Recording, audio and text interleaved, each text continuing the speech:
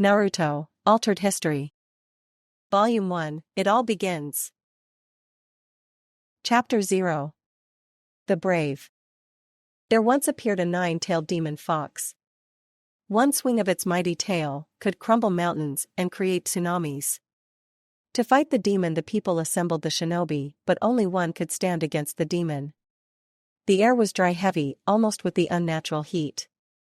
It was a heat that had baked the ground solid and almost turned it to glass. It never faded. It felt as if it was attempting to consume the landscape with a relentless hunger. In the distance, the heated nighttime air was filled with hoarse shouts. They seemed to grow closer for a moment and then faded away, leaving only a silent void with nothing but the unbearable heat. This was the world that the yondaime awoke to, his body stiff and sore. He could taste the copper of his own blood, and his mind could only struggle in an attempt of rational thought. He wasn't finished yet. This thought was galvanized by the feel of the bundle in his arms moving. He had to get up, he had to. Biting his lip to keep from screaming at the pain he was placing on his already taxed body, he rose shakily to his feet. It had been so painful, almost murder, to use that jutsu. But he couldn't think about that. He held the still moving but silent bundle in his arm, tightly forcing his way upright. Stumbling, he almost collapsed as one of his legs tried to give out, but his fanatical devotion to protect the village allowed him to force his way through the pain. He scanned the world around him, swaying, and wondered if the village would ever recover. He could see the shattered walls of the village. Nobody was moving near them. Fear would be rampant. Now was his chance to protect the village. He stumbled forward, struggling to maintain his balance and keep from dropping the precious bundle in his arms. He almost collapsed, but managed to reach the hole, where he fell forward, thankfully managing to brace himself up with one hand. He didn't have long. He had to hurry, but his chakra, it was almost gone. He could feel the god of death's cold fingers digging deeper into his soul. A hacking cough racked his body, followed by a spray of dark blood. Could he do it? No, he had to. If anyone found him now with this baby, he couldn't let that happen. He had to do something. He couldn't let them know, and he could feel several ninja approaching at high speed, not for him, but the fallen shinobi around him. They would find him if he stayed much longer, but he honestly didn't know how much chakra he had left. He could die at any moment, and he had to ensure he was finished before then. His only chance was to gamble. Gamble his life, the baby in his arms' life, and Konoha's future. Yondaime didn't see any other option. However, he would have to use the Hiraishin no Jutsu. Closing his eyes, he concentrated, struggling to separate the hundreds of different locations for the one he needed. Finding it, he started molding all of his remaining chakra, praying that this would work. 1 minute he was propped up against the shattered wall, the next, he was sprawling across the shattered pavement in front of the darkened hospital. Suddenly the baby started crying, making an unholy racket. The yondaime coughed, the cold fingers of Shinigami-sama tightening around his throat. Placing his palm against the ground, he leveraged himself upwards, blood splattering the ground as he stumbled back to his feet. Forcing his way through the cracked glass doors, he stumbled into the dark hospital, his eyes darting all around, disorientated. Stumbling, he started toward a set of damaged stairs, almost collapsing. He managed to keep his balance and reached the nearly empty hallway, almost collapsing once more. He couldn't fall yet, just a little bit more, a little bit more. His mind was already crumbling, but he couldn't stop. He had something important to do. Forcing the door open, he stumbled into the dark room filled with crying babies. Finally he could. Stumbling to an empty crib, he managed to release the child, ignoring the blood streaks on the boy's young face. The child would be safe now. Safe. Yondaime-sama. At that shout, his legs gave out, and he collapsed to his knees, staring up at the terrified-looking nurse. She seemed so far away, but she was getting closer, reaching out for him. But Yondaime pulled away. Please help me. What? The QB? Dead. Coughing, he fell forward onto his hands, breath becoming ragged. Please. Help. The nurse nodded, cautiously kneeling in front of him. What? Just One brave shinobi was able to seal up the demon, but he lost his life. That shinobi was called the Yondaime Hokage. Chapter 1: Graduation Mountain Oinari. The road was well cared for with no tracks marking the tell signs of carts. The road itself that wended its way up and over the mountain was only wide enough for two people to pass with comfort. On top of the mountain, of course, things flattened out its top and been sliced clean off during the Kyuubi's attack, and in the center was a large crater where it was rumored the Yondaime had first assaulted the beast. The merchant currently traveling the road was chubby with more than 3 jowls and dressed in the finest clothes that money could buy. It was safe to say that he was indeed wealthy. He owned several shops in Konoha and other various large villages inside the country of fire, and he gave generously to charities, yet this was not to say that he was a very nice person. This particular merchant was very greedy, and anything he donated he made back by raising his prices. Using a silk scarf to wipe the sweat away from his face and neck. His mistress had made it quite clear that if he did not lose at least one chin, she would dump him and then speak to his wife. So of course the merchant had taken to walking up Mountain Oinari, one of the most secure roads in the country, to lose the required weight. Reaching the top of the mountain, he turned back to stare out over the way he had come. He could see the vast sea of trees that marked the boundaries of the hidden village of Konoha. To the south he could faintly make out a series of flatlands that rolled off endlessly, flanked to the west with distant hills. To the east, standing out over the forest and showing the true location of the most powerful military power on the continent, was the infamous Hokage Mountain. Gathering his nicely tailored cloak tighter, he turned and started walking once more. His goal today was to see the exact center of the crater on Mount Oinari. Maybe he could make some money selling dirt or rocks from the fabled location. Reaching the crest of the crater, he paused, his mouth going dry as he stared in disbelief at what he saw. There, covered in dirt, was what looked like a rather large, about the size of a man, white ball. The gears in the merchant's head suddenly started turning rapidly. He knew the legends involving kitsune. His grandmother had been very fond of telling them, among others, to him. According to the legend, kitsune would place power into a ball and then either hide it or use it as a child would. He wet his lips, slipping and sliding down the sloping crater edges, mind racing. The Kyuubi had been a kitsune, an immensely powerful one. A 9 tails rarer than any other. If this, for what other kitsune would have such a large ball, did belong to the Kyuubi, then it might still contain a portion of its power sealed inside. He could sell it to the Hokage, or Rock and Lightning would pay anything to get their hands on it. With this, it would be possible to surpass the country of fire in power. Reaching the ball, he carefully moved closer and reached out, hand trembling, as he thought about the amount of money he was now facing. He was sadly disappointed, however, when the ball disappeared in a puff of smoke and the ground gave out from under him. Landing in a heap, he was disoriented and confused, at least until he heard a familiar laughter. Looking up at the edge of the pit he had fallen into, he stared coldly at a blonde-haired child dressed in orange who was laughing at him. "How dare you? I'll have your head for this." Crouching down, Naruto rested his arms on his knees, his face looking disgusted. "Oi, I think all those kids you cheated yesterday should have your head." The merchant paused, considering how to get out of this.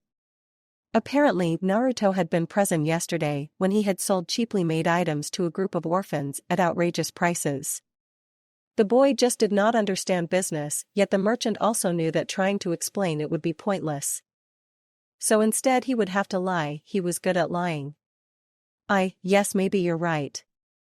Nodding, the man looked as pitiful as he could. "I'm sorry, of course you're right. I should have never. I just let my greed get the best of me. I'll refund their money as soon as I get back." Offering his hand, he smiled disarmingly. "Help me out?" "Bah."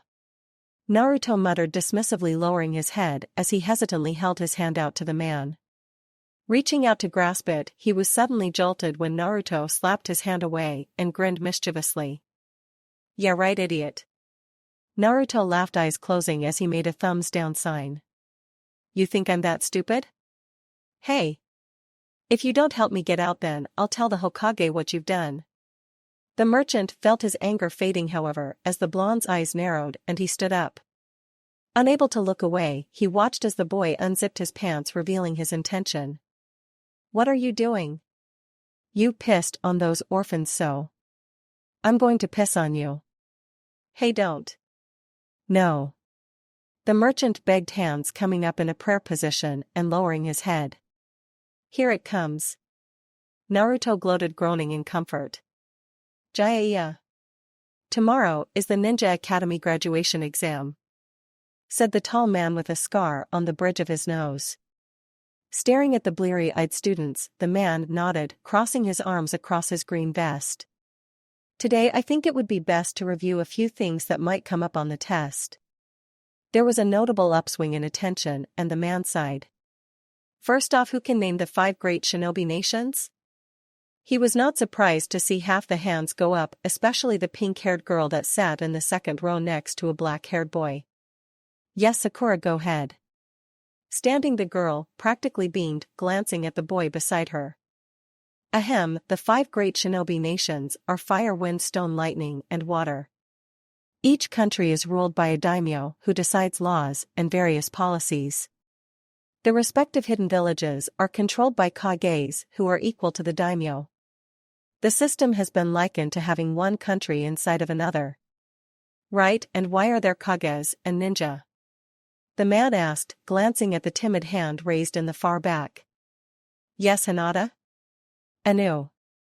The existence of a sure shinobi village means military power." The shy white-eyed girl offered from her seat. "Correct." Shifting his gaze to the others, he paused, noticing the lack of orange in the students, and frowned. "The body is divided into 3 sections, what are their names and importance?" Iruka scanned the room, the picked on the boy who was staring out of the window at the clouds. "Shikamaru?" The boy sighed, shifting his gaze toward him before answering apathetically. "High, middle, and low. Each section contains vital areas which we should be aggressive in attacking and ending the fight as soon as possible." "What does the high section include, and what damage can be inflicted?" "This is troublesome." Shikamaru sighed, looking back out the window. "The high section contains the top of the head, which if struck forcefully because trauma to the cranial cavity, a severe strike can cause death. The high section also contains 13 other targets." "Examples?" Groaning, Shikamaru closed his eyes. "The temples, where the bones of the skull are weak and an artery and large nerve lie close to the skin, if severed it compresses the brain and kills. The eyes, where a jab can result in either blurred vision, gouged out, or if the finger penetrates the thin bone behind the eye and into the brain, death. There are also the ears, which if struck hard enough, can rupture an eardrum." Nodding when the pineapple-headed boy finished, he shifted his gaze to the boy next to Sakura. "What else, Sasuke?" "The chin, which if hit hard enough can cause paralysis, a mild concussion, or unconsciousness. The back of the ears and base of skull, which if hit moderately hard can cause unconsciousness, while a powerful blow can cause a concussion or death. There is also the throat, where you can crush the windpipe, or the side of the neck, where a sharp blow can cause unconsciousness.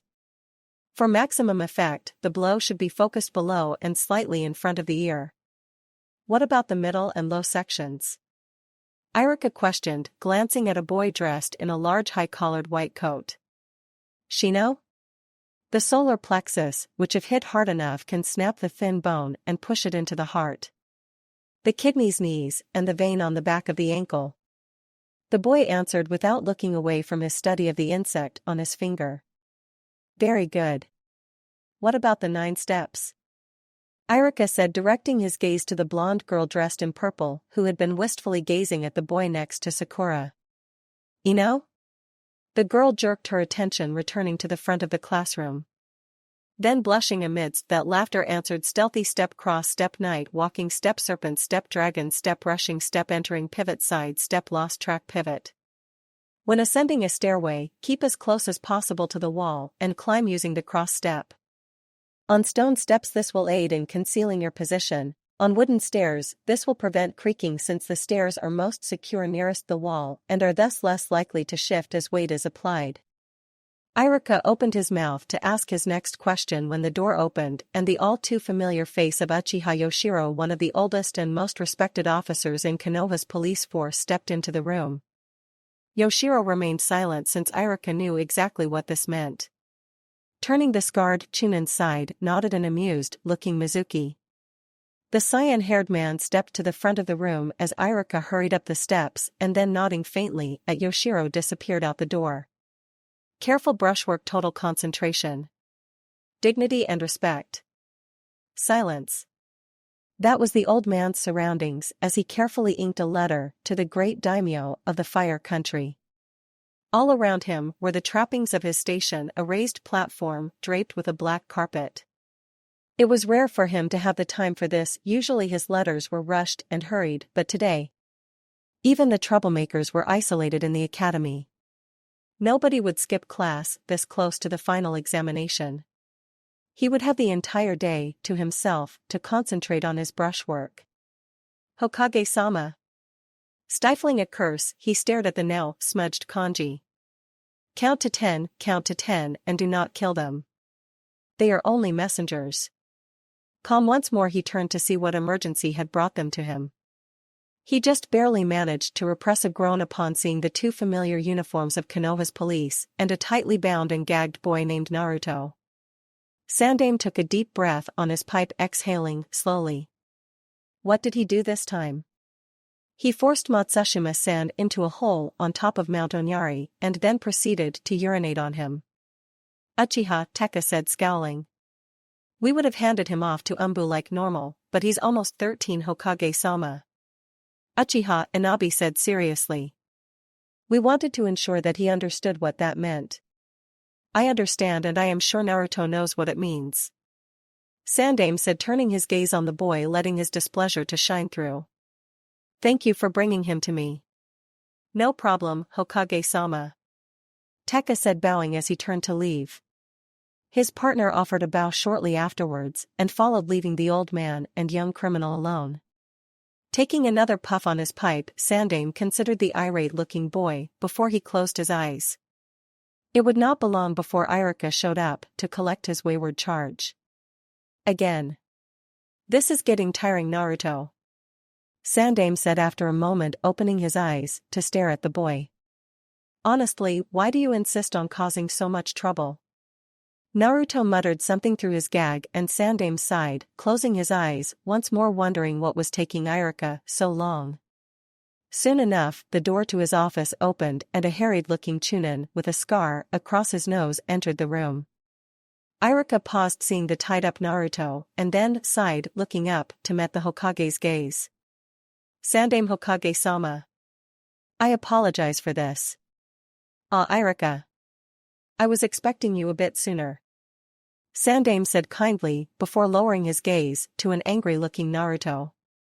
He's a handful, isn't he? Yes, Hokage-sama. Iruka said with a sheepish grin before reaching down to grab the boy and yank him upright. What the hell are you doing during class time? Shaking his head, the Hokage couldn't help but take an extra long puff on his pipe before letting out several smoke rings, listening to Naruto's angry though muffled retorts. Sometimes, like now, he wondered how he ever let the Nidaime ever talk him into taking this job. Oh yeah. The girls. Iruka sighed, watching as Naruto used the shovel to fill in the hole he had so painstakingly dug.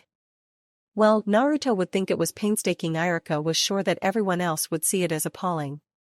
Iruka was torn on the matter, mainly because of the effort these pranks took. If only Naruto would apply himself to his studies as he did with these types of things. Then again, since Naruto seemed to think differently than everyone else, it was just amazing that the boy could function even semi-normally. Naruto. Why do you keep doing this sort of thing? Iruka asked finally, and not for the first time. He was not expecting an answer, he had never gotten one yet. Naruto would just ignore him and keep cleaning up whatever it was he had done. That bastard cheated a bunch of orphans. Naruto said hotly, and Iruka sighed. So that was why, with all of Naruto's enthusiasm about being Hokage and a ninja, he had skipped a review session. It was not a widely thought about fact, but Iruka understood why this would bother Naruto so much. Without parents, Naruto had been forced to raise himself, and he had not exactly been treated kindly either. That was the reason Iruka had even noticed him, because it was like looking back in time at himself after his own parents had died. Only Naruto had never had parents. Or anyone else. Iruka spotted the shift in body weight and crossed his arms. I'm not letting you go home until you clean all of it. Naruto tensed, then looked up at him, eyes closed and face defiant. Then grunting, the blonde started shoveling dirt, once more mumbling something. Iruka could not help but sigh and lean back, remembering his own parents. He could vividly remember the emptiness and sense of abandonment each time he went home when he had been 12. That was a mistake. Any time he did that, he always felt like letting Naruto go, but he could not do that. The boy needed to learn that there were consequences for his actions. Naruto. What now? Naruto complained, eyes squinting up at him in distrust. Scratching his nose, Iruka looked thoughtful. Well, if you clean all of this up, I'll buy you some ramen tonight. Looking down, he fought to keep from grinning at the way Naruto's face brightened. It was amazing how easily the boy could be cheered up. Iruka could remember the first time he had ever seen Naruto. And introduced him to the joy that was ramen. Okay. I'll work really hard. I will. Naruto cheered as the dirt literally started flying, as if a hyperactive dog was at work. Then you'll have to buy me 2 bowls. What? I never said that. Iruka shouted before chuckling at the way the boy concentrated on the task. Not for the first time, Iruka wished Naruto would concentrate like that during class time. In all honesty, Naruto was not a bad ninja, he just never tired. For a moment, he mused using the ramen bribe more often, but like always realized that he could just barely afford buying Naruto ramen once in the blue moon. The boy ate ramen like a fish breathed water. Done. Naruto shouted happily, and Iruka jerked in surprise. That was fast. 2 hours later, Iruka was admitting such to Naruto as they both entered their favorite ramen stand. Naruto brushed it off and excitedly hopped onto a stool, shouting for pork ramen, while Iruka made small talk with Ayam until her father shot them a dark glance. Iruka patiently waited until they were both served. Ayam served him with a wink and blush, then decided to attempt a serious talk with Naruto, who had removed his goggles. Naruto. The blonde in question looked up, making a noise while happily slurping his noodles. I didn't want to say it. But you've got to stop these pranks. Especially if you want to be Hokage. Huh? Naruto glanced at him, talking around a mouth full of ramen. Why? You're almost 13, Naruto. If you fail the exam this time, then next year we have to expel you from the academy. That makes you a civilian, and then the police will not give you to Umbu or the Hokage. You'll be put in jail. Iruka explained, not sugar-coating it a teensy bit. Well, I'm going to be Hokage, so screw that. Naruto said happily, before he shoveled an inhuman amount of ramen into his mouth. Naruto. Do you really understand what the Hokage is? Choking the ramen noodles in his mouth down, Naruto nodded, his face equally serious. A Hokage is the strongest and most respected ninja in the village. Then you have to stop the pranks and pass this exam. One day I'm going to be Hokage. Naruto said softly, before thrusting his hand holding a pair of chopsticks at Iruka. And then I'm going to surpass all the Hokages. Even the Yondaime. I will pass. Iruka opened his mouth to refute that, but he saw the way those blue eyes glinted and he just sighed. He just could not take the boy's dream away, no matter how unrealistic it was. By the way, sensei. I have a request. Naruto suddenly said, his voice almost pleading. He even had his hands together as if in prayer. Can I borrow your leaf forehead protector? Iruka smirked as best he could with a full mouth, reaching up to adjust the object in question. No, this is for after you graduate.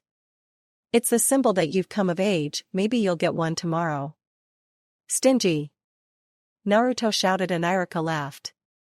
So that's why you removed your goggles. Seconds. Huh. Now for the last part of the graduation exam. Irika said, taking the papers from Mizuki, setting them on the desk. Turning back to the class, he smiled faintly. You will do the Bunshin no Jutsu. He shared a brief smile with Mizuki before turning back to the group. When you're called, come to the next room. That said, both teachers turned, leaving the 23 students to anxiously await their fates. Naruto honestly didn't see the point. If a Bunshin was required, then he had no chance of graduating. He'd failed the last 2 times, and each time that was the technique required. To make matters worse, this would be his last year in the academy, like Irika said last night. He forcibly stopped thinking about that and started concentrating on how he could possibly pass this year. He wouldn't have long to figure it out. He knew Irika-sensei all too well. Maybe he could use another one of those "what you see is what you get" scrolls, like he had with that merchant bastard. No, they'd find out. Or if he wrote it now and then. No, they would know. They always knew when someone tried to cut a corner. Yamabe Anze. Mizuki, Irika's assistant, called, and a boy got up from among a crowd of grinning friends to disappear into the next room. Naruto banged his head on the desk, wishing he had some friends to support him. Well, okay, he had Kiba and a few others, but they were mostly just running buddies. They didn't really get along all that well unless Prank's food or cloud watching was involved. Even then it felt like he was out of place. He didn't have time to be thinking about that. He had to figure out how to pass. Wakai Joe! Mizuki shouted, and another boy from the same group got up and cockily strode into the testing room. Naruto covered his head with his hand, trying to keep from panicking. It wouldn't be long now, soon he'd have to suffer the torture. Why had he decided to skip yesterday too? He should have reviewed, done something, anything to prepare. Wait, maybe he could bug that lazy-ass Shikamaru and get him to walk him through the basics again. Lifting his head, he turned, preparing to do just that, when Mizuki's voice rang out once more. Uzumaki Naruto. Naruto didn't move, even though he felt a few curious glances directed at him. Uzumaki Naruto. Mizuki shouted, a touch of impatience in his tone, and this time, those curious glances became sneers. That spurred Naruto to leap to his feet and onto his desk top, placing his hands on his hips. Oi! I'm coming!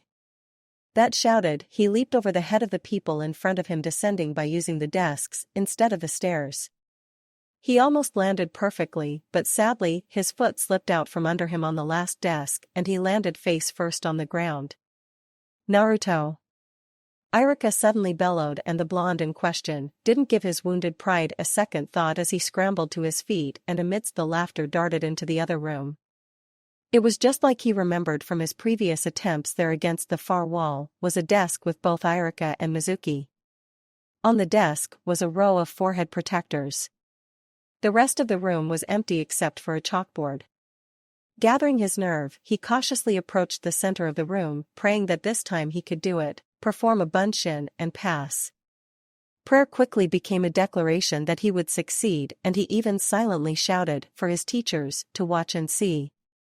Bringing his hands together, he concentrated, molding his chakra with a fierce determination. He wouldn't fail this time. Chakra swirling around him, he clenched his eyes shut. He could feel the way his chakra moved slowly at first, sluggish.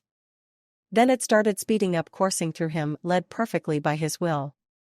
Naruto urged it on, trying desperately to get it to move faster, to take the cohesive form that he wanted from it. He felt the chakra slipping away, and he fought to clear his mind. He was Uzumaki Naruto, future Hokage. He would pass. It was that simple. Suddenly his mind was clear and his chakra surged upwards in an unprecedented wave. He felt joy, unabashed joy. It was moving so perfectly. No, wait, it was growing too rapidly. Becoming chaotic. He needed to hurry. Bunshin. There was a loud pop, and suddenly his chakra faded, allowing Naruto to relax and open his eyes. Seeing Irika's look of horror, Naruto hesitantly looked to his right to find that yes, he had produced an illusion of himself, but that it was one of the most pathetic things he had ever seen. Naruto had to fight back the tears of disappointment as the illusion disappeared with a pop and swirl of smoke.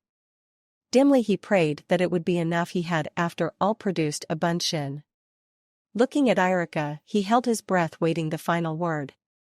Naruto. You fail. Something inside him collapsed, some inner prop that had been holding him up. Suddenly he was just some kid without any skills other than making trouble.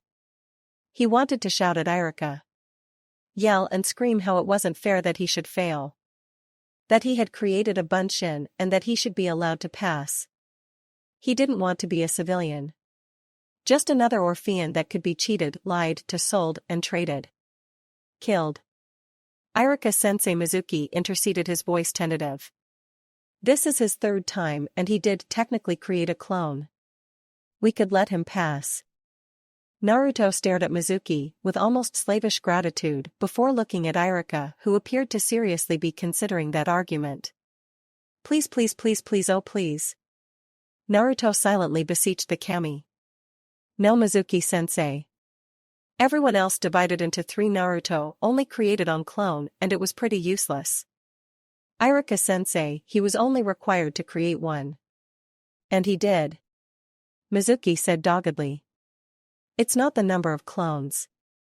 Iruka answered tone even. It's the quality of the technique, as it is if he went into the field like this, his bunshin could get him killed. Or worse, his team. Naruto met his teacher's steady gaze with a glare. He didn't understand. How could Iruka do this to him? Weren't they friends? Didn't Iruka introduce him to the joy that was ramen? Wasn't Iruka the one that had last night been worried about him becoming a civilian? I can't let him pass. Those words echoed in Naruto's mind as he watched from the swing outside of the academy. He saw the kids laughing and joking as they left the building to be embraced and praised by parents. Everybody was so happy, nobody even seemed to notice him sitting alone in the shade of the tree on the tired old swing. How could Iruka-sensei not pass him? Was it because he really would be a risk on a mission? No, of course not. He just couldn't create an illusion, not his fault if that technique was crappy. Besides, what use would it be in a fight? You couldn't even hit anybody with it. Still, Naruto knew Iruka. The man wouldn't fail him, knowing what would happen without a good reason. But Naruto knew he would not be a liability. So what possible reason could there be? Did it even matter he'd failed this test and next year he would be? For as long as Naruto could remember, all he had ever wanted to be was a ninja that everyone respected. Someone that could stop bastards like that merchant or the orphanage workers that used the kids as slave labor. Someone that could stop them from doing what they did. A Hokage. His chest hurt from the knowledge that he had failed and that he would be as ignored as the others, as forgotten. Leaving the swing outside the academy, he roamed away, exploring the currently empty streets. He tired comforting himself with the knowledge that he was more skilled than non-ninja, that he could keep himself safe and he could still help others. Naruto. Turning, Naruto felt surprise registering in him as he stared at the caring face of the cyan-haired older man. Mizuki-sensei. We should talk. Follow me. Mizuki said kindly, and then without a word took a running leap onto an awning before rebounding and working his way higher and higher. Naruto quickly followed, working double time to make the same leaps that his sensei had. Eventually they landed on a balcony without a railing, which provided a great view of the village as the sun set. Sitting down, they were silent for several minutes, and then Mizuki sat back, his hands supporting him. Iruka-sensei is a serious person. His parents were killed when he was young and he's had to do everything himself. Bah. Naruto crossed his arms. He didn't care why, it only mattered that Iruka failed him. He probably sees himself in you. Mizuki continued offhandedly. Falling silent, they both sat there for a moment before Mizuki continued. Naruto.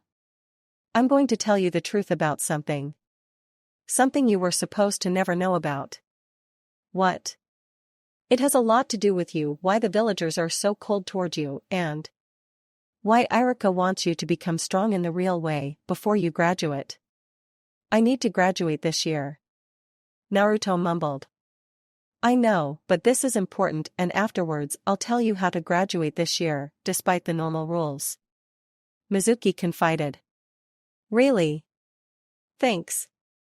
Naruto shouted, his mind running rampant with various thoughts. They were washed away, however, when Mizuki-sensei started speaking. You know, of course, about the great demon that attacked us 12 years ago. We lost the Yondaime and many others in that terrible battle. It's the official reason for why we are so militaristic. Yet Naruto, I don't think it's fair to hide the truth from you anymore. Sighing, Mizuki looked down. Huh? The truth is, we're really militaristic because of an event that happened several days after the Kyuubi's death. There was another attack on Konoha, this time from within. We're not sure which country it was, but an enemy nation took advantage of the chaos. They launched a toxic jutsu, something Umbu had never seen before or since inside the hospital. It seemed to originate where the nursery was located, but it was powerful enough to kill everyone inside the building. We lost countless wounded ninja medics and, of course, all the babies inside. Naruto felt his breath catch, wondering about what this had to do with him. Then, seeing the way Mizuki-sensei was staring at him, he felt his stomach fall. All but one. One child somehow survived. That's why the villagers treat you so coldly. Many had already lost family, and now they had lost even more. But how did I? Nobody really knows. For a while, the Umbu believed that you were an enemy plant. The villagers themselves believed you were unnatural to have escaped the attack unscathed. Some of the older generations even said that you were born from the great demon's hate and spite for the village. Am I a monster? Hardly, although with the trouble you cause in the village, you do more to reinforce that idea than anything else. Mizuki answered lightly. The truth is, Naruto, you probably survived due to a fluke. I mean, you lost your entire family to the beast on the same day you were born. You never had a chance to know them. Letting you survive was probably an act of kindness from the gods. Naruto looked down, falling silent for several long minutes before continuing. So all those glares and that coldness I suffer is because of something I had no control over? Well, that. And the fact you have been pulling pranks on some of the most well-respected and powerful people in this village since practically the day you were born. Mizuki allowed, sounding amused. Hearing Naruto mutter something about stuck-up bastards deserving it, Mizuki continued. I have to know. How'd you create that ball, since you can't do a proper hench? Oh. I used one of those "what you see is what you get" scrolls from back when I first entered the academy this year. Naruto grinned, eyes closing. I've got 3 left. Mizuki laughed. You really are a clever one.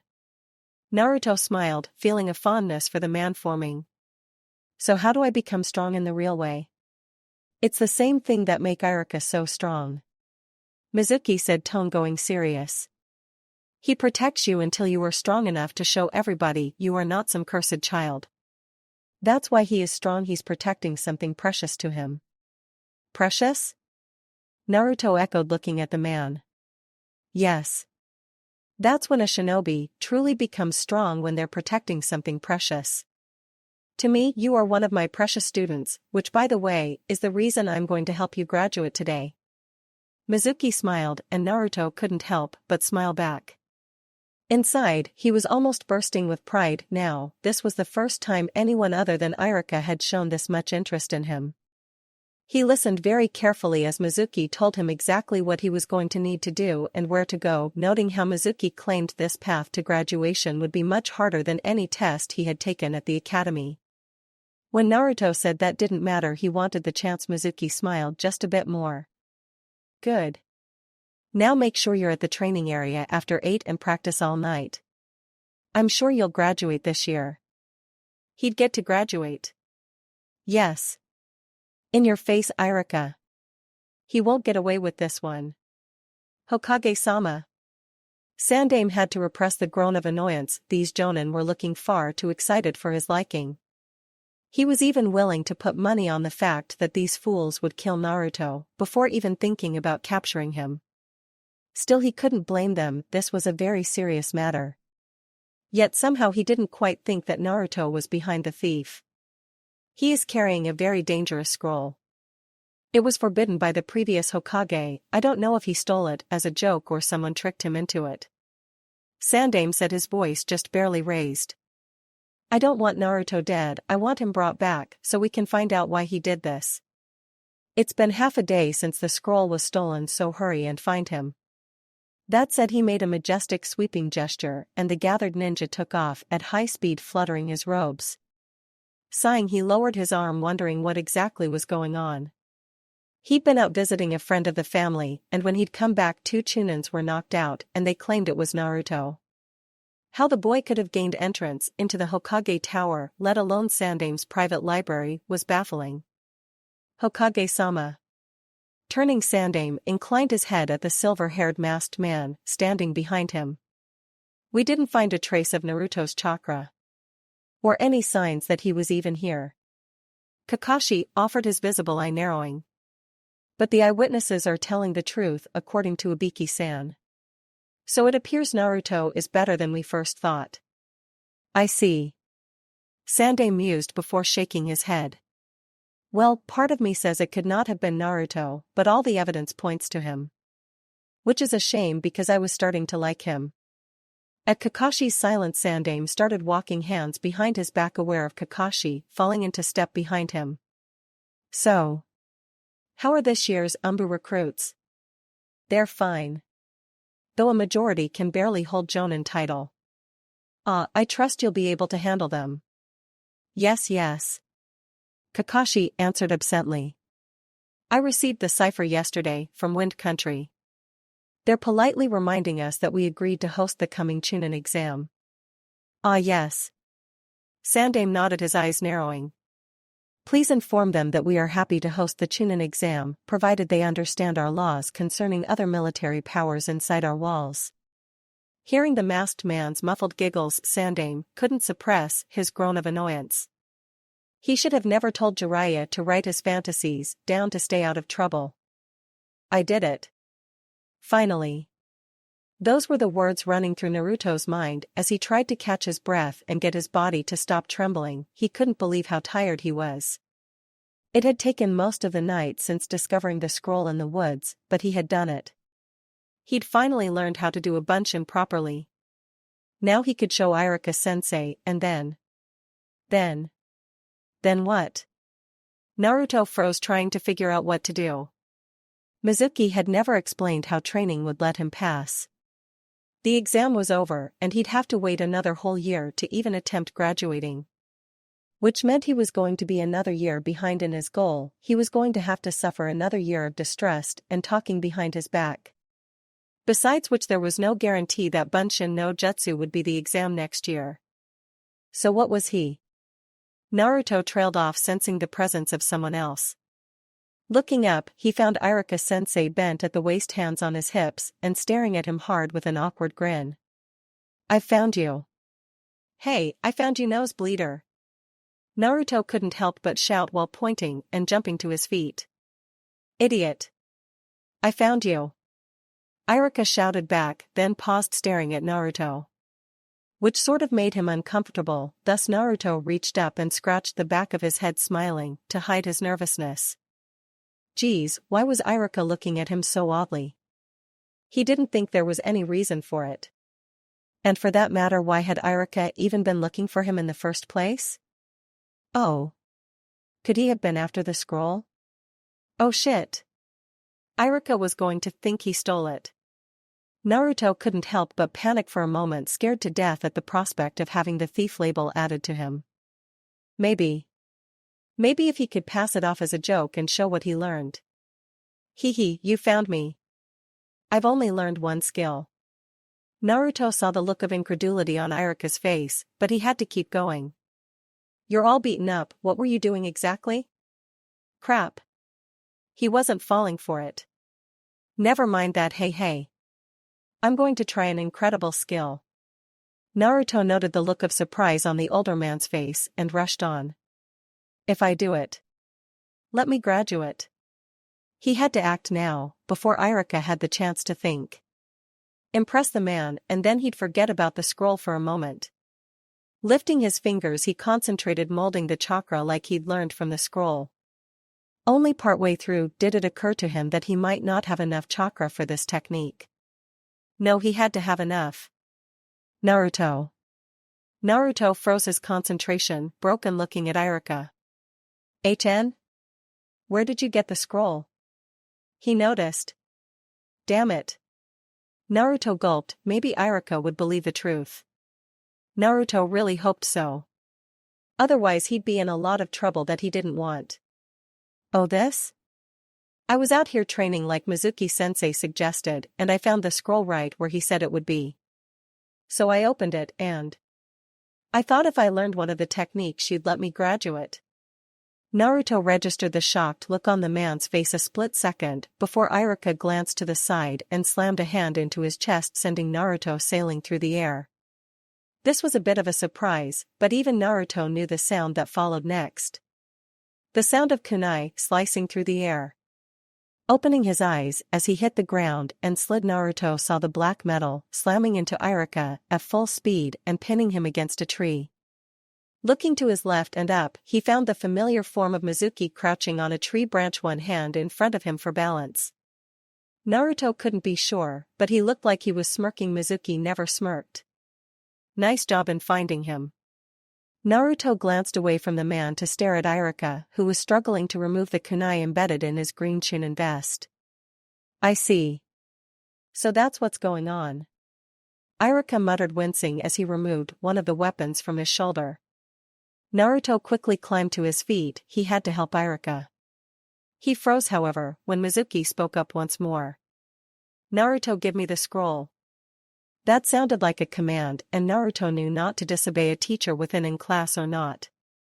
But Iruka-sensei needed help, and Mizuki seemed to have hurt his friend in the first place. What could he do?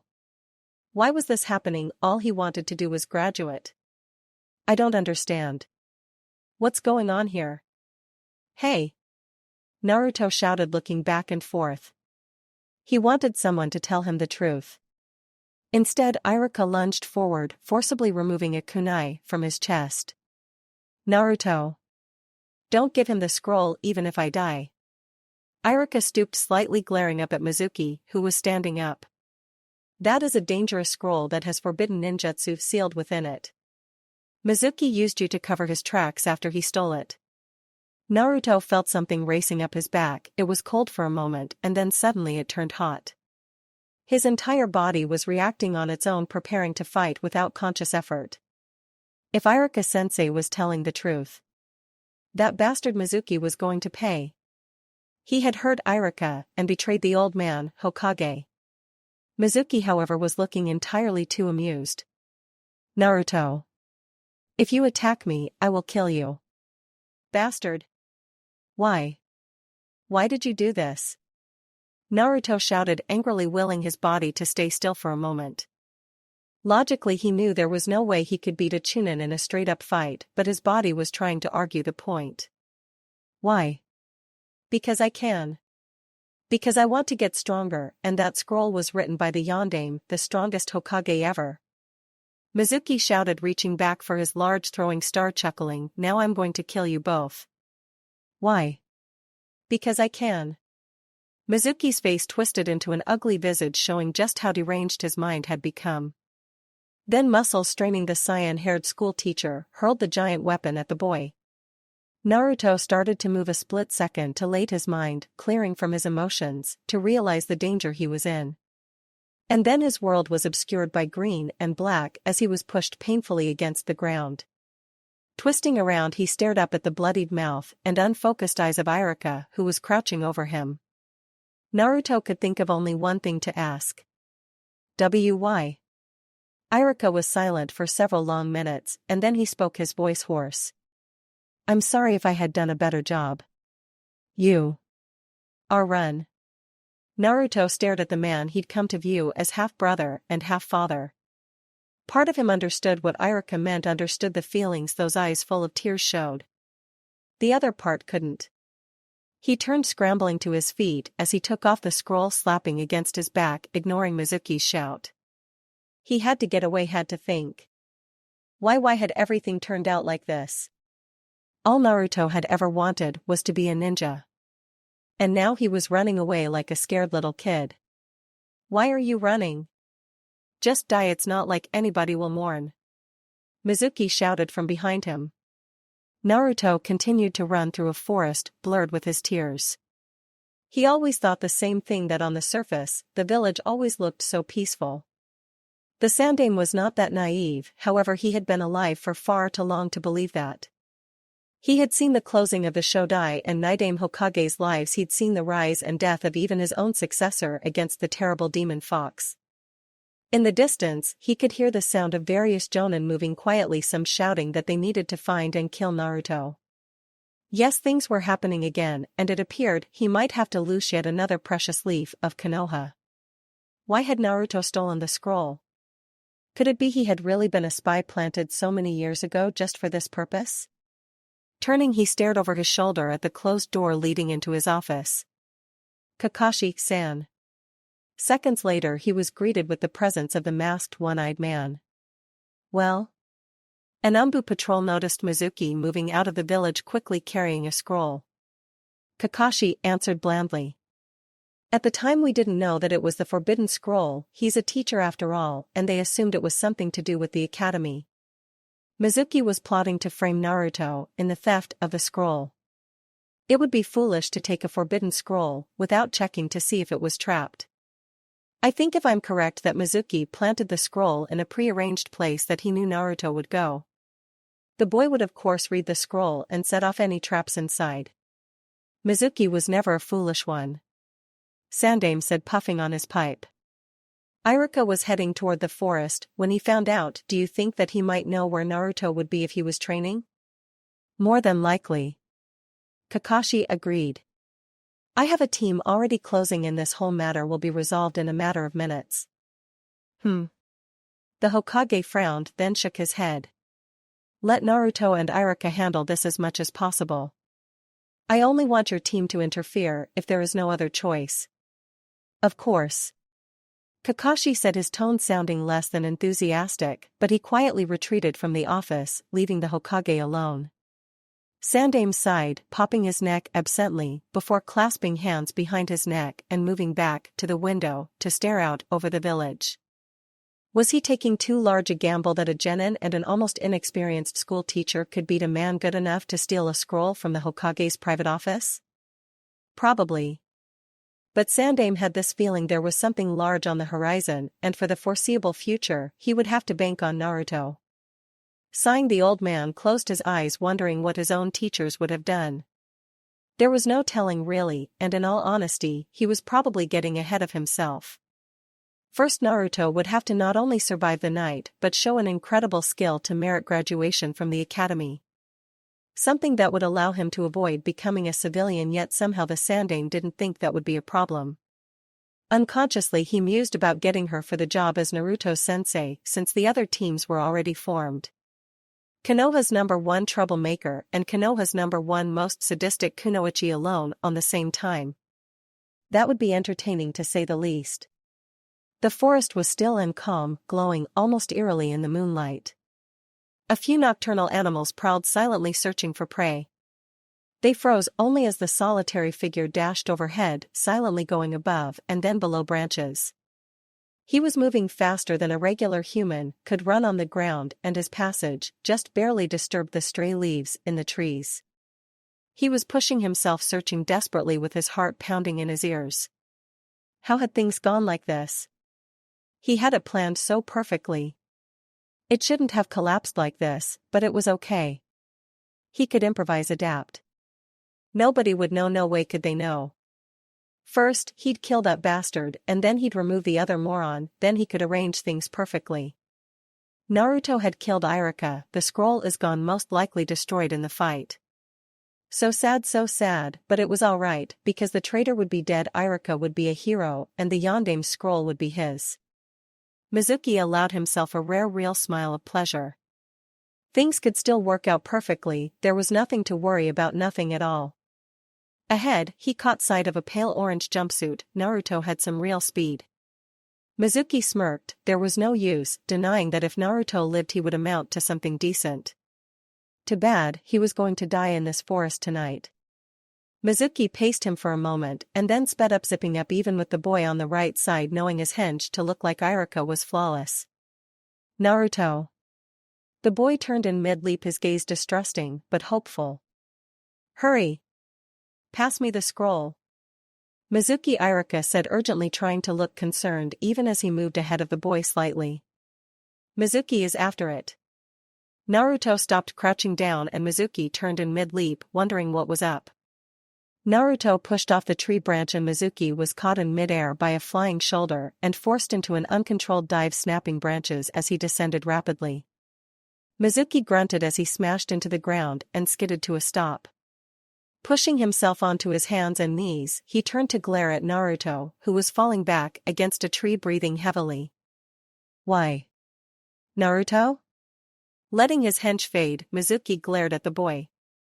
How did you know I wasn't Iruka? Mizuki was taken back when Naruto suddenly smiled while chuckling. Then, even as he climbed back to his feet, he was greeted with Naruto disappearing in a puff of smoke to reveal a smiling and bloodied Iruka. Because I'm Iruka. Mizuki froze for a moment, then smiled faintly. How foolish, he should have noticed the difference in the way they moved. Naruto pushed off with the balls of his feet while Iruka did so with the heels. You really care enough to give your own life for that brat? Iruka closed his eyes, bleeding heavily. I won't hand the scroll over to an idiot like you. Mizuki blinked, then laughed, shaking his head. How stupid could someone get? You're an idiot, Naruto, and I are the same. If you use the skill in that scroll, you can do whatever you want. Grinning, he spread his hands, laughing. Yeah. You can. Iruka said faintly, catching Mizuki by surprise. Iruka was agreeing with him? That had never happened before. Could the man be trying something? What could he do? Iruka was on his last legs.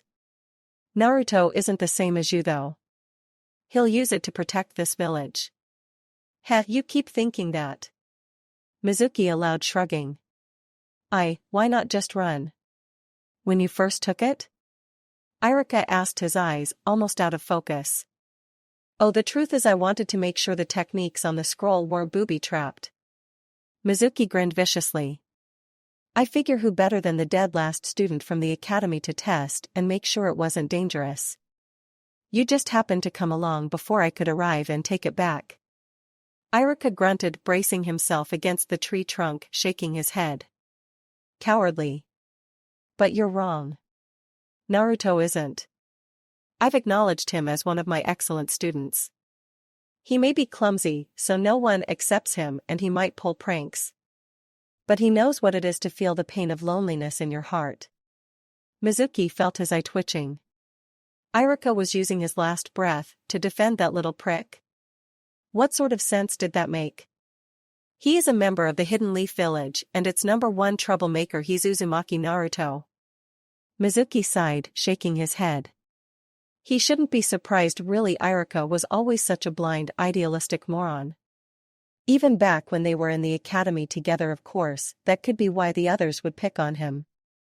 Not that it mattered anymore, so he'd just chalk this up to a difference in opinion. Whatever. Iruka, I know I said I would take care of you later, but I've changed my mind.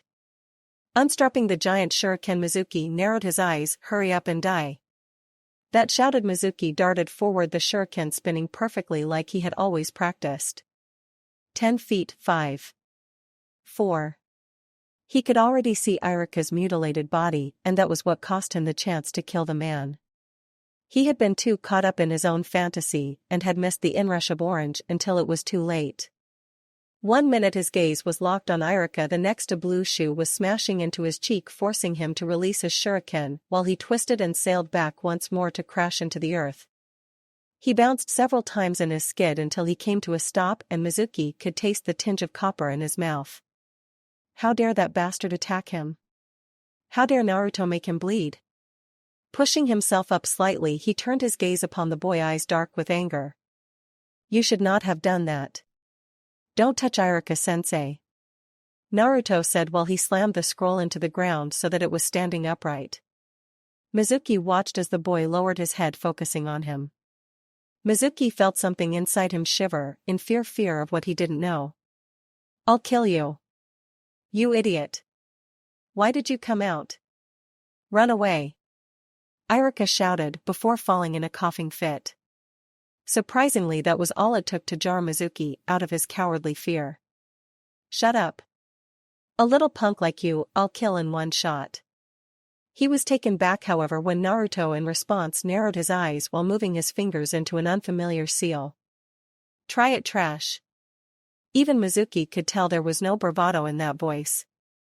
This was an entirely different Naruto than anything he'd ever dealt with. But Mizuki refused to back down, refused to believe that the boy could actually be a danger to him. You want to try a jutsu? Then do it. Seconds later, as the boy's chakra began to explode, Mizuki wondered for a moment if the boy had used the scroll and if he had, which skill he had learned. Then he noticed the chakra had a slightly different feel to it. It almost felt more mature. Taiju ka ge bunshin no jutsu. Mizuki suddenly did not feel so confident. Everywhere he looked there was a Naruto.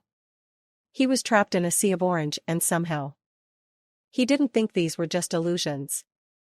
What's wrong? Come at me, said one of the clones who was hanging upside down. Weren't you going to kill me with one shot? Another taunted, and Mizuki could only look around in confusion and mounting fear. Well then, another one added, grinning darkly. I'll start things off. Another finished arm, pulled back for a punch, and a cocky smile in place. Mizuki wasn't sure what happened, wasn't sure of anything except that he was now getting beat into coma by 1,000 Narutos, and none of them seemed to be holding back. He was never so grateful for unconsciousness as when it finally washed over him. Sadly, his blissful escape was populated by orange and yellow demons. Did anyone find him? No. Damn it. This is bad. He may be far away by now. The Sandaime shook his head, glancing at Kakashi, who was casually leaning against a wall in the darkness. He offered a slight nod, and the Hokage smiled smugly, turning to address the panicking Jonin. There is nothing to worry about. He found it funny how fast his soft voice could bring such a stunned silence to a group of panicking ninja. Hokage-sama? Sandaime was silent for a moment, puffing on his pipe, thinking. It looked like he was going to have to use her after all. That made him quite happy. Hopefully she would not turn out like her own sensei. Still, she should jump at the chance to teach if he asked nicely. Better soothe these almost rabid baboons first so they don't kill Naruto on sight. He'll be back soon with the real thief and Irika-san. He saw the looks they were sending him, and he could only close his eyes and puff a little more on his pipe. You can go home now. They hesitated, then, slowly, they turned, taking off, leaving the Hokage alone with the Umbu commander, who calmly walked over to join him while reading his book. Kakashi stopped within arm's reach, not saying a word, and the Sandaime contented himself to stare up at the stars overhead before speaking to the masked man. Well? He is interesting. Preliminary report says that Naruto not only learned a forbidden technique, but used it with surprising results to defeat Mizuki. Kakashi looked up from his book, raising an eyebrow, while still looking incredible tired. I told the team to wait until the two were clear of the area. I am curious. What now? Now. Sandaime mused, smiling to himself, before glancing at the silver-haired masked man. Now. I get to see Anko-chan about a teaching job. You wouldn't. You would. Kakashi deadpanned before shaking his head. Naruto is unusual. He will need an unusual teacher. Besides, you've got enough on your plate. Yes. Seconds later, Sandaime was alone, hands clasped behind his back and blowing smoke rings into the brightening sky, musing about life, the Yondaime and Naruto. Irika leaned his head back against the tree trunk, concentrating on his breath. He didn't think he had any internal injuries or bleeding, but there was no telling. The important thing, however, was that he would not be dying anytime soon. This meant he could consider the blonde who was staring at him worriedly. Irika ditto Naruto, but there was only so much he could do. Naruto had failed the graduation test, and passing the boy into the official ninja ranks would utterly irresponsible.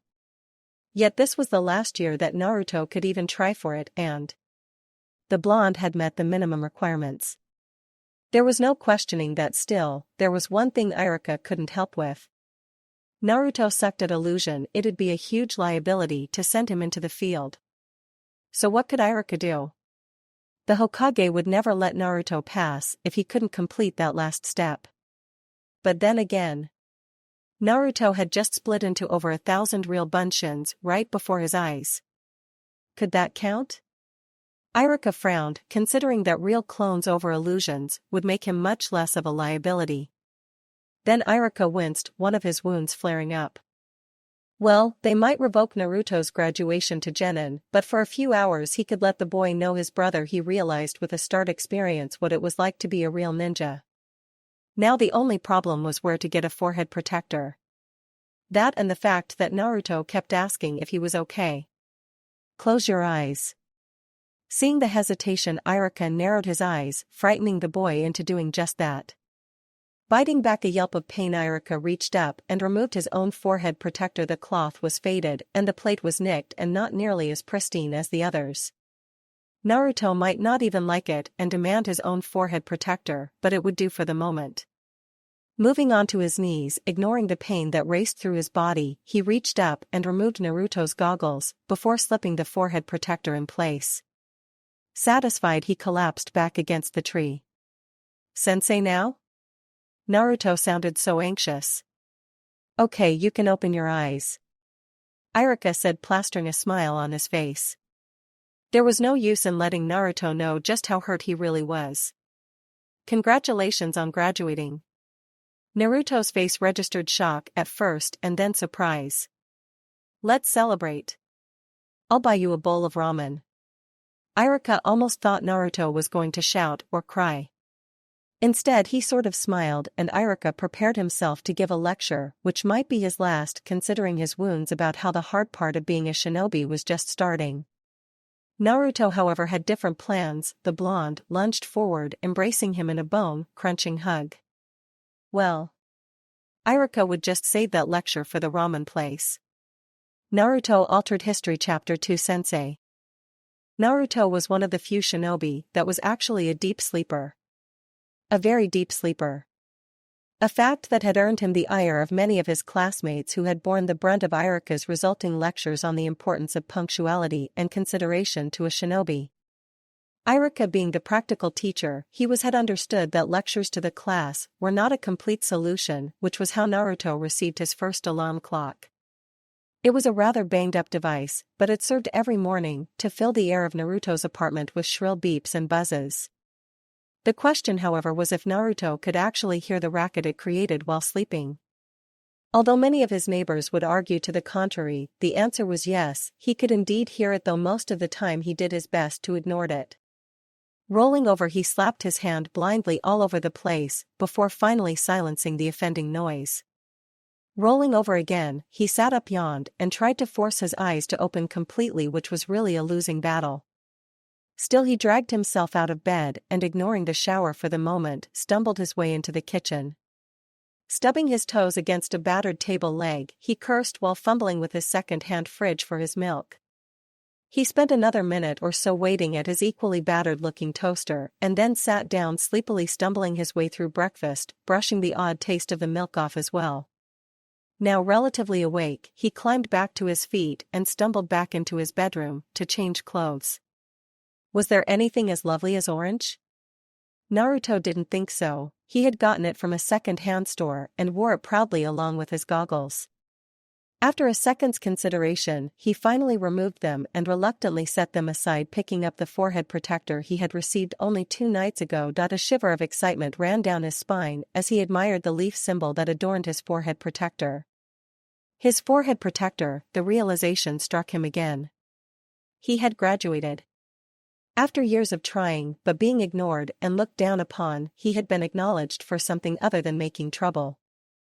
Of course, his graduation method had been a little unconventional, but hell, he was Uzumaki Naruto, the master of surprises. He was an official ninja, and now he had to get his butt in gear to reach the academy as ordered. Trying the blue piece of cloth in place, he took one more look in the mirror, thinking he really did look rather dashing. Grinning happily, he turned rushing out of his apartment, wondering what was ahead of him. He picked up speed, quickly darting through the almost empty streets of his neighborhood, but all too soon he hit the shopping district and the crowds there were almost impossible to avoid.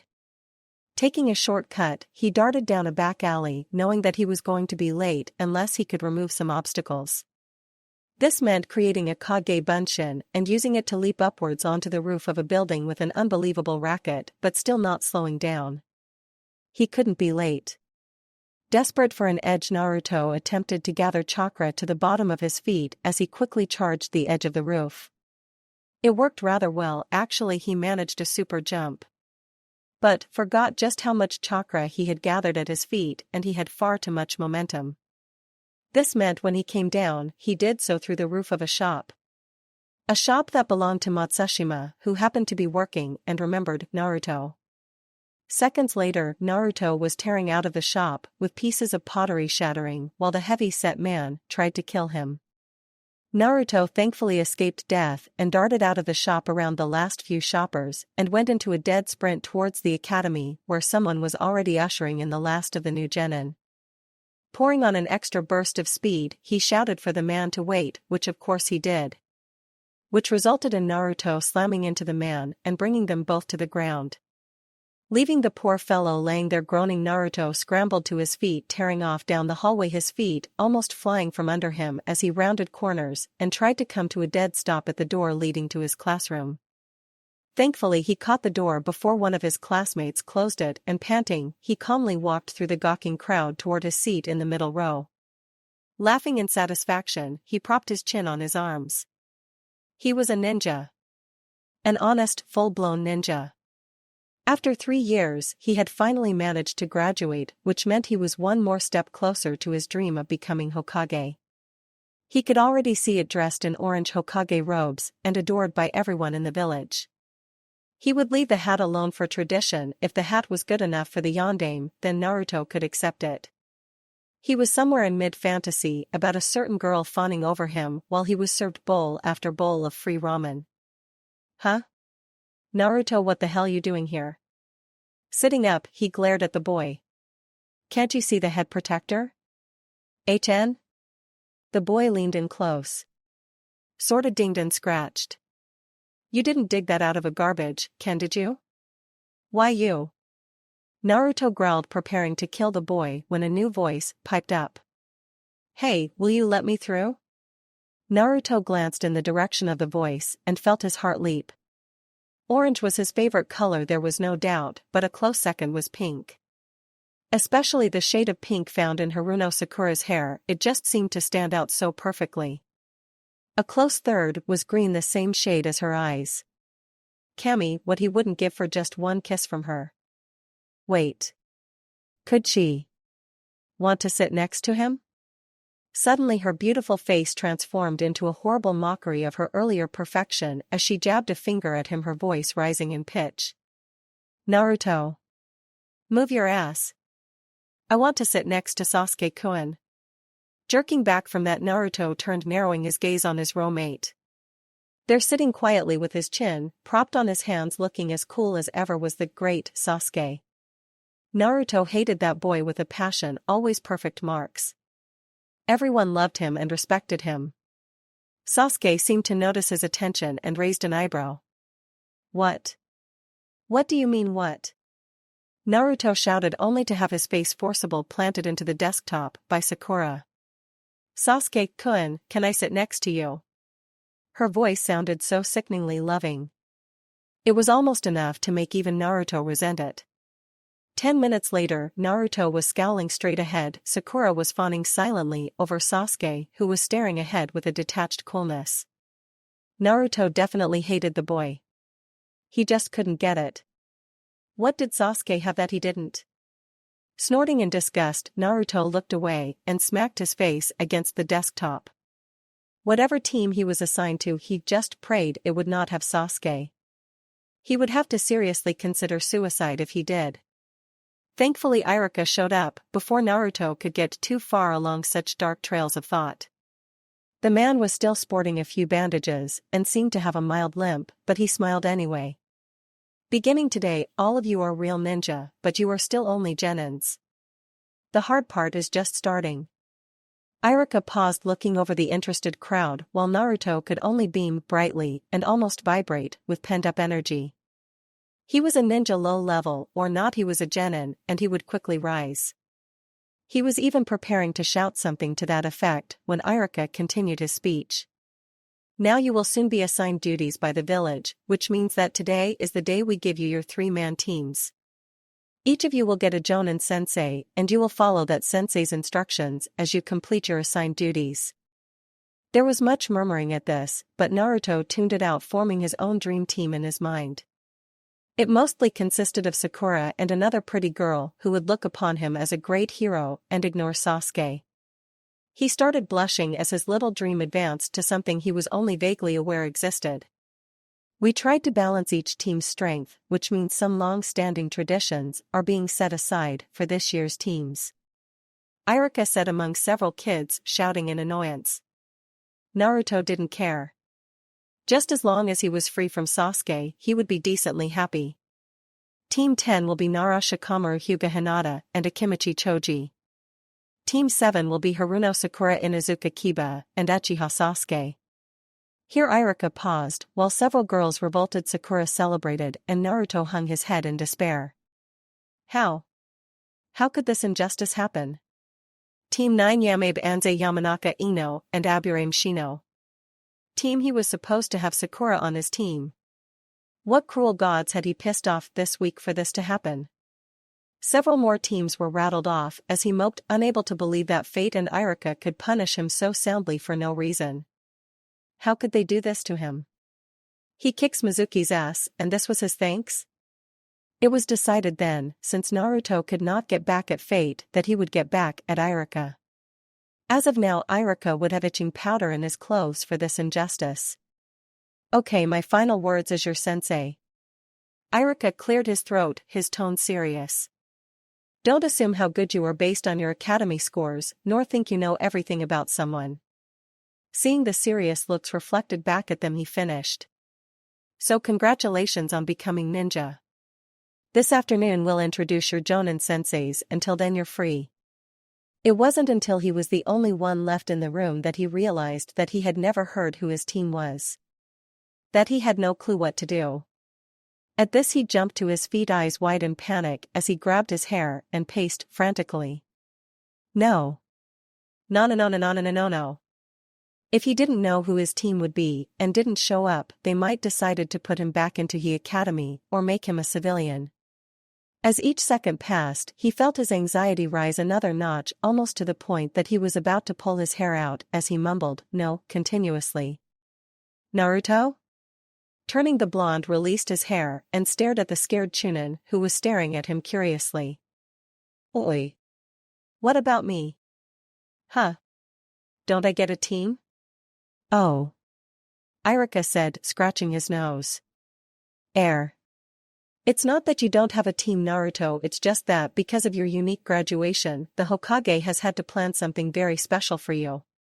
Oh. Naruto deadpanned. Now how about that ramen? 20 seconds later, he was dragging Iruka toward his favorite ramen stand. Mitarashi Anko was pleased. This meant she was cheerful and smiling. This meant that every ninja she had met since her return from her last A-ranked mission was terrified of her. Not because Anko appeared evil or mean, but rather because Anko carried an aura about her which told people intuitively that Mitarashi Anko should not be smiling. Ever. Anko, however, was smiling, and she was cheerful, and she swore that nothing could ruin her day. She should have known better than to think that. It was a rule of nature. Upon entering the Hokage tower, she beamed at one of the office workers, who paled and hurriedly sped past. This caused Anko to only widen her grin, moving smoothly to the mission hall to turn in her report and receive her next mission or pay. Stepping into the room, she stopped short, finding Iruka behind a desk sorting missions. He did not even look up at her entrance, which gave Anko a moment to consider the man. They had been in the same academy graduating class, yet where she had went to study under one of the most twisted individuals on the planet, he had gotten a normal sensei. Anko's grin went up another notch. Iruka suddenly froze as a deer might when it sensed a predator. He remained perfectly still, not even his brush moving, as Anko's footsteps echoed across the empty mission hall. It was not until she reached the table he sat at and had leaned a hip against it that he moved. Anko was pleased to see the way his eyes bugged out, and he stammered. It meant her choice in wearing only a fishnet shirt and mini skirt was still a good idea. Hiya. Anko chirped happily, almost lazily dropping her mission report on the table in front him. Hi. Irika managed, and then coughing looked back down, quickly shifting through the papers. How was the mission? Great. Anko beamed, putting a hand on her hip. You wouldn't believe the dango they have in Waterfall. It'd be a nice vacation spot. I'm sure it would be. Irika managed, without stammering. Anko leaned forward slightly, allowing her trench coat to fall open even more for a more nosebleed-inducing view. Aren't you normally teaching? Irika trailed off and then averted his gaze back to the paper on the desk, which had dots of blood from his nosebleed. Ahem. I've been transferred to assigning missions for the Hokage. Oh. Anko cooed coyly, walking her fingers across the paper to dip them in his blood, and then leaned back, finger coming near her mouth. Aren't you just moving right on up there? He stammered. Swallowing, Irika looked up and with a Herculean effort met her gaze. It's only temporary. Until the next academy session starts. Taking a deep break, he continued, the Hokage would like to see you. I'll make sure that payment is placed in your account. Smiling sweetly, Anko licked her finger clean before winking at him. Thanks. Seeing the look on his face, she laughed, completely enjoying the discomfort she caused the man.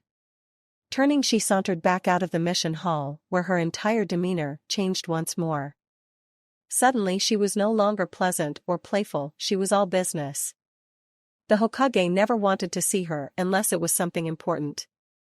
Normally she operated solely on the complete mission, get new mission complete it get new one method. Partly because that had been how she had been trained, and partly because she couldn't stand most of the villagers with their mixture of disgust and sympathy whenever she was around. Reaching the spiraling staircase, she literally jumped up the stairs, almost knocking officer workers off as she climbed higher and higher. Anko could not help but wonder if maybe this might be an S-ranked mission. Anko hoped so. She wanted one just to keep that bastard Kakashi from rubbing it in her face that she was the only special jonin that had not done one yet.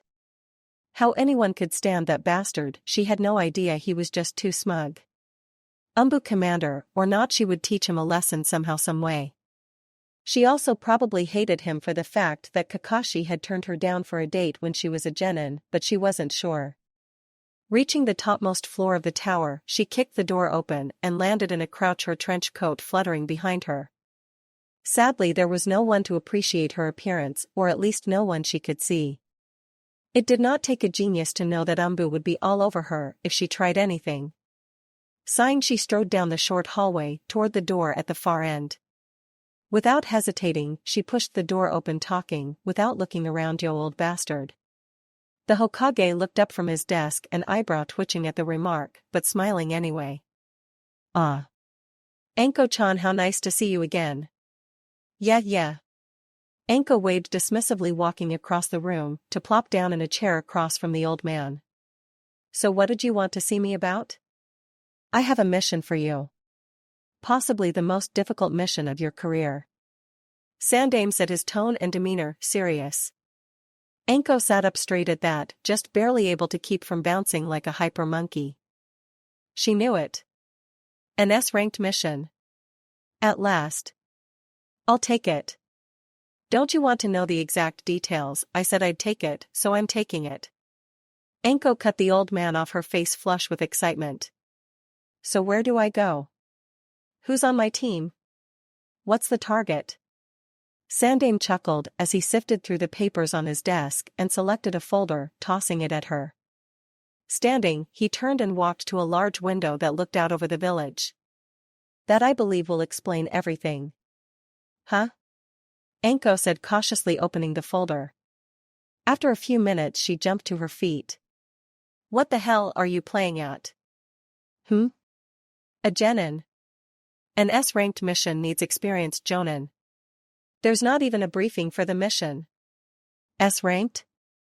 Sandaime repeated, turning to look at her curiously. Oh.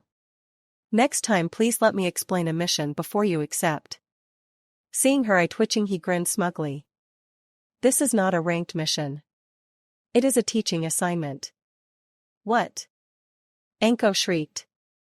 How could this happen to her? How? As of now you are the Jonin sensei of Uzumaki Naruto. Sandaime said, sounding completely amused. As you have already accepted, I am afraid you cannot reject it now. But. Anko stammered, staring at the old man while her hopes all came crashing down around her. But. Now. Why don't you take a look at his record? Sandaime said soothingly, moving his hand as if to calm her. I'm sure you'll be back up to ranked missions in no time. What does that? Anko trailed off, before she narrowed her eyes, her tone full of venom. I hate you. You are not the first. Sandaime admitted before turning back toward the window.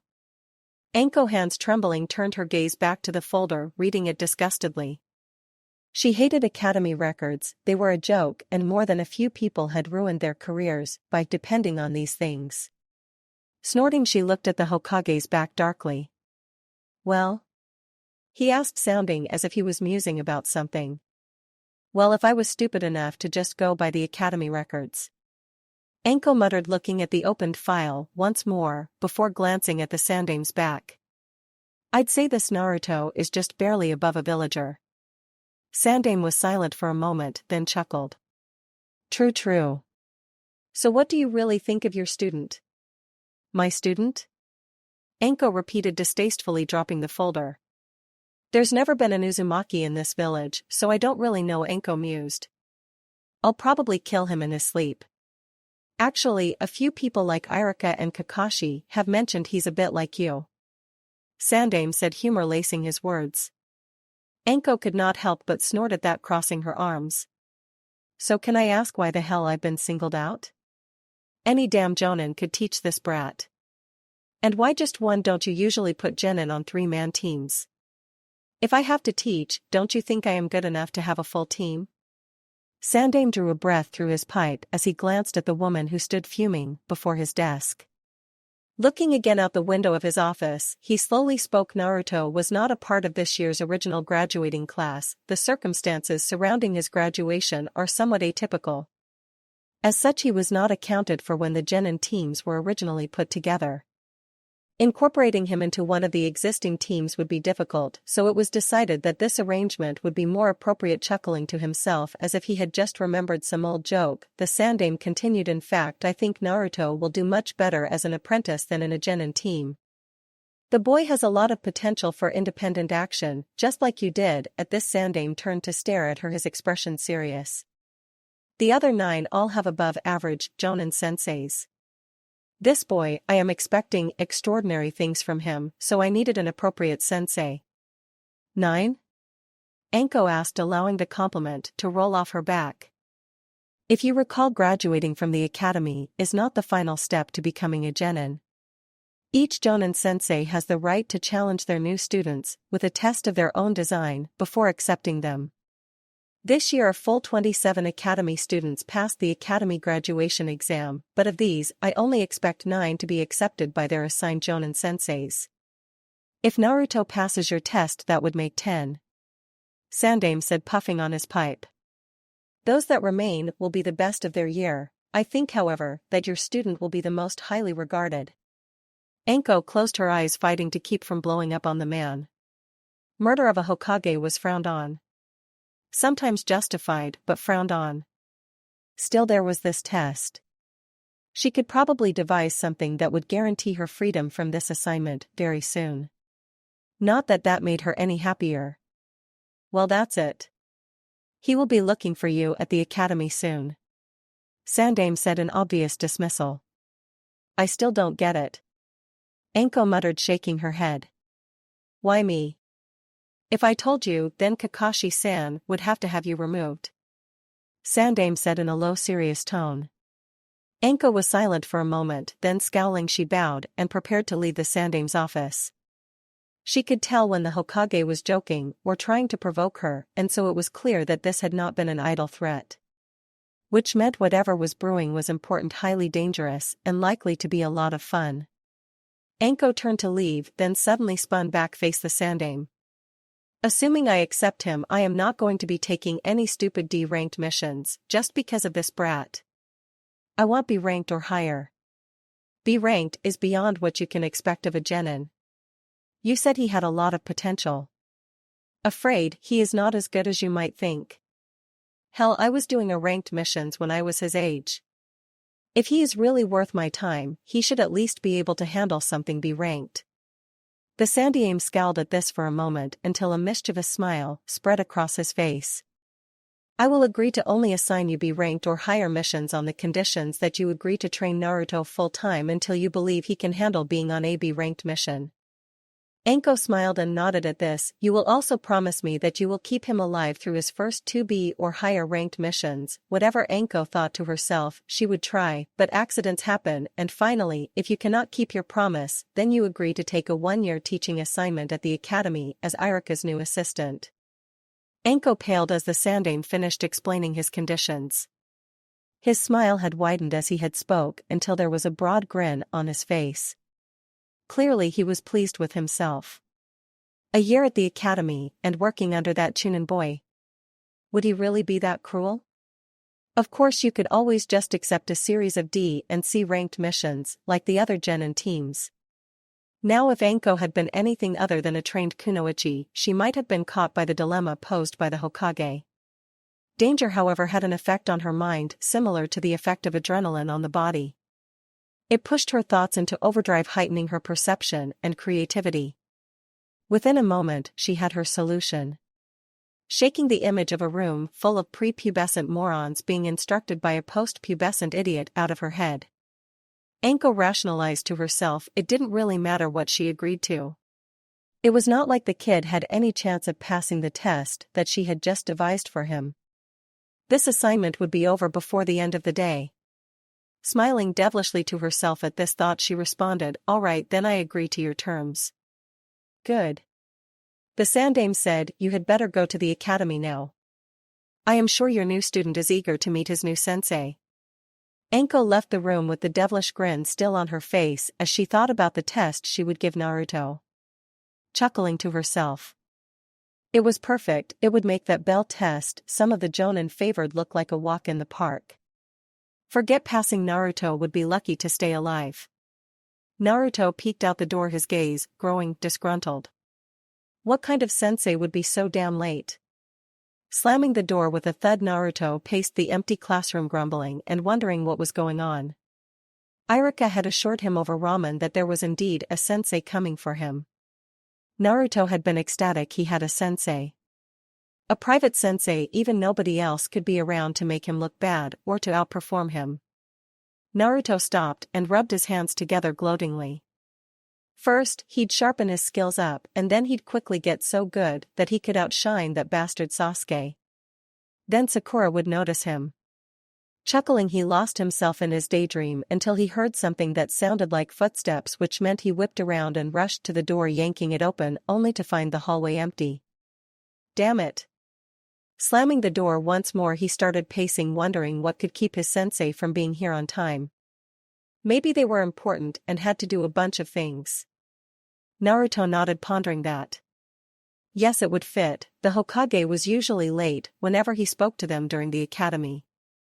Suddenly he froze, eyes wide. What if his sensei was the Hokage? He started whooping and jumping around, acting like a complete idiot. Then he realized that no, the Hokage probably wouldn't be his sensei, and he deflated until he crumpled to the floor to stare hatefully at the door. Why is my sensei so damn late? Crossing his arms, he looked away, eyes appearing closed. All the other teams have gone off with their teachers. Naruto muttered. Even Irika-sensei left. Maybe whoever they had selected thought he wasn't worth the effort, that they were too good for him. He wallowed in his funk for a moment until he decided to punish the bastard. Hopping to his feet, he eyed the classroom before spotting an eraser. Grinning, he snatched it up and then jumped onto a table beside the doorway, carefully wedging the eraser between the door and the doorframe. Hopping down, he chuckled, rubbing his hands together. Hee hee hee. This is what they get for being late. Eyes roaming his mind, started designing another step for his prank, smiling a bit like a trickster fox from a story. Suddenly remembering that Irika kept glue in the bottom drawer of his desk, Naruto hurried over and retrieved said item. Grinning evilly, Naruto moved to the spot in front of the doorway and applied the liquid. Emptying the bottle, he grinned, wondering what else he could do. This prank needed something extra. Something for that added oomph. Crossing his arms as he thought about it, he nodded, snapping his fingers. Aloud in a gloating tone he said, "Of course," and turned as if to retrieve whatever item he had thought of. Unfortunately, he had been so caught up in his prank on the teacher that had dared think he was too good to teach Naruto. The blonde had not noticed someone enter the room and move in behind him. Coming face to face with an adult who was staring at him oddly startled Naruto so bad that he stumbled backward and tripped, landing butt first in the glue and jarring the door so the eraser hit him on the head. Naruto quickly tried to get back to his feet but found that he was stuck, even his hands. Cursing soundly, Naruto looked up at the person that had startled him, surprised to find the black-haired woman laughing at him. He even managed to ignore the fact that she was wearing a long trench coat, fishnet shirt, and a barely legal skirt. Still, he couldn't help that his cheeks were burning from embarrassment. "Who the hell are you?" Naruto questioned loudly to give him a chance to recover some dignity. The woman let her laughter trail away, though she continued to chuckle. "I'm Mitarashi Anko. Your new sensei. I'm going to kill that old man Hokage, or not." Naruto grumbled, unable to believe that Irika would have any part in selecting his new sensei. If the man had, Irika would have given him a sensei better suited to Naruto's level. Anko, however, grinned. He was shorter than she expected, looked underfed too. His clothes seemed second-hand, and his hair. Had it ever seen a comb? Those whiskers on his face looked natural, yet he wasn't an Inuzuka. While she didn't see anything that made her think he was anything special, well, maybe his eyes. They were definitely determined enough. Sighing, Anko reclined against the railing behind her, eyeing the genin, who in turn eyed her very intently, almost too intently to be comfortable. What made it worse was the fact that he was not ogling her body. He was judging her as a ninja. "Okay, the book said that I should ask about your dreams and all that." "Book?" Naruto blinked. "Yeah." Anko grinned, rubbing at the back of her neck. "This is my first time." "Hee hee. Well, not that first time, but you know what I mean." Naruto looked lost. "So anyway," Anko chirped before jabbing a finger at Naruto. "What is your dream?" "To surpass the Hokages." Naruto shouted, reaching up to touch his forehead protector. "Oh, and to invent 1-minute instant ramen. 'Cause waiting 3 minutes is horrible." "Dango's better," Anko said dismissively, preparing to move on with her test when Naruto interrupted her. "Ramen. Dango." Anko shouted back for no other reason than to argue. "Ramen," Naruto shouted, jumping to his feet. "Dango.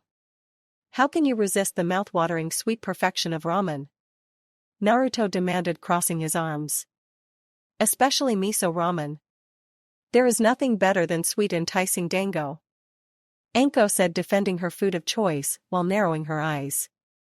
It was a stupid argument, but damn it, the boy was pushing her buttons.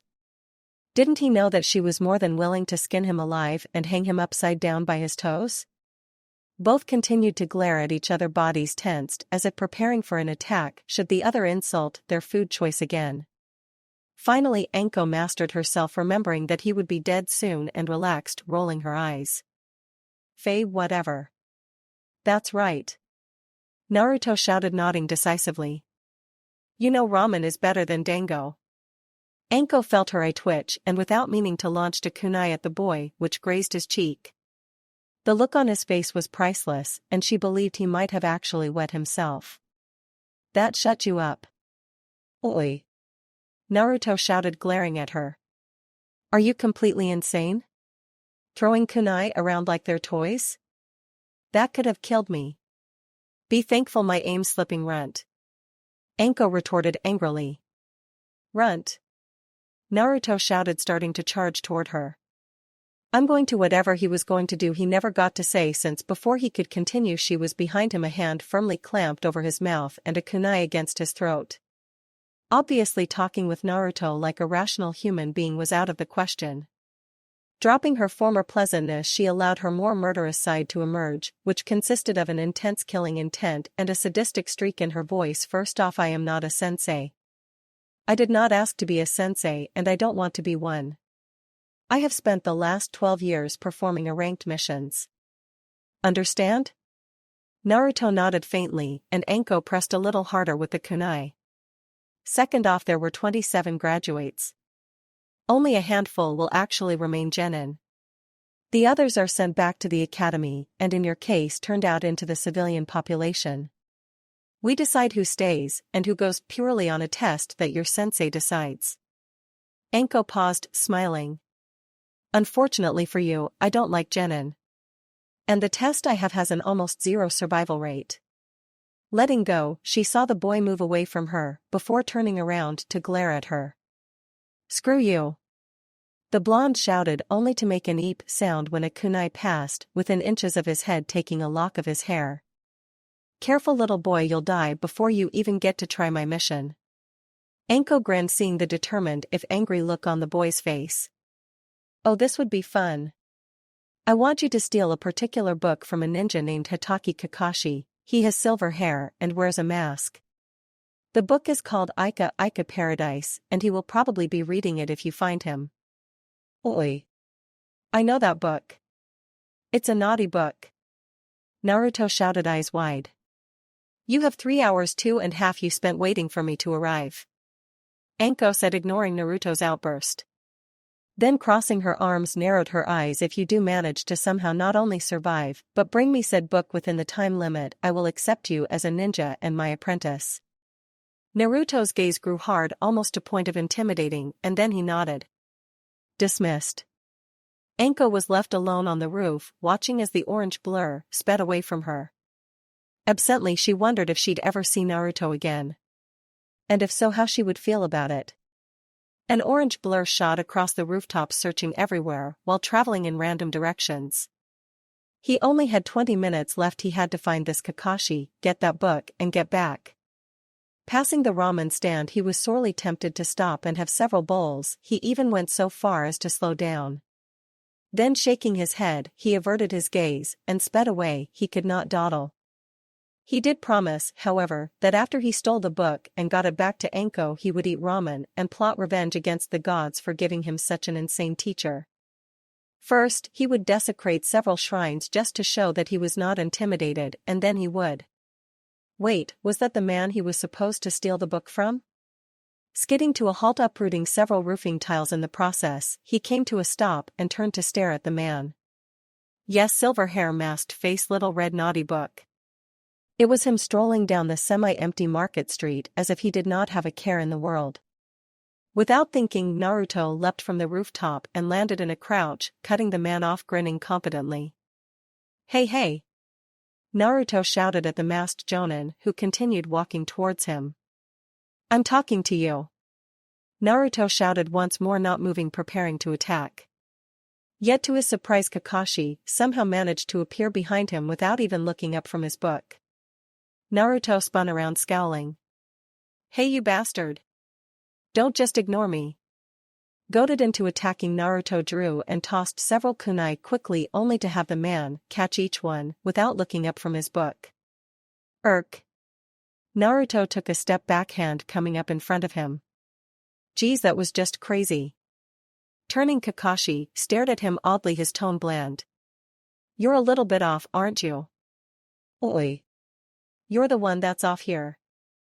Naruto shouted, staring the man who slid the captured kunai into his pocket and continued to read his book. So what do you want? Kakashi asked, turning a page. Your book. Naruto answered flatly. Give it to me, or I'll have to beat you up and take it. For a moment Naruto thought that he had managed to scare the man, but Kakashi just continued to read, turning a page every so often before he suddenly looked up as if realizing that Naruto was still there. Oh. Well then I suppose you'll have to beat me up and take it. That said, Kakashi returned to reading, not paying attention to Naruto anymore. Why that? Lifting his hands, he started to perform his sexy jutsu, but stopped, scowling. No, if he won using that, he could not claim to be a real ninja. This was one fight that he wanted to succeed at without resorting to a cheap trick. Nodding, he shouted something and charged, pulling an arm back as if to punch. He changed his mind halfway through the attack and instead jumped while spinning. Normally a kick of some sort would follow this move, but instead Naruto threw a hammer fist, counting on the element of surprise. The Umbu commander casually caught the fist without even looking up from his book, stopping all the forward momentum. Naruto was undaunted, however, and shifted his remaining momentum to carry him through into a round kick, which Kakashi simply ducked, still not looking up from his book. Naruto felt his foot touch the ground a second before he pushed off again, a punch aimed at Kakashi's face. The Umbu commander, still in a crouching position, somehow managed to disappear and reappear behind a now frozen Naruto, who had his punch fully extended. A ninja isn't supposed to get caught from behind, idiot. Kakashi said conversationally as Naruto turned, eyes wide. Seconds before Naruto could even consider what was about to happen, Kakashi was moving, thrusting his fingers forward. Hidden Leaf, Ancient Taijutsu, Supreme Attack, 8,000 Years of Pain. Seconds later, Naruto was yelling and launching himself high into the air from the jab to his ass. Kakashi sighed, standing upright. He could not help but feel a little disappointed. He had expected more from Naruto. Yet his taijutsu had been subpar at best. The boy did not even seem to grasp the concept of stealth, and what was with that jumpsuit? He was almost ashamed that Naruto had learned his sensei's technique. Shaking his head, Kakashi turned, opening his book once more. Oh well, it had proved slightly entertaining at least. Ignoring the looks he received for either the book or having just shattered a genin's dream, he wasn't sure. He continued on his way, giggling. Jiraiya-sama knew how to tell a great story, that was for sure. Turning a corner, he stopped long enough to buy lunch without looking up from his book, and then continued on, wondering what else he could do on his lunch break. That was not supposed to happen. Naruto raged to himself as he quickly approached the rooftop of a building. He tried to twist so that he could brace for the impact, but this only made it worse, and his head smashed painfully against the rooftop with a loud cracking sound. It was the last thing Naruto saw before darkness engulfed him. Naruto felt like he was sinking and rising at the same time. Floating was the best word to describe it. Yes, he was floating in liquid darkness. Then he felt a burning sensation spreading out from his stomach. The heat intensifying, and he gasped, feeling as if the darkness was rushing into his lungs. Who was that strange, blonde-haired man, smiling sadly at him? The burning engulfed every part of his body, and suddenly he was awake and sitting up. Looking around, he panted heavily, his head feeling heavy and hurting. Reaching up, he touched his head and, feeling something slick, pulled his hand away to reveal blood. He was bleeding. Beginning to panic, he ran his fingers through his hair, desperately searching for a wound of some kind, but found nothing. He breathed easier at that now, if he could just get rid of this damned headache. Climbing to his feet, Naruto turned, remembering that he had been fighting Kakashi, almost expecting the man to have followed him. Instead, he saw an empty street. Damn it! How long had he been out? Where did Kakashi go? Shaking his head to clear a buzzing sensation, he started moving. Nothing else mattered except getting that damn perverted book. Still, even as he searched, he was not sure how he would manage it, especially after the humiliating way that Kakashi had beaten him earlier. Unfortunately, the blow to his head had not let him forget that. How could he? His ass was still hurting from that damn attack. Cursing out loud, he redoubled his speed, searching for Kakashi while applying his prankster mind to the problem of how to beat the masked man. Maybe if he had an army, he could beat that masked-ass poking bastard. Wait. Naruto did have an army of Kage Bunshins. Now. How could he use them to beat the man up and steal that book? Skidding to a halt, he found the man, noticing that he was only a few blocks away from where Anko was waiting for him. He needed to hurry. Then inspiration struck him. Prankster inspiration, the gods were with him today. Still, to pull it off he needed something. Maybe with luck. Yes. Rummaging through his pouch, he pulled out a small scroll. He only had a couple of these left. If only he had paid more attention during Irika's classes, he would not have to waste it now, but there was no time to lament. Lifting his fingers, he molded his chakra, grinning wickedly as a dozen Kage-Bushin clones appeared around him. Right. Everyone understand the plan? Right. His clones shouted back to him. The lazy-eyed ninja continued to meander down the empty street. He had noticed that a group of youths suspiciously clothed in identical bright orange attire were rapidly closing in on him. They seemed to be trying to hide their approach as they moved to surround him. Kakashi smiled. Maybe his earlier assessment of the boy had been too harsh. Surrounding an enemy with superior numbers and then launching a surprise attack was a pretty good strategy. Basic, but a hell of a lot better than a genin trying to take on a jonin in a direct fight. There might be some hope for the kid after all. Then again he reflected as nearly a dozen Narutos jumped from hiding into battle stances around him. Maybe he was an idiot. Didn't last time teach you anything? Kakashi sighed. Apparently ignoring the comment, one of the Narutos yelled, "Who's the idiot now? Let's see you catch my kunai when they are coming at you from all directions." In response, Kakashi just stared at Naruto, his visible eyebrow raised slightly in surprise. Was the brat really that stupid? Had he never heard of crossfire? But he did not have long to ponder this, instead twisting to the side, gracefully dodging a kunai thrown by a Naruto behind him. A moment later he heard a satisfying pop as the kunai embedded itself into the clone that had been standing in front of him, dispelling it. Kakashi could not help but chuckle to himself. "Hey Baka. I thought you wanted to fight me, not yourself." At this, he heard one of the Narutos growl in anger.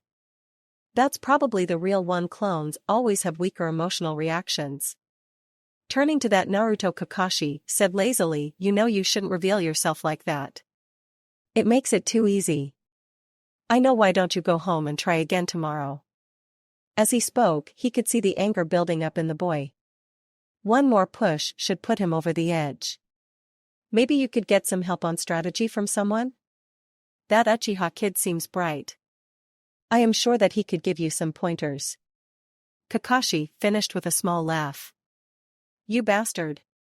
You're gonna pay," screamed the enraged Naruto, hurtling his kunai at Kakashi, who was doing his best not to break out laughing.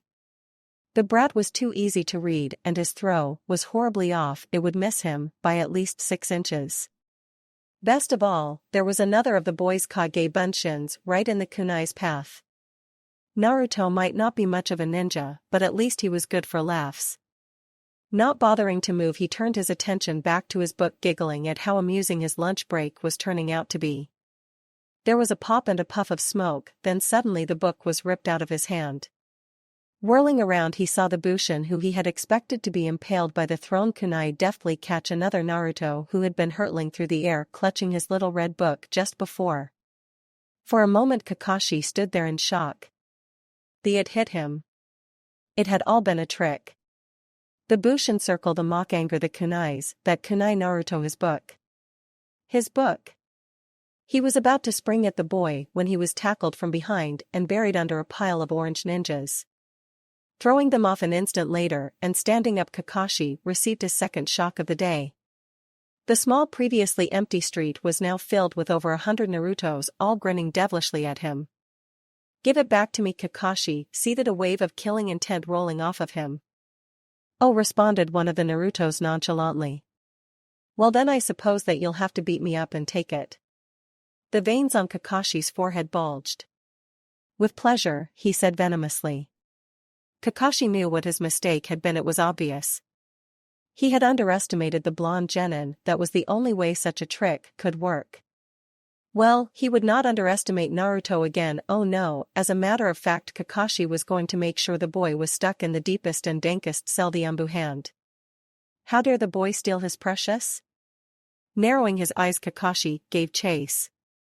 He dealt with the Naruto's clones only to find the original had not been among them and was instead fleeing the area. Noting that Naruto's speed had improved since their brief skirmish earlier and that the boy had a good head start, Kakashi drove himself to catch up. In the distance, Naruto dropped to the street, darting around a corner and then using a series of leaps from successive ledges and window sills cleared a wall. Kakashi cleared the same wall in a single bound not 3 minutes later. Seeing Naruto struggling his way out of clothesline, tossing a pair of frilly underwear off his head and avoiding the barking dog, Kakashi increased his speed. If his book was damaged, then death would be a welcomed relief for the bastard child after he was through him. The boy in question glanced back at him only briefly before he bolted, once more knocking an older woman over as he tore out into the street. Moments later, Kakashi burst out onto the street, seeing Naruto slipping and sliding as he made a near impossible turn.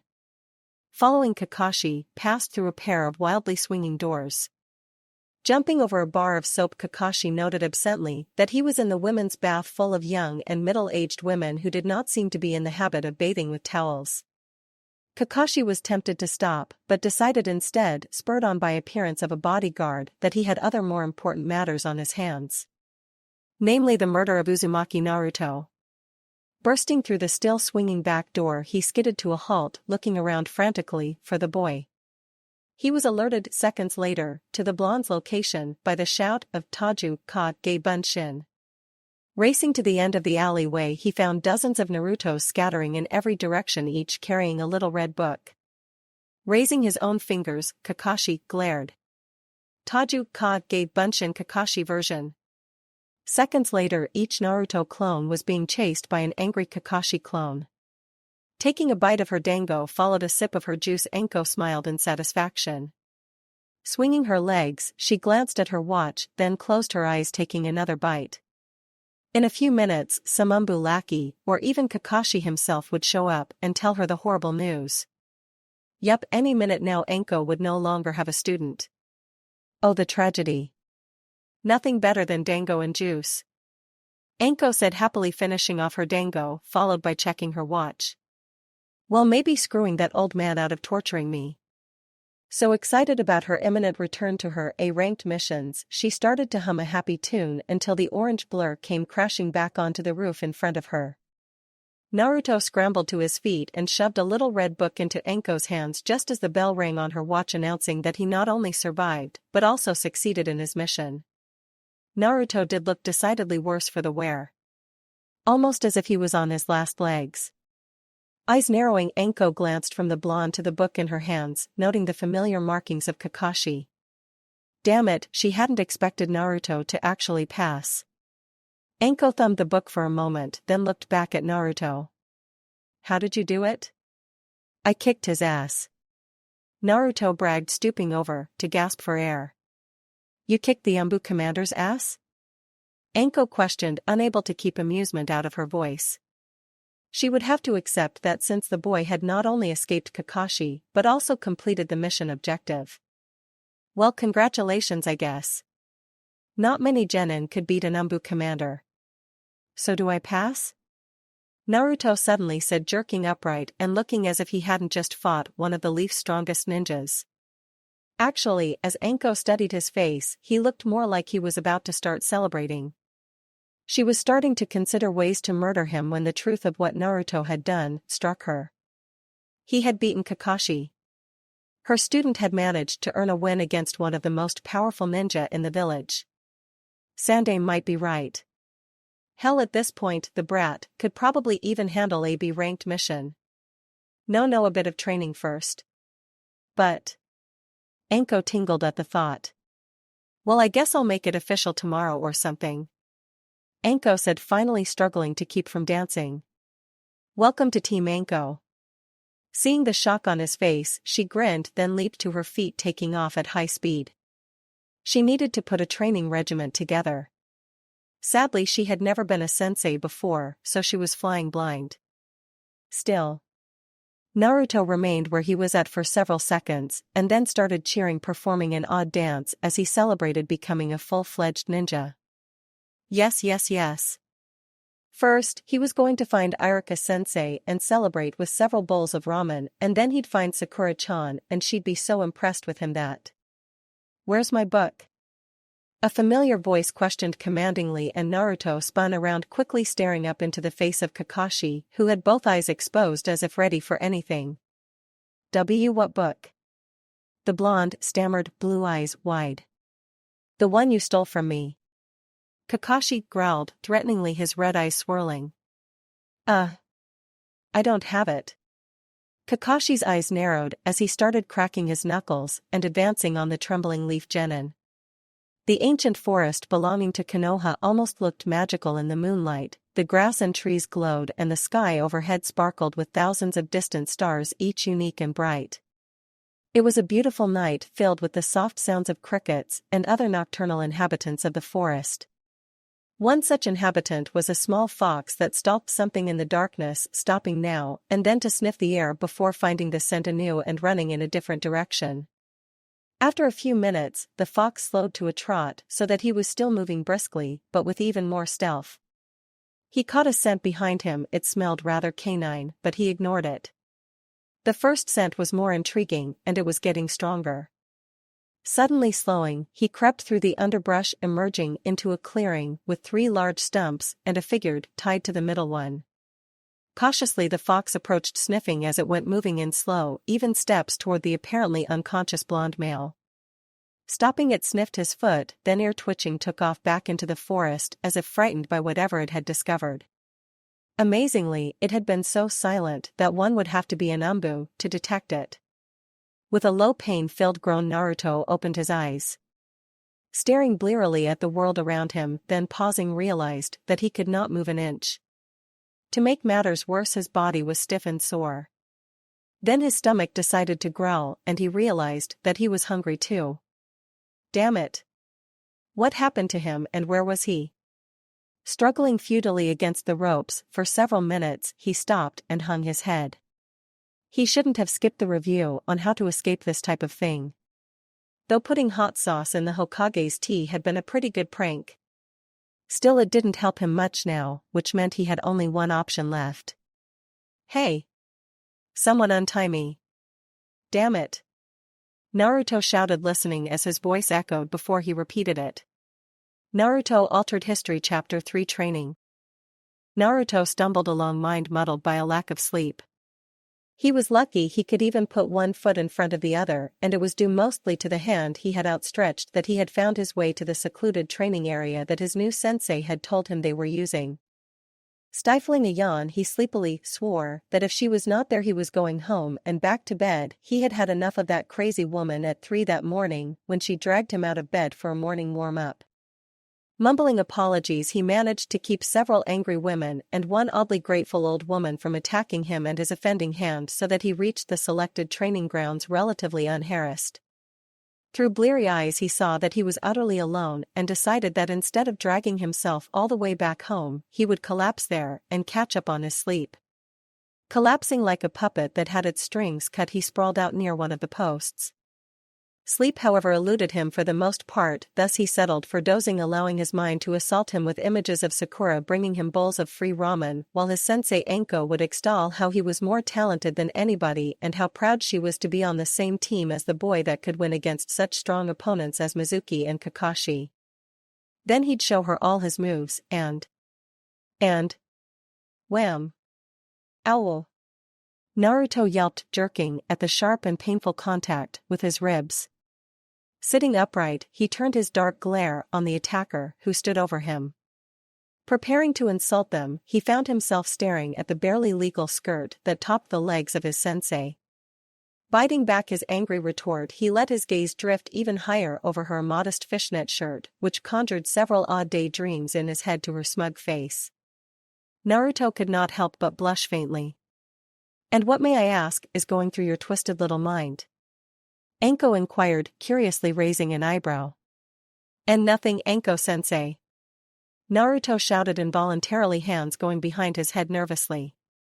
Like whenever Sakura caught him staring at her in that way. Usually, he would be hit over the head painfully. "Right," Anko said, narrowing her eyes. Well, guess I better give you the rules now, huh? Right. Naruto said, enthusiastically nodding. While he was not a fan of rules, it could be said that he subscribed to the notion that they were made to be broken. He would listen to anything she wanted to say because she was going to help him become an even awesomer ninja. Reaching into her coat, she pulled out 3 kunai, holding them up between her fingers. First, Anko said, sending a kunai speeding toward the space between his legs and crotch. Get whatever perverted thoughts you have about my body out of your mind. Oi. Naruto started to protest, jumping to his feet only to duck as another kunai sailed over his head, taking several locks of his hair. Just how crazy was this woman? Second, do not call me sensei. My name is Anko. I don't believe in being polite, and neither do you from what I can tell. So let's just save ourselves the trouble. Anko narrowed her eyes, studying him closely. Also, keep the noise down. Mornings aren't my thing, especially after a night at the bars, and you're giving me a headache. Yeah. Naruto said, staring at the third-bladed weapon. So. Anko, what's the other rule? Twirling the weapon on her finger, she managed a very disturbing grin. We start with taijutsu sparring every day, but not until this kunai is embedded in a tree. That said, she took 2 leaps backwards and grasped the kunai with 3 fingers, flicking her wrist to send the weapon thudding into a nearby tree without looking. Naruto darted forward, missing the fact that his sensei was not moving an inch. She even seemed distracted, as if he wasn't that important. Narrowing his eyes, he redoubled his speed, intent on making her see that he was not somebody to take lightly. Much to his surprise, he found himself within striking distance, without her moving. Training from the academy took over, and he pushed off the ground, attempting to send a right cross into her cheek. What happened next caught him completely by surprise. Anko twisted her body, swatting his punch up and away like it was a pesky fly, then jabbed 2 fingers into his armpit, sending intense pain up the side of his body. Yet before Naruto could even process that, she drove her palm into his chin, knocking him to the ground with a spray of blood as his teeth cut into his tongue. Blinded by pain, Naruto completely forgot about Anko as he brought his hands up to his mouth, where they grew slick with his blood. His mind was reeling, unable to process what had just happened. Hadn't they been sparring? Oh gods, the pain! Why had she done that? Gods, why wouldn't the pain stop? He spent several minutes on his back, clutching his mouth, and then finally, as the pain ebbed enough for him to function, he glared up at her through eyes blurred by tears. What he saw there confused him more than anything.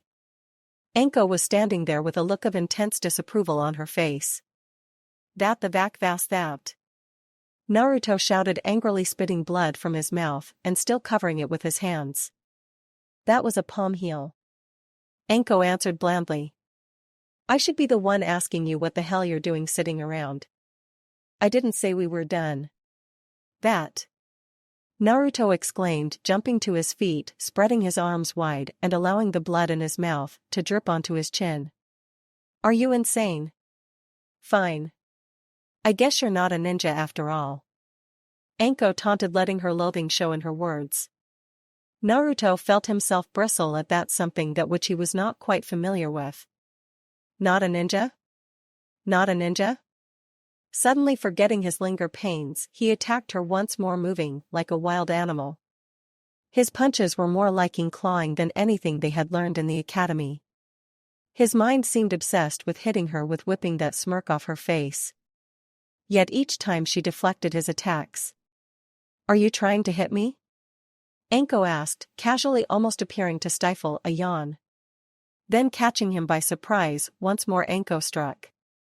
This time she caught one of his punches and moved to the side, her other hand slamming into the back of his neck, which was followed by suddenly driving him forward in a spin before inverting the momentum so that he twisted onto his back in the air. Naruto started to shout, but was cut off as the last of his breath was forced out of his lungs as he landed on his back with a thud.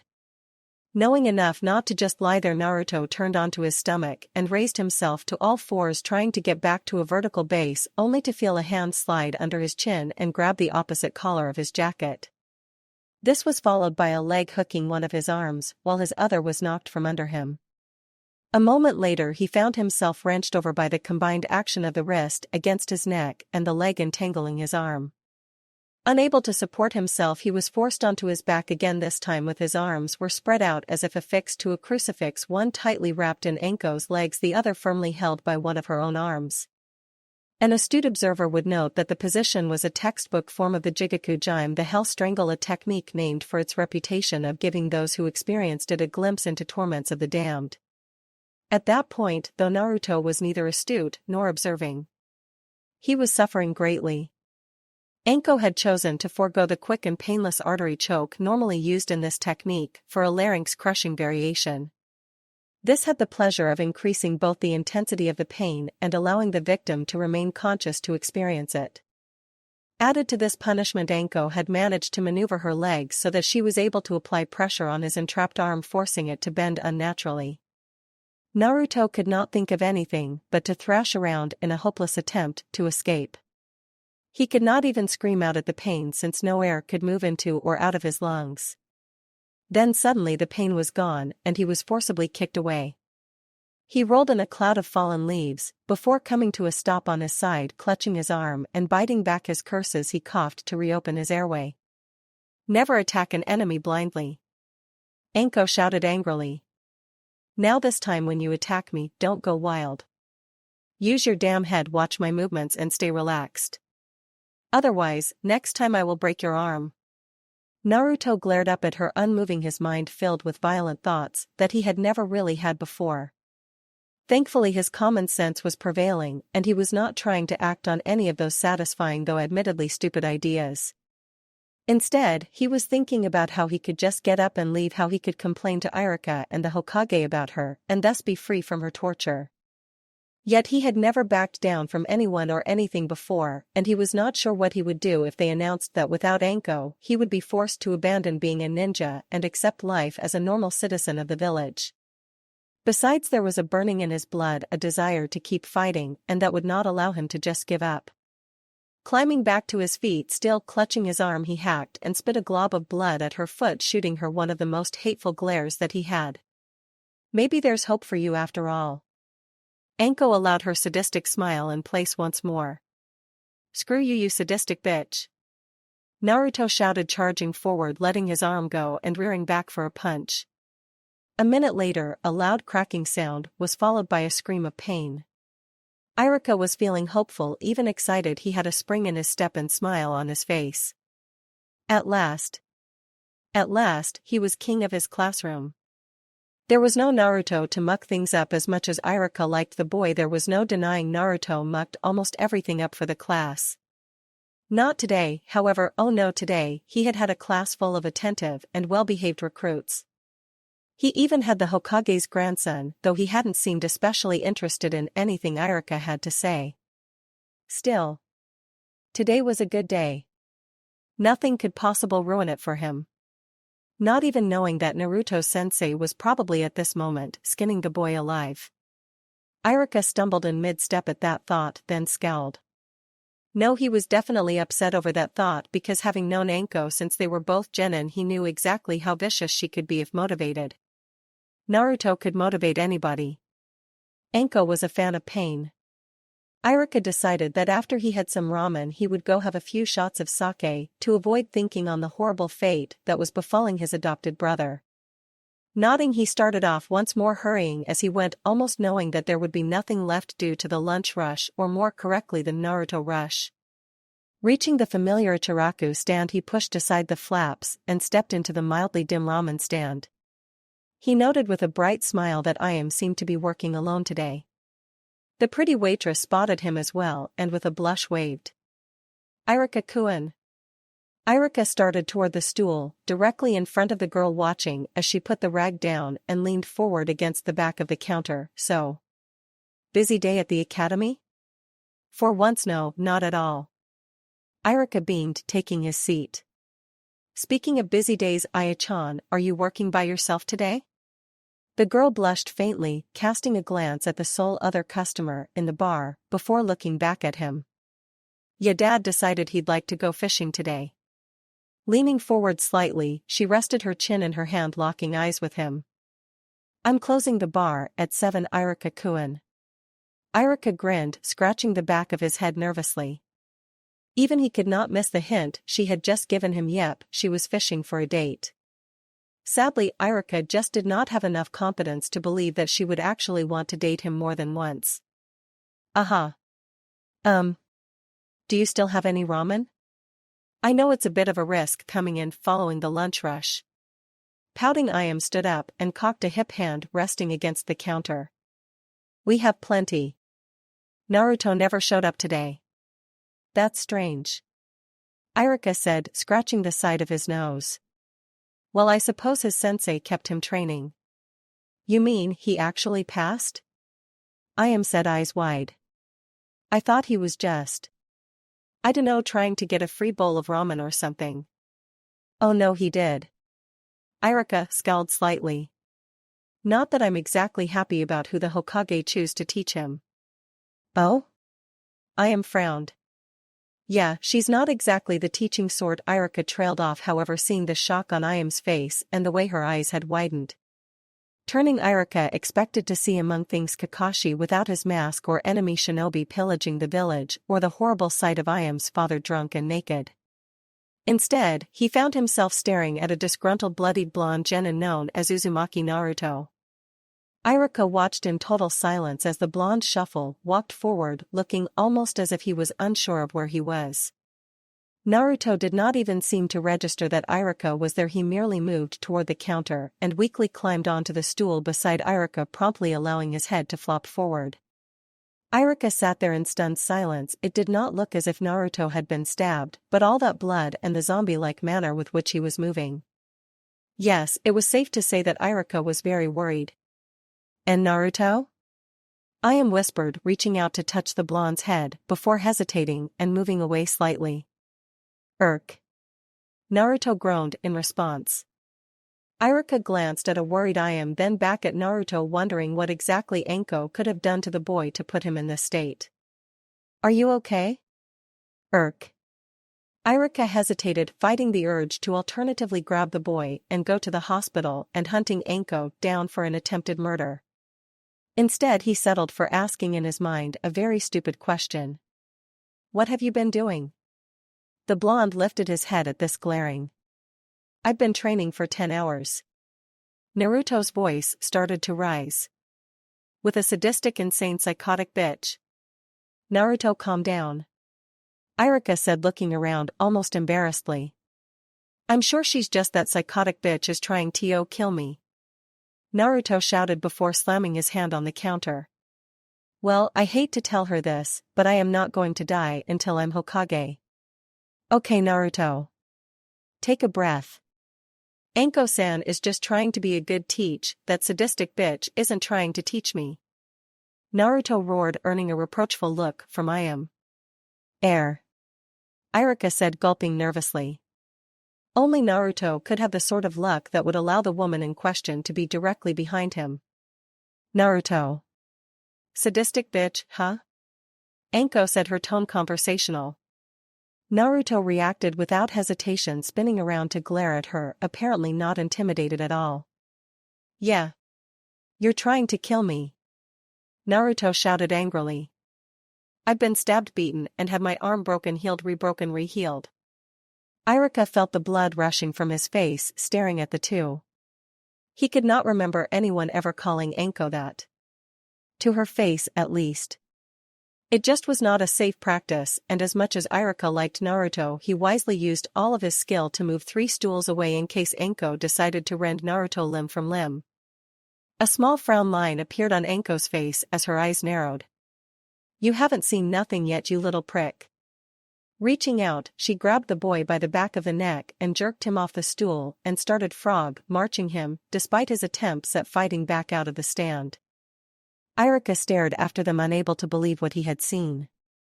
He was going to need several shots of sake tonight. Then tomorrow, yeah. Tomorrow he would have to report to the Hokage about what he had seen. Leaving Naruto at the hands of Anko was just irresponsible. Our ramen? Ayam asked hesitantly, her own eyes locked on the entrance as well. Irika nodded faintly, still not looking away from the entrance. Miso. Pick me up at 7:30? Okay.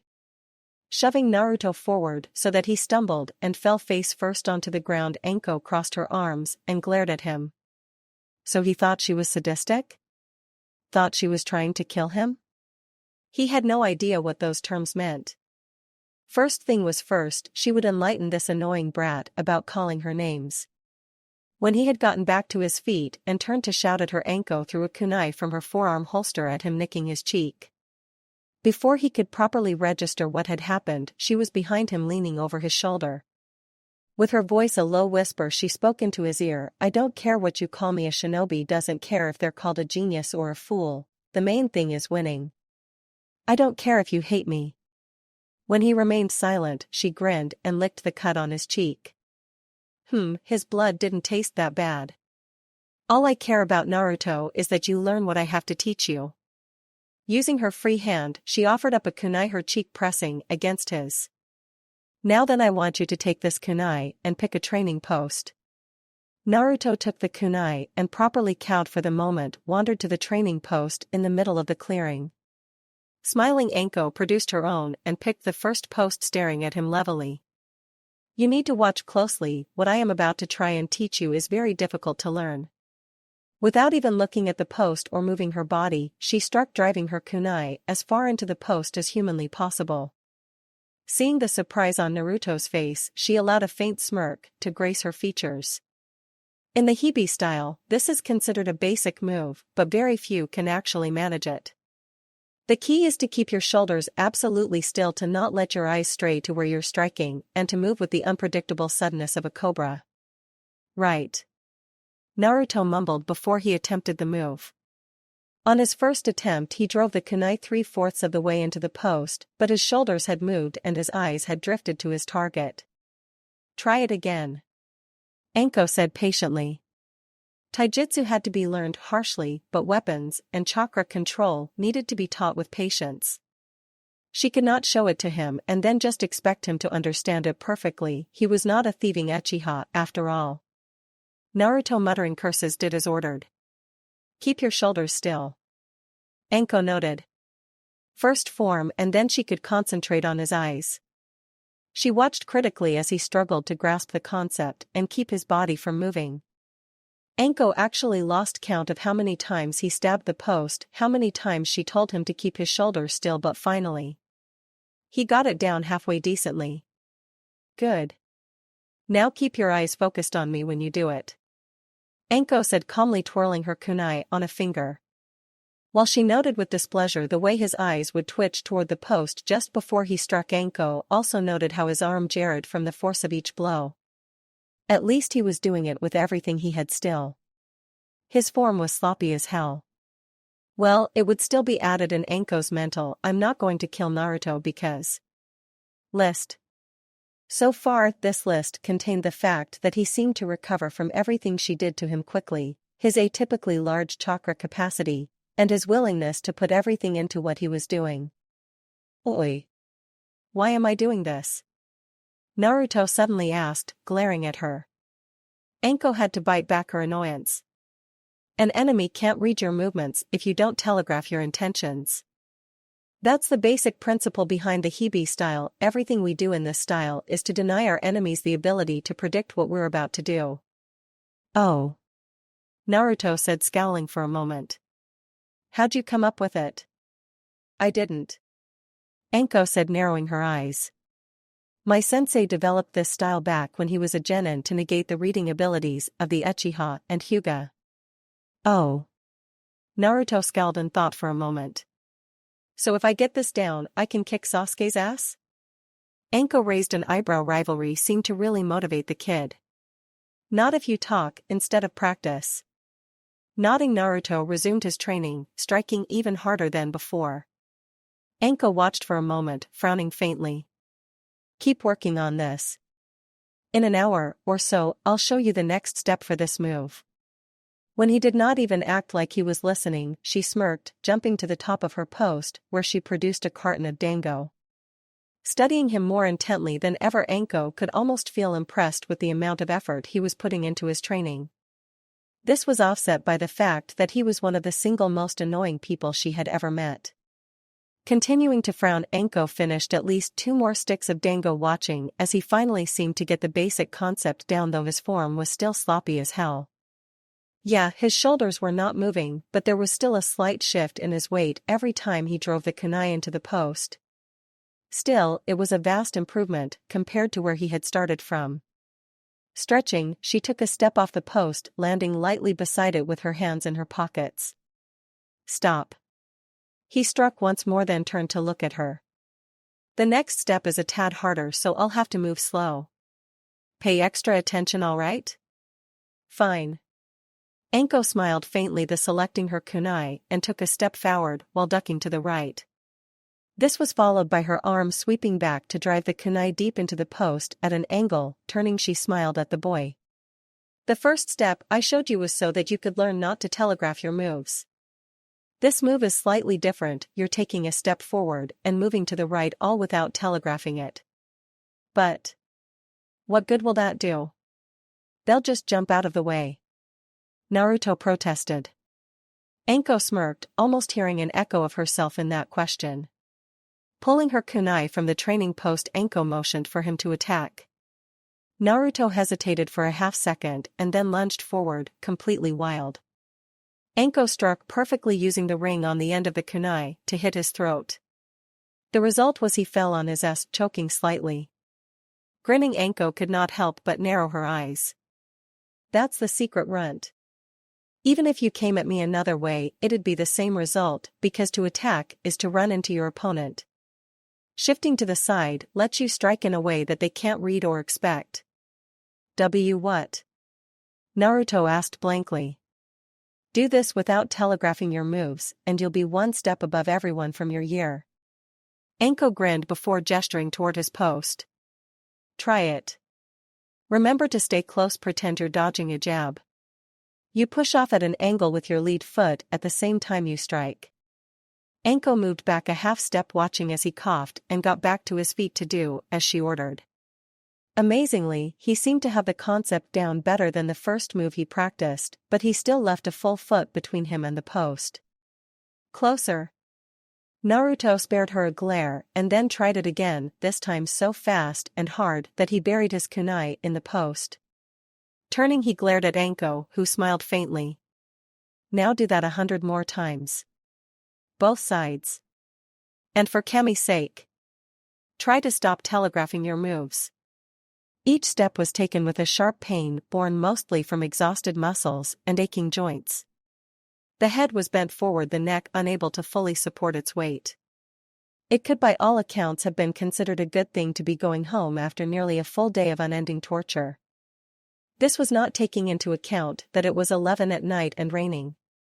So he was drenched, filled with pain, and walking through the only slum in Konoha. A slum that was noted for the high death rate for children and oblivious ninja. Yet Naruto went unaccosted. Why? He didn't care. He would worry about that tomorrow after he had slept for 8 to 12 hours. Stumbling up the stairs of the practically condemned building that his apartment resided in, ignoring his calves and lower back that insisted on reminding him of what they had been through that day, he felt his eyes going in and out of focus. Was it really only a few hours ago that he had been so loud and worried about why Anko was trying to kill him? Now here he was swaying as he walked toward the battered door leading to his apartment, not caring one whit about the damn psychotic bitch. All he wanted was to collapse on his soft, comfortable bed and sleep. Sleep until he regained his will to eat ramen. Kami, that was blasphemy. Surely the gods of all that was right, pure good, and just in this world would see his plight and help him. Naruto dreaded thinking about what it would be like to not have an appetite for his precious ramen. What if he never wanted ramen again? It did not bear thinking about. Leaning against the door, consciousness threatening to leave him at any moment, even as he shivered from the wet clothing clinging to his skin while he searched wearily for his keys. It took him a good 20 minutes to realize that he had placed them in his inside pocket, and another 5 to remember which one belonged to his door. Grumbling, Naruto fumbled with the lock for several moments before he finally opened the door and stepped into his cold and empty apartment. In an automated motion, he closed the door, locked it, and proceeded to his bed without even turning on the light. So what if he was alone and had no one to fuss over his state? He had grown up, used to it. Maybe Iruka would care, but he was not there now. So Naruto did not notice nor care. All he was interested in was falling blissfully into the arms of sleep. The second his knees hit the edge of the bed, he collapsed forward, face buried in the pillow, not caring that blood and rainwater were soaking from his clothes and hair into his sheets. He was asleep in an instant, tossing and turning, minutes later mumbling as his body started the long search for a position that allow him a comfortable night's sleep. He tossed and turned, kicking blankets and stained pillows off the bed to sleep at an angle. Yet his body never found the proper position, and when the blaring of his alarm clock tore Naruto from his slumber, it felt as if the previous day had never ended. Every part of him demanded that he take the damned clock and smash it to dust. Still, his need for brutal destruction was put off by that fact that he was not alone. Much the way that prey can sense the presence of a predator, Naruto grew aware of a deadly presence in his room. A presence that had not been there when he had went to sleep. Specifically, he felt cold death in the aura of his sensei, who stood in the doorway of his room. The unfairness of it all welled up, and Naruto reacted by seizing the nearest item and hurling it at her. His alarm clock had this unfortunate fate as he sat up. He was caught completely by surprise when the clock smashed into the wall in the hallway as his sensei moved beside his bed, slamming the palm of her hand against his forehead. Naruto fell back, banging his head against the bed's headboard as Anko narrowed her eyes, glaring at him. "I'll give you credit for being adaptive," Anko ground out her bloodshot eyes, glaring at him. "But you're still slow as hell and have no damn sense." "Bitch," Naruto muttered under his breath, rubbing the back of his head, his muscles groaning. "Faye, whatever, runt. Hurry up and get your ass out of bed, we've got a long day of training." "I just went to bed," Naruto protested, only to flinch when Anko glared at him dangerously. "Fine." Satisfied, Anko turned, walking back toward the door, only to stop and look back at him, her face scrunched up in disgust. "And take a shower. Now. And from now on, before you go to bed. For Kami's sake. A ninja cannot expect to hide from someone if they can smell you from a half a mile away.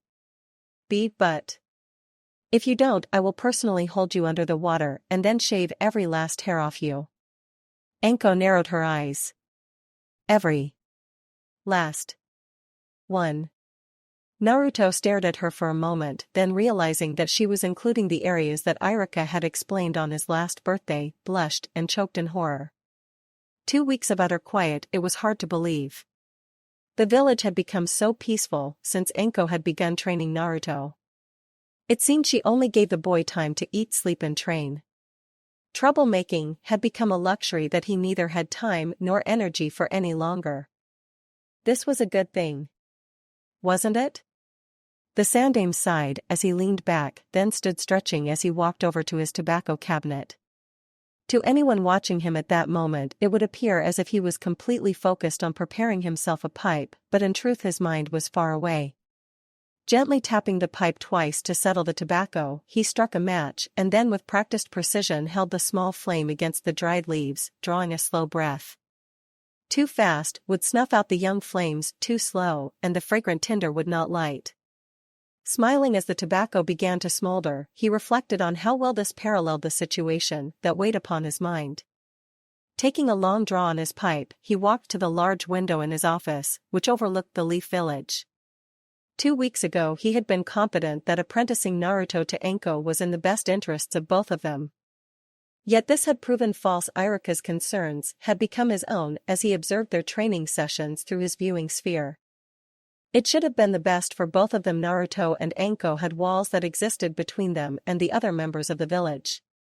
Naruto had no family or clan, the sole survivor of a terrible attack on the hospital, viewed with a loathing. Mostly because of a tendency to pull the most ingenious, infuriating, and disrespectful pranks ever seen. Anko without family, tainted by an evil that was not her own making. Being younger than nearly everyone, being better than every other genin other than Kakashi. Isolated and forged into the ultimate killing tool for Orochimaru. A tool that when its usefulness had been exhausted was cast aside with a callousness lacking any trace of humanity. They should have been the perfect medicine for each other, should have helped each other. And yes, the boy's skills had improved greatly under her tutelage, but it was also clear to the Sandaime that his humanity was suffering. Turning to his chair, he sat down puffing tiny clouds from his pipe. Orochimaru had trained Enko to kill her humanity and replace it with an ability to serve him effectively without questions. Now from what he could tell, Enko was using the same training on Naruto. Sandaime shook his head again, a feeling of weariness settling on his shoulders. Why did he have to do this? Why wasn't the Yondaime still alive? This was supposed to be his job. Sandaime was a tired old man. He felt almost as if he was ready to crumble under the pressure. Groaning, the Sandaime leaned back in his chair and located his cup of green tea while turning his mind to the security reports splayed out over his desk. Sipping at the bitter drink, he allowed his eyes to scan over a report from the Umbu team in Wind Country. It outlined in no uncertain terms the dangerous nature of one of the sand village's expected Chunin hopefuls, Gaara of the Desert. Normally the boy would not be a problem. A few Umbu teams slipped into the Chunin exam to keep an eye on him. Yet this would prove impractical due to whispers from Rain about the possibility of renewed hostility from the Stone Village. Adequate monitoring of this situation would require a substantial portion of his Umbu forces.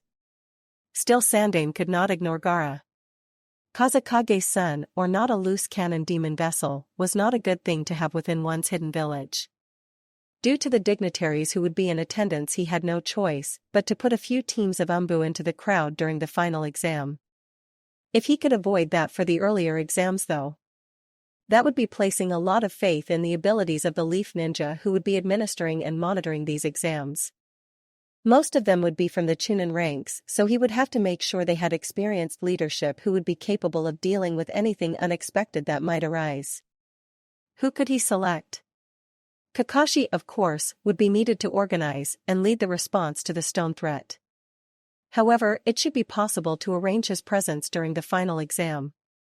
He could also probably arrange to have Ibiki for the first exam. But then who could he assign to the second? Enko had done it in the past, quite successfully. Well, if Enko was free of other duties, she would be perfect for the second exam.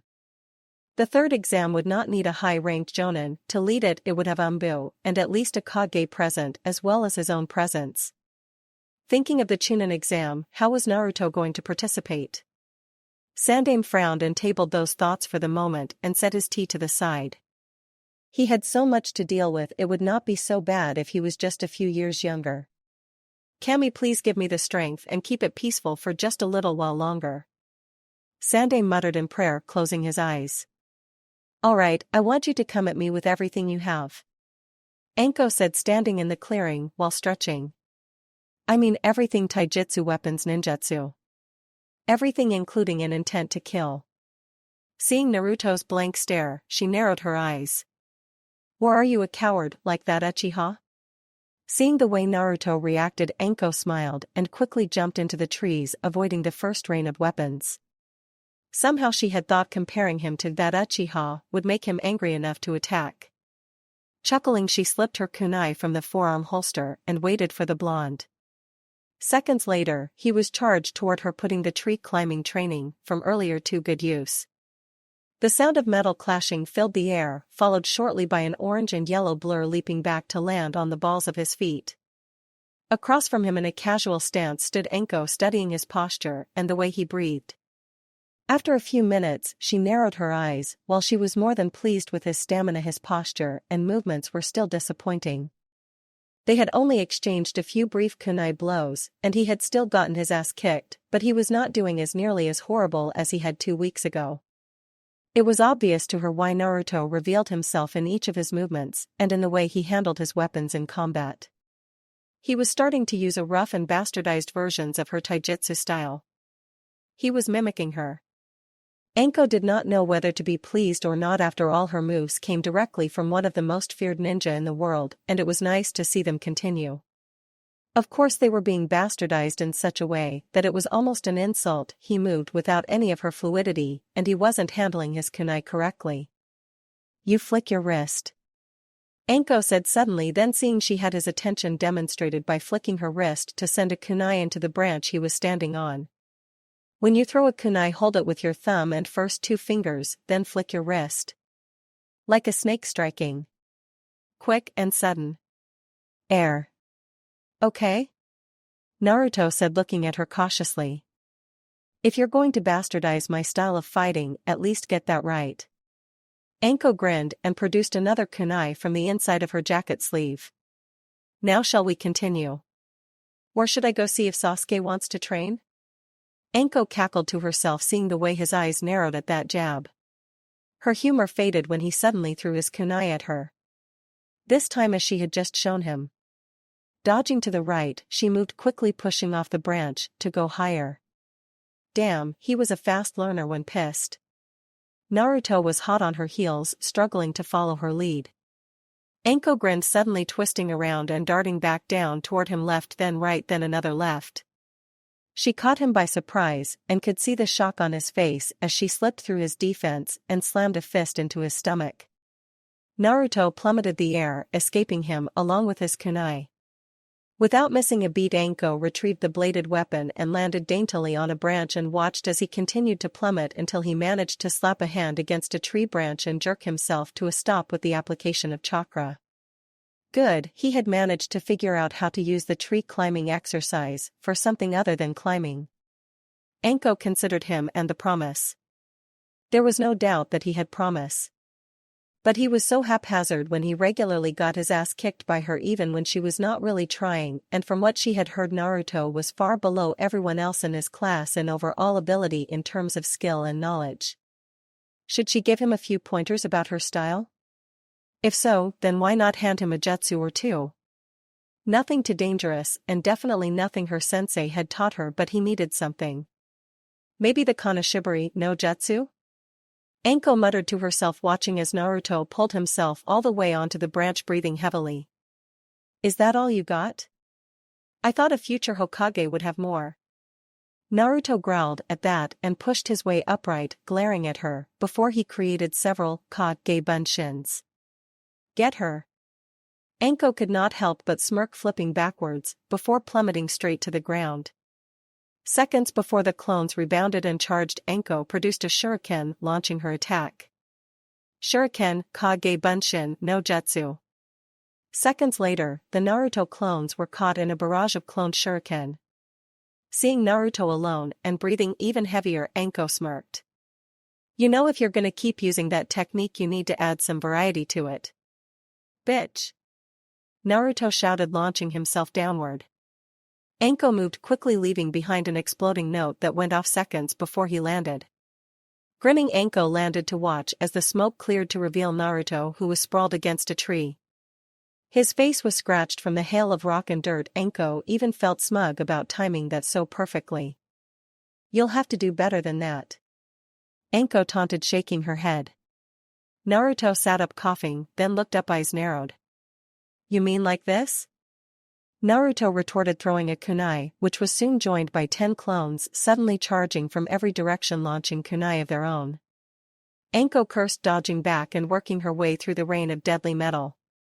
Left, right, back, flip, kawarimi, with a Naruto clone, double jump, another kawarimi, and she was clear. Not bad. Obviously he was attempting to create a version of the technique that she had used earlier. Still, she was slightly disappointed that he had not been able to push her harder. Crouching on ground, she focused on the boy and his clone spread out in the branches and on the ground 20 or so yards away from her. Anko frowned a little while watching as the Naruto she took to be the original panted, leaning against the tree. She had almost decided to finish him when she sensed a new mass clones descending from overhead. Looking up, she saw 10 more clones hopping down through the branches above, each holding a kunai of their own and ready to strike. Anko grinned, happy to see that Naruto was not out of the fight yet and prepared to move when a pair of legs and arms wrapped around her from behind once more. Surprise filling her face, she ran her eyes over the groups of clones above and in front of her. Weapons drawn, they were clearly preparing a mass kunai barrage. Okay, now he was starting to impress her. Timing it carefully, she preformed Kawarimi yet again, putting the Naruto holding her in front just as all the weapons from ahead and above rained through her previous position. As chaos reigned, Anko darted into the trees, once more cursing at how sloppy she had been to get caught like that. She had relaxed her guard and he had taken advantage of that. Part of her wanted to be proud, the other part wanted to slit his throat. Anko was so lost in her thoughts she almost missed a clone descending from overhead with a kunai in hand. The key word was almost. Anko quickly altered her movement, darting inside the clone's guard for a strike only to find an explosive note on his chest. Crap. Grabbing the clone's arm, she used the follow-through as momentum to clear the explosion field. Landing on a branch, she narrowed her eyes. Was it her, or was he getting better at using those damn things? Glancing down at the real Naruto, she noted that he was gathering his clones together, preparing for a new attack. Better luck next time, Anko said, happily watching as his army growled and prepared a coordinated attack. That would be dangerous. If she counted correctly, he had close to 25 clones now. He could easily overwhelm her with sheer numbers and his spontaneous plans for how to use those clones. Hell, he'd gotten her so distracted with the massive attacks that it had been all she could do to notice the attack coming from that clone bomb and avoid it. What truly boggled her mind was the sheer amount of chakra required to pull off all of those clones and to continue fighting. The good news, however, was that he definitely qualified for the Kanashibari, and the second he and his clones started the move, Anko molded the chakra. Thankfully, it didn't require words or seals, it relied on control and mentally concentrating the chakra into spears. Seconds later, she was hurtling said spears into Naruto's body, aiming for every pressure point and muscle group that she knew of. This would have the desired effect of not only freezing his body and making it impossible to move, but cause him a tremendous amount of pain. It also disrupted his chakra, thus, as his entire army of clones disappeared in a massive puff of smoke. Anko grinned seeing him lay on his back, face registering the shock and pain of having the Kanashibari slammed into his system. And that punk is how you beat a wannabe Hokage. Anko called down humorously, while Naruto seemed to take offense at that and his muscles trembled from his attempts at movement. Chuckling, Anko dusted her hands off, dropping to the ground before wandering toward him lazily. Now don't strain too hard, okay? You might pull something. Seeing his continued efforts, she could not help but laugh. He was stubborn. Hell, he was probably as stubborn as she was. Okay, Baka, listen up. This is called the Kanashibari no Jutsu, sometimes called the paralyzing technique. You won't break free for 5 minutes. Seeing the way he stopped struggling, she patted his cheek almost affectionately. Smart boy. Now then. I want you to listen carefully, cause I'm only going to explain how it works once. To use this technique, you'll have to learn how to mold, then project chakra outwards and hit your target. Think of creating kunai out of chakra and aiming for the pressure points and muscle groups. Standing, she smoothed out of her jacket before blowing him a kiss teasingly. Okay, sweetie, you have fun out here. I need to get some breakfast. That said, Anko turned, whistling happily as she strolled leisurely back toward the training gates that led into the village marketplace. She would save the fact that if it was held any longer than 5 minutes he would die for a later day. Naruto was tired. This was a very unusual situation, mainly because Naruto never got tired in the entire history of Konoha. The blonde had never been tired. Yet here he was sprawled out on the ground in his blood-splattered jumpsuit, chin on his chest, snoring something horrible. This prompted more than one person passing by the training grounds to wonder if a psychotic squirrel was loose in the woods. The truth was, Naruto had decided that he was more than entitled to a quick nap. So instead of using the private training time as Anko had intended, he had fled the area and found a secluded training place for his nap. It was, even by Naruto standards, a good nap. Ramen and Sakura were involved, so how could it not be? That is, until someone's foot came into sharp contact with his side. This met with a loud curse from the blonde, who stared up at the asshole who had just kicked him awake, not bothering to hide just how pissed he was at being disturbed from his nap. It took him a moment to realize that the figure that had kicked him awake was dressed in a gray fur-lined jacket and had a white puppy perched on his head. This did not induce him into a polite frame of mind. Kiba. What the hell do you want? Much to Naruto's continued displeasure, it was Sasuke that answered him. For you to leave. Jumping to his feet, Naruto glared at the raven-haired boy who was leaning against a tree with a pink-haired girl hovering nearby. Oi. Don't you tell me what to do. Faye. Sasuke muttered, closing his eyes. Naruto glared at the boy, then snorted, crossing his arms, before noticing Sakura. How could he have missed that lovely shade of pink?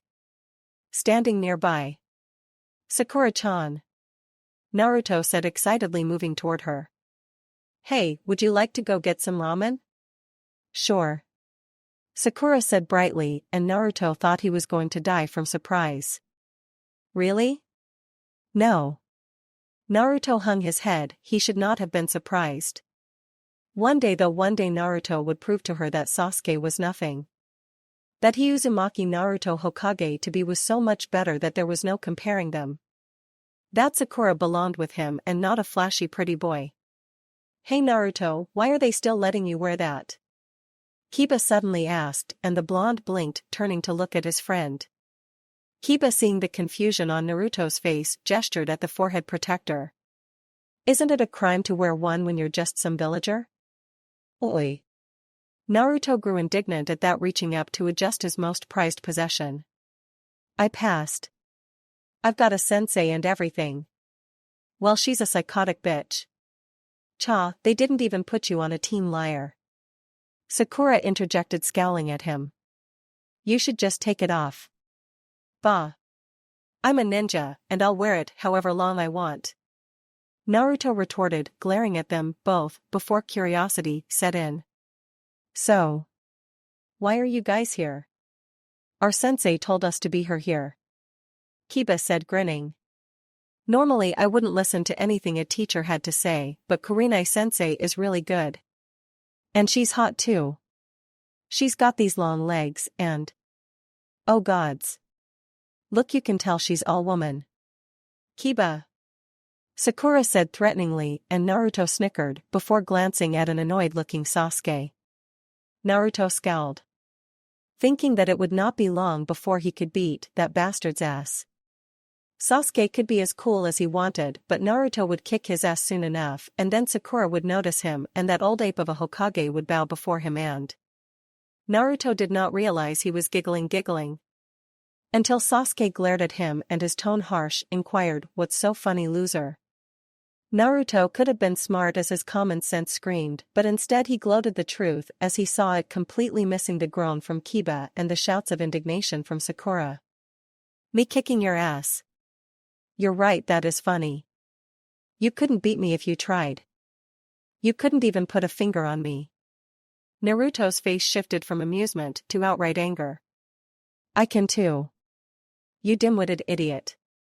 I'm an Uchiha, and while you're just a dead last loser. Sasuke retorted coolly.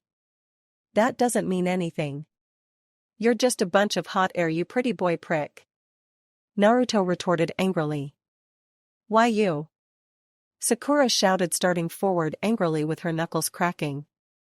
Her progress was denied, however, when Kiba managed to grab her around the waist and restrain her, which was no small feat. Faye, what do I care? Sasuke, starting to turn away, only to freeze mid-turn at Naruto's next shout.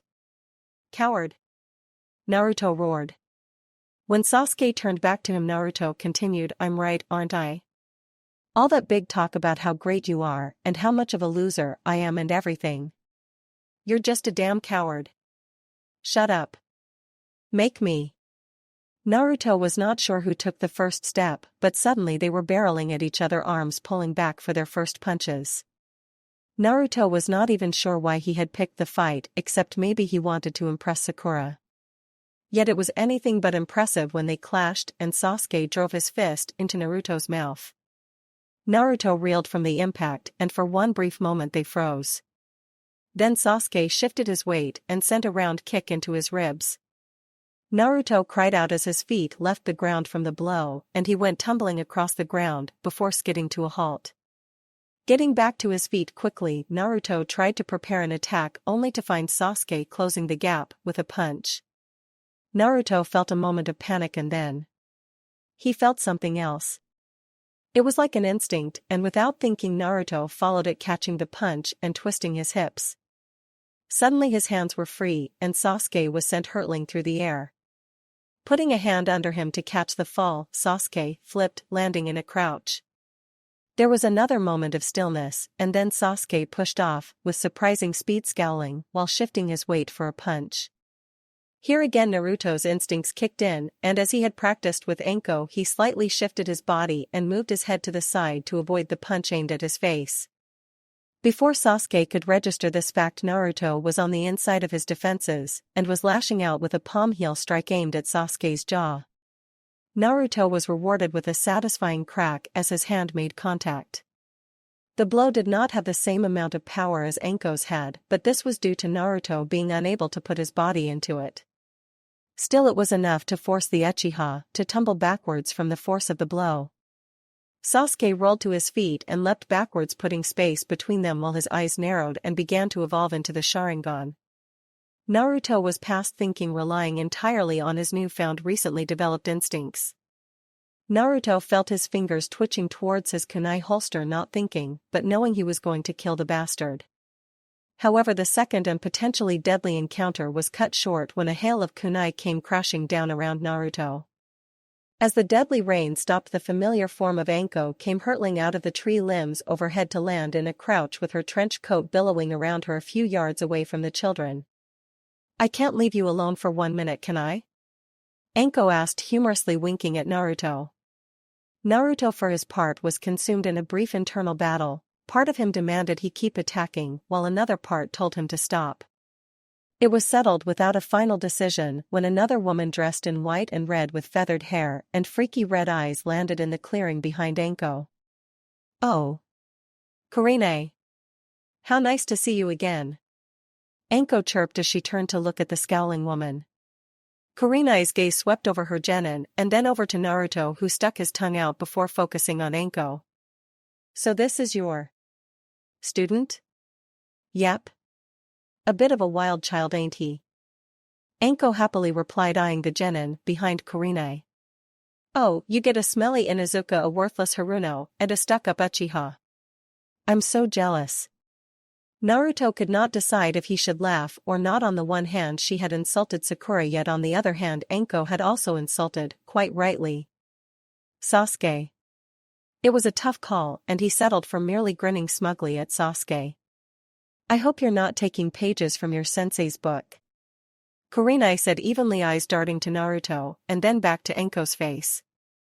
Naruto, as confused about the question as he was, could not help but notice the deadly undercurrent in his sensei's response.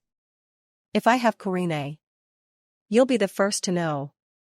That said, Anko turned to stare at him, her eyes narrowed. "We're leaving, Naruto." Nodding, Naruto hurried to follow his sensei as she moved through the trees away from the training area. "Kurine-sensei, who was that?" Sakura asked after a moment, free of Kiba's grasp and now fussing over a sulking Sasuke. "Someone who should not be teaching. Ever." Kurine answered sharply. "She's hot though," Kiba said, just beginning to recover from the catatonic stupor that it had fallen into when he first saw Anko's attire. "Nice legs." Kurine ignored the comment, instead scowling, lost in thought and memories of Anko. To say that Kurine's relationship with Anko was a difficult one would have been an understatement, one akin to describing the Hokage as an above-average ninja.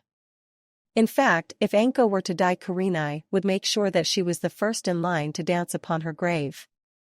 This was not because Kurine was a spiteful individual. Generally, she was considered one of the most reserved and professional ninja in the village. However, her relationship with Anko was a special exception. In her mind, Anko was responsible for destroying two of the most important people in her life.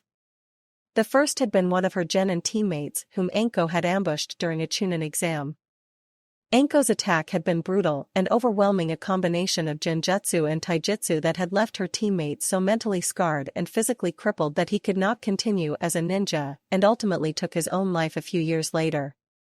The second was her own older brother during his Jonin exam. Kurenai did not know the details because no explanation had ever been given apart from a statement that Anko had not acted outside of the parameters of the exam. That seemed to be the trend with Anko. She never acted outside the parameters, and while Kurenai knew that killing and dying was a part of being a ninja, she could not understand Anko. The woman killed without mercy, without compassion, and at times Kurenai even wondered if maybe Anko took a sick pleasure in their suffering. That was why deep down Kurenai believed that the deaths of her friend and brother had been unnecessary, nothing more than attempts to fulfill Anko's twisted lusts. Because of this, Kurenai could never forgive Anko. Not for what had happened and not for what she had just seen in that boy named Naruto. She had seen the blonde's hand drift toward his kunai. A stupid child's argument had nearly ended in an attempt to kill. Kurenai stopped and scowled, knowing the real truth of the matter. It would not have been an attempt. Naruto would have killed Sasuke. Why? Because Naruto was using the Hibi style, even if it did look bastardized, and that was one of the Leaf's 5 secret taijutsu styles. No good came from anyone using that style. Either it was forged and created in blood. The blood of rogue Uchihas and Hyugas at the hands of the Leaf's biggest traitor. Kurenai would have to alert the Hokage to the fact that Anko was creating another cold-blooded killer, that Mitarashi Anko was walking the same path as her sensei Orochimaru, that the former apprentice was creating a new generation. Kurenai prayed that the boy could be saved from that fate.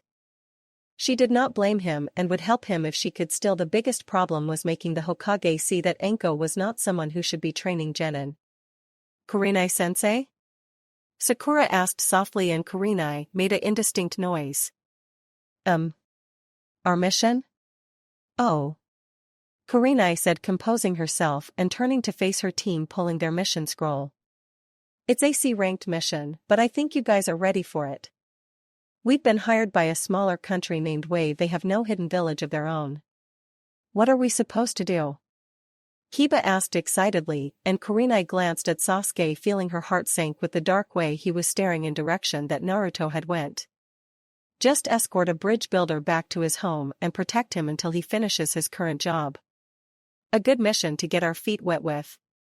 Kurenai answered, looking away from the dark-haired boy. Kurenai could not risk letting the boys fight again, at least not until she had spoken with the Hokage and something was done to save Naruto from the dark, murderous path that he was starting to walk. Naruto Altered History Chapter 4, B ranked. Silence reigned as the figure dressed in orange and blue darted from tree limb to tree limb, looking for somewhere to hide. It seemed like a never-ending search. He had hidden most everywhere in this section of forest at some point over the last month. Seriously, Anko was going to have to let him expand the area of this game if she wanted a challenge. Coming to a stop, he looked around, mind racing as he tried to think of where to go. The hollow tree no he'd used that day before yesterday. Those bushes? No, he'd used those last week and they had poison ivy growing underneath them anyway. Like any good prey, he had no delusions of being a ninja. Right then he sensed the murderous Anko closing in on him. He needed to find something, and quick. Lacking other options, he jumped off the limb he had been perched on to another one and doubled back, praying that he could pass unnoticed beneath Anko. Naruto ducked down, lowering his speed and using a weak hinge to appear as a small squirrel. Maybe she would not notice him now. Hopefully it would buy him the few seconds he needed to get past her and to a more suitable location. He paused, acting like a squirrel, watching as Anko passed overhead and then disappeared into the foliage. She'd missed him. Letting out a breath, he let his hinge collapse, wondering why even after all this time he was still having a bit of a problem with it.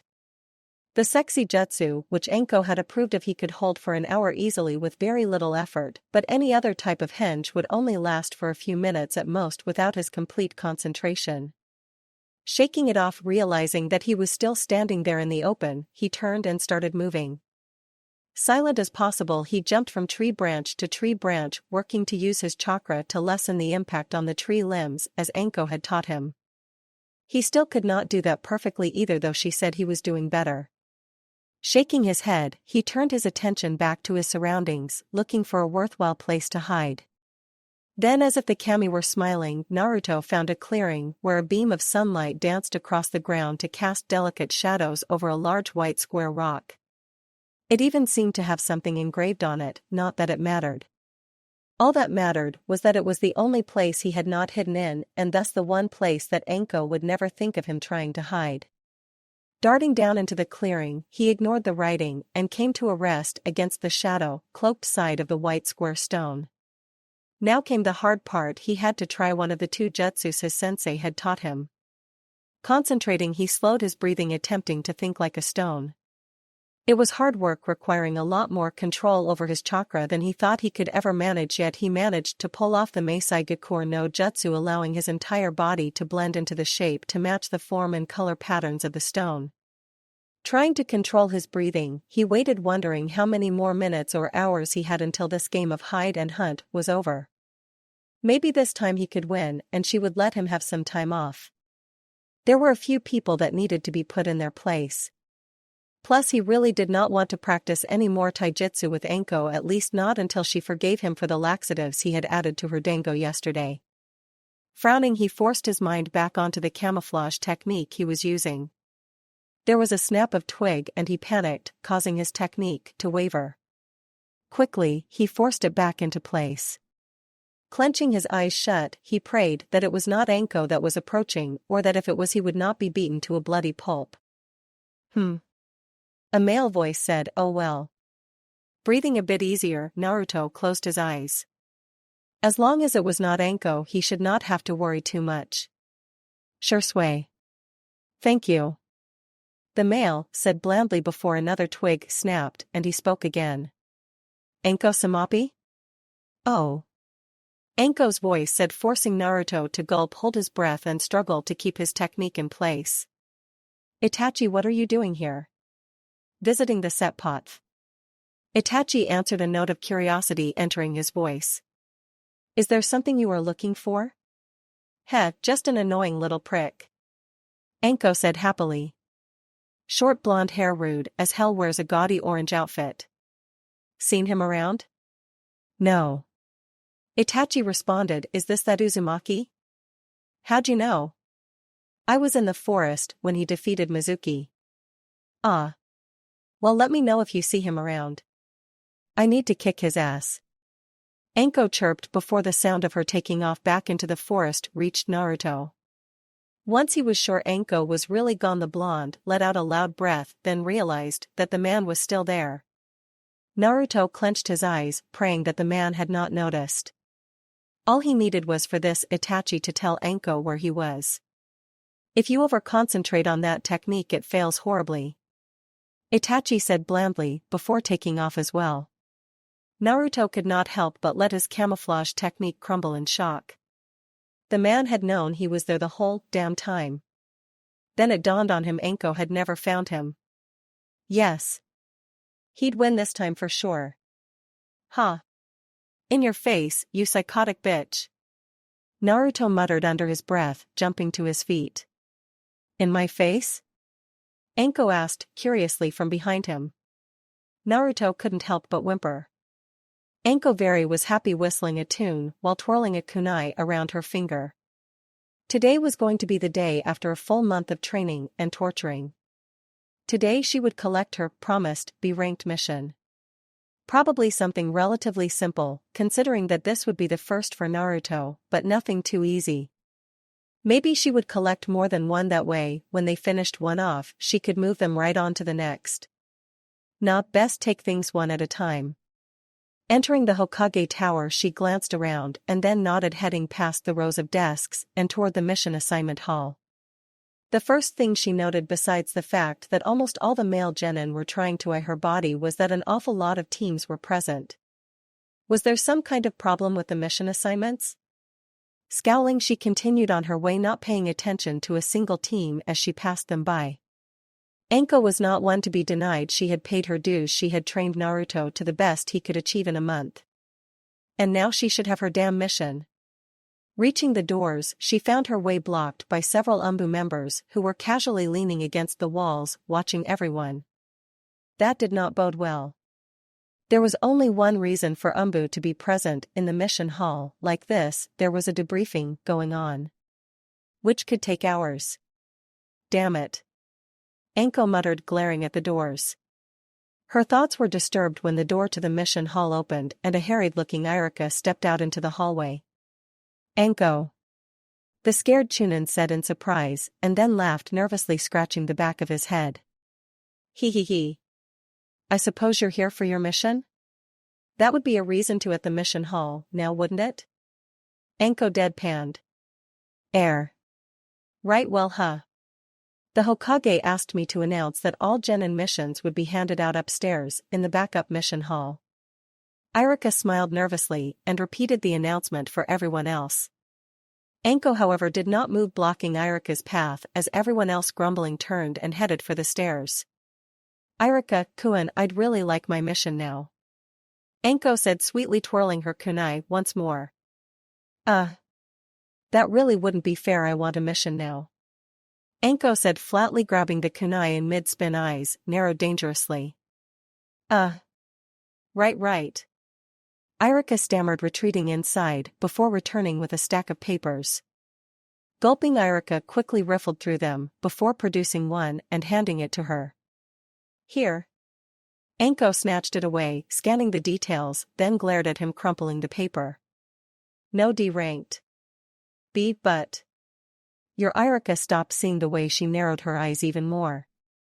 We have a few C-ranked B," Anko said harshly. "I want a B-ranked mission like I was promised." "B-ranked?" Irika repeated before scowling. "I'm not giving you a B-ranked mission," Anko growled, leaning forward threateningly. "I want a B-ranked mission." Irika narrowed his own eyes, leaning toward her, holding his ground. "No. If I don't get one, I am personally going to show you how exactly to skin someone alive," Anko promised, malice and killing intent radiating off her. "I am not giving your team a B-ranked mission," Irika said, lifting his chin defiantly. "Why not?" Anko asked, her voice still threatening. She would have loved to shove a kunai through his throat and just take the mission herself, but that would be noticed, and she really did not feel like getting bloody. "Naruto couldn't possibly be ready for one," Irika answered steadily. "Besides which, we don't have any B-ranked missions right now. I know my teammate better than you. If I say he can handle B-ranked, he can handle one," Anko stated evenly, leaning back to glower at the scared Chunin, surprised that he would actually have enough backbone to stand up to her. "We might have one at noon," Irika said, slowly, not breaking eye contact with her. "But you will have to get it from the Hokage directly. I will not assign it." "Fine," Anko said, then smiling turned and walked away, whistling and twirling her kunai once more. The sun shone bright in the sky as errant clouds drifted across the vast expanse of blue. It was the sort of afternoon could be said to have inspired the notion of the midday nap. Near the edge of a training area, resting on a slopping bed of comfortable grass, was a dark-haired boy. With his arms behind his head and legs crossed near the ankles, he looked for all the world like he was sleeping. Indeed, this could be given further credence by the fact that other than a few bird songs, the only noise was the near-sleep rhythm of his breathing. A casual observer might even think that this child was some sort of master in the art of relaxation, so perfect was the setting, and all indications of concern and anxiety completely absent from his body. But then even the thunderheads at the edge of a thunderstorm will appear serene when viewed from a distance. Stifling a yawn, the boy stared up dispassionately at the thin wisps of clouds overhead, wondering as always why clouds could have such trouble-free lives. Cloud watching had always been one of his favorite pastimes, a welcomed relief for a lazy child from his daily tasks. However, these days, the boy's mind was so troubled that even this beloved escape could not help. In Narashikamaru's life up to this point, two things had been discovered that could truly motivate this notoriously lazy child: his mother's anger and the welfare of his friends. Just over a month ago he had in a moment like this reflected upon his future and correctly predicted that his graduation from the Ninja Academy would reduce his exposure to the first of these forces. Not that his mother treated him any differently now, he simply had a better reason to avoid home. He had not, however, anticipated the effect graduating would affect the second. For some reason, the fates in their infinite wisdom had decided to assign him to a team of fellow genin, made up of 2 pliant introverts and a sensei whose laziness rivaled his own. He felt a mixture of annoyance and relief when he considered his teammates.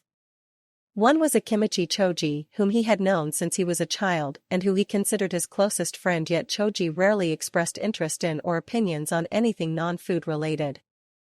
The other was Hyuga Hinata, a girl so timid, shy, and apparently insecure that her voice never rose above a whisper. As for their sensei Sarutobi Asuma, the man expressed a firm instructional belief that the best way to teach was to leave his students to their own devices, allowing them work through situation on their own and thus learn from the mistakes they made. Shikamaru had to admit that he was impressed by the jonin's cleverness. This sink or swim pedagogy left the lazy man with very few responsibilities, only requiring him to become directly involved with his students if the situation absolutely necessitated it. From what Shikamaru had seen, a situation meeting his sensei's requirements for intervention would probably mean the near imminent death of at least one of his teammates. Because of this, Shikamaru, who had always desired a simple life and would have been quite content as a baker or a storekeeper if only explaining the decision to his mother would not have been so troublesome, found himself as de facto leader of his genin team. Damn it, he thought to himself, allowing his concentration to momentarily slip as a string of colorful curses drifted through his mind. Why couldn't a more natural leader like Shino have been put on his team? Or even one of those bossy, noisy girls, Sakura or Ino? Either of them would have leapt at the opportunity to tell people what to do. Instead, during his precious cloud-watching time, he was motivated, compelled even to think about his team's strengths and weaknesses, and to try to devise ways to ensure that none of them would be hurt or killed during their missions. Grinding his teeth, Shikamaru began thinking through methods that they could use to signal each other without risk of detection. Needless to say, his mood grew steadily darker. Why did he have to be the leader? This train of thought was interrupted by an overly loud voice calling his name. Shikamaru lifted a hand in front of his face to block the sun and stare up at a grinning blonde dressed in orange. Naruto. While not the most bothersome thing in the academy, the orange-clad boy had definitely been within the top 10. Why, Shikamaru? What are you doing out here alone? Naruto asked, happily plopping down beside him. Sighing, Shikamaru looked back at the clouds. Asuma-sensei said to meet here. Huh? For training? Naruto asked, reclining beside Shikamaru, his hands behind his head. I'm getting sick of it, all this damn training. I mean, I thought we were done learning things after the academy, you know? Shikamaru closed his eyes, manfully repressing his groan. If only Asuma spent his time training them, then maybe he would not need to worry so much. Then his mind started turning over what the boy next to him was saying, how he was rattling on and on about training. Wait. Naruto did not have a team, how could he have a sensei and be training? This is troublesome. Shikamaru said, finally cutting the blonde off at last. Naruto, everyone knows you don't have a team or a sensei. Pretending that you do, and that you are continuing your career as a ninja, is pointless. I'm not pretending. Naruto shouted, sitting up, quickly glaring down at him. Anko's insane and may be trying to kill me, but she is still my sensei and teaching me stuff. All this damn taijutsu and weapons and chakra control training. Sighing again, Shikamaru closed his eyes, wondering why the fates had devised a new way to torture him this morning. Naruto clearly did not know how fortunate he was. No parent to force him into things, no teammates to worry about. Now that he was free of the academy, he could go and live a nice, simple, trouble-free life. Yet he insisted on holding on to this troublesome delusion. Naruto, first, I've never heard of this Anko, and second, if you really had graduated from the academy, you would have a team and would have been on several troublesome missions by now. I did. Huh?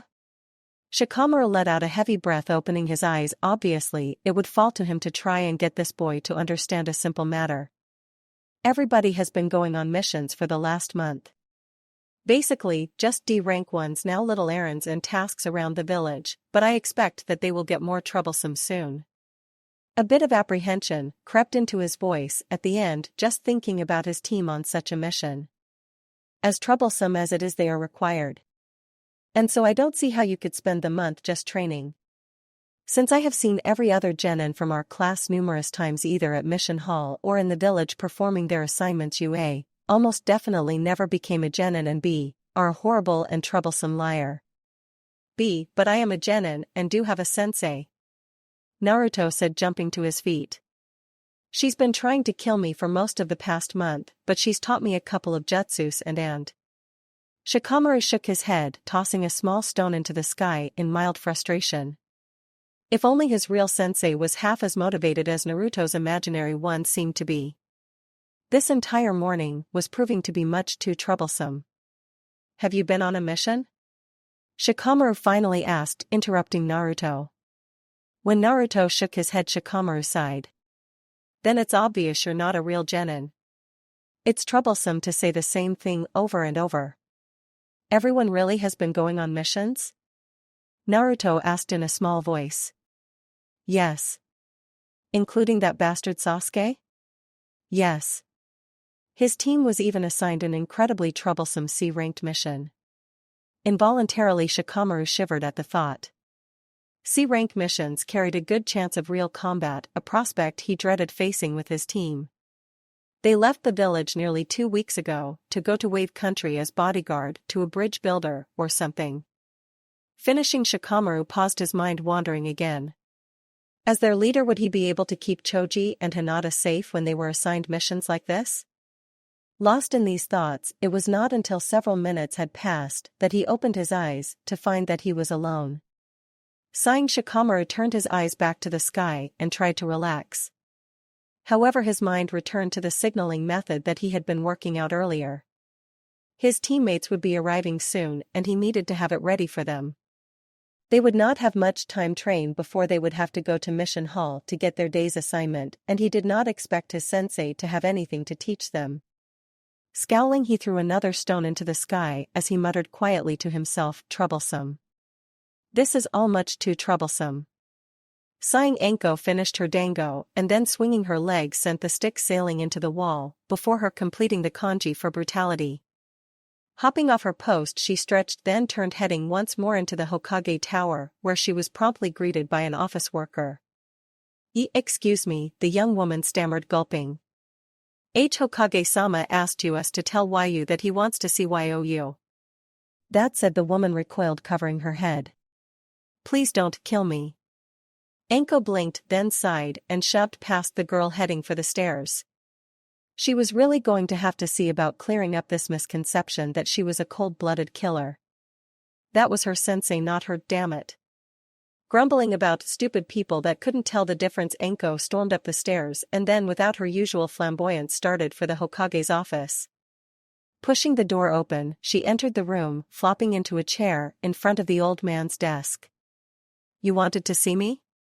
Indeed. Sandiame said, coming through a door that led off to the Hokage's private room. Anko watched as he crossed the room and sat down heavily behind his desk, for once not smoking his pipe. So. A month. Anko blinked, frowning. Yeah. You have been teaching Naruto for a full month alone and unsupervised. Sandiame said before he selected a thin folder and opened it. Do you really believe he is ready for B-ranked mission?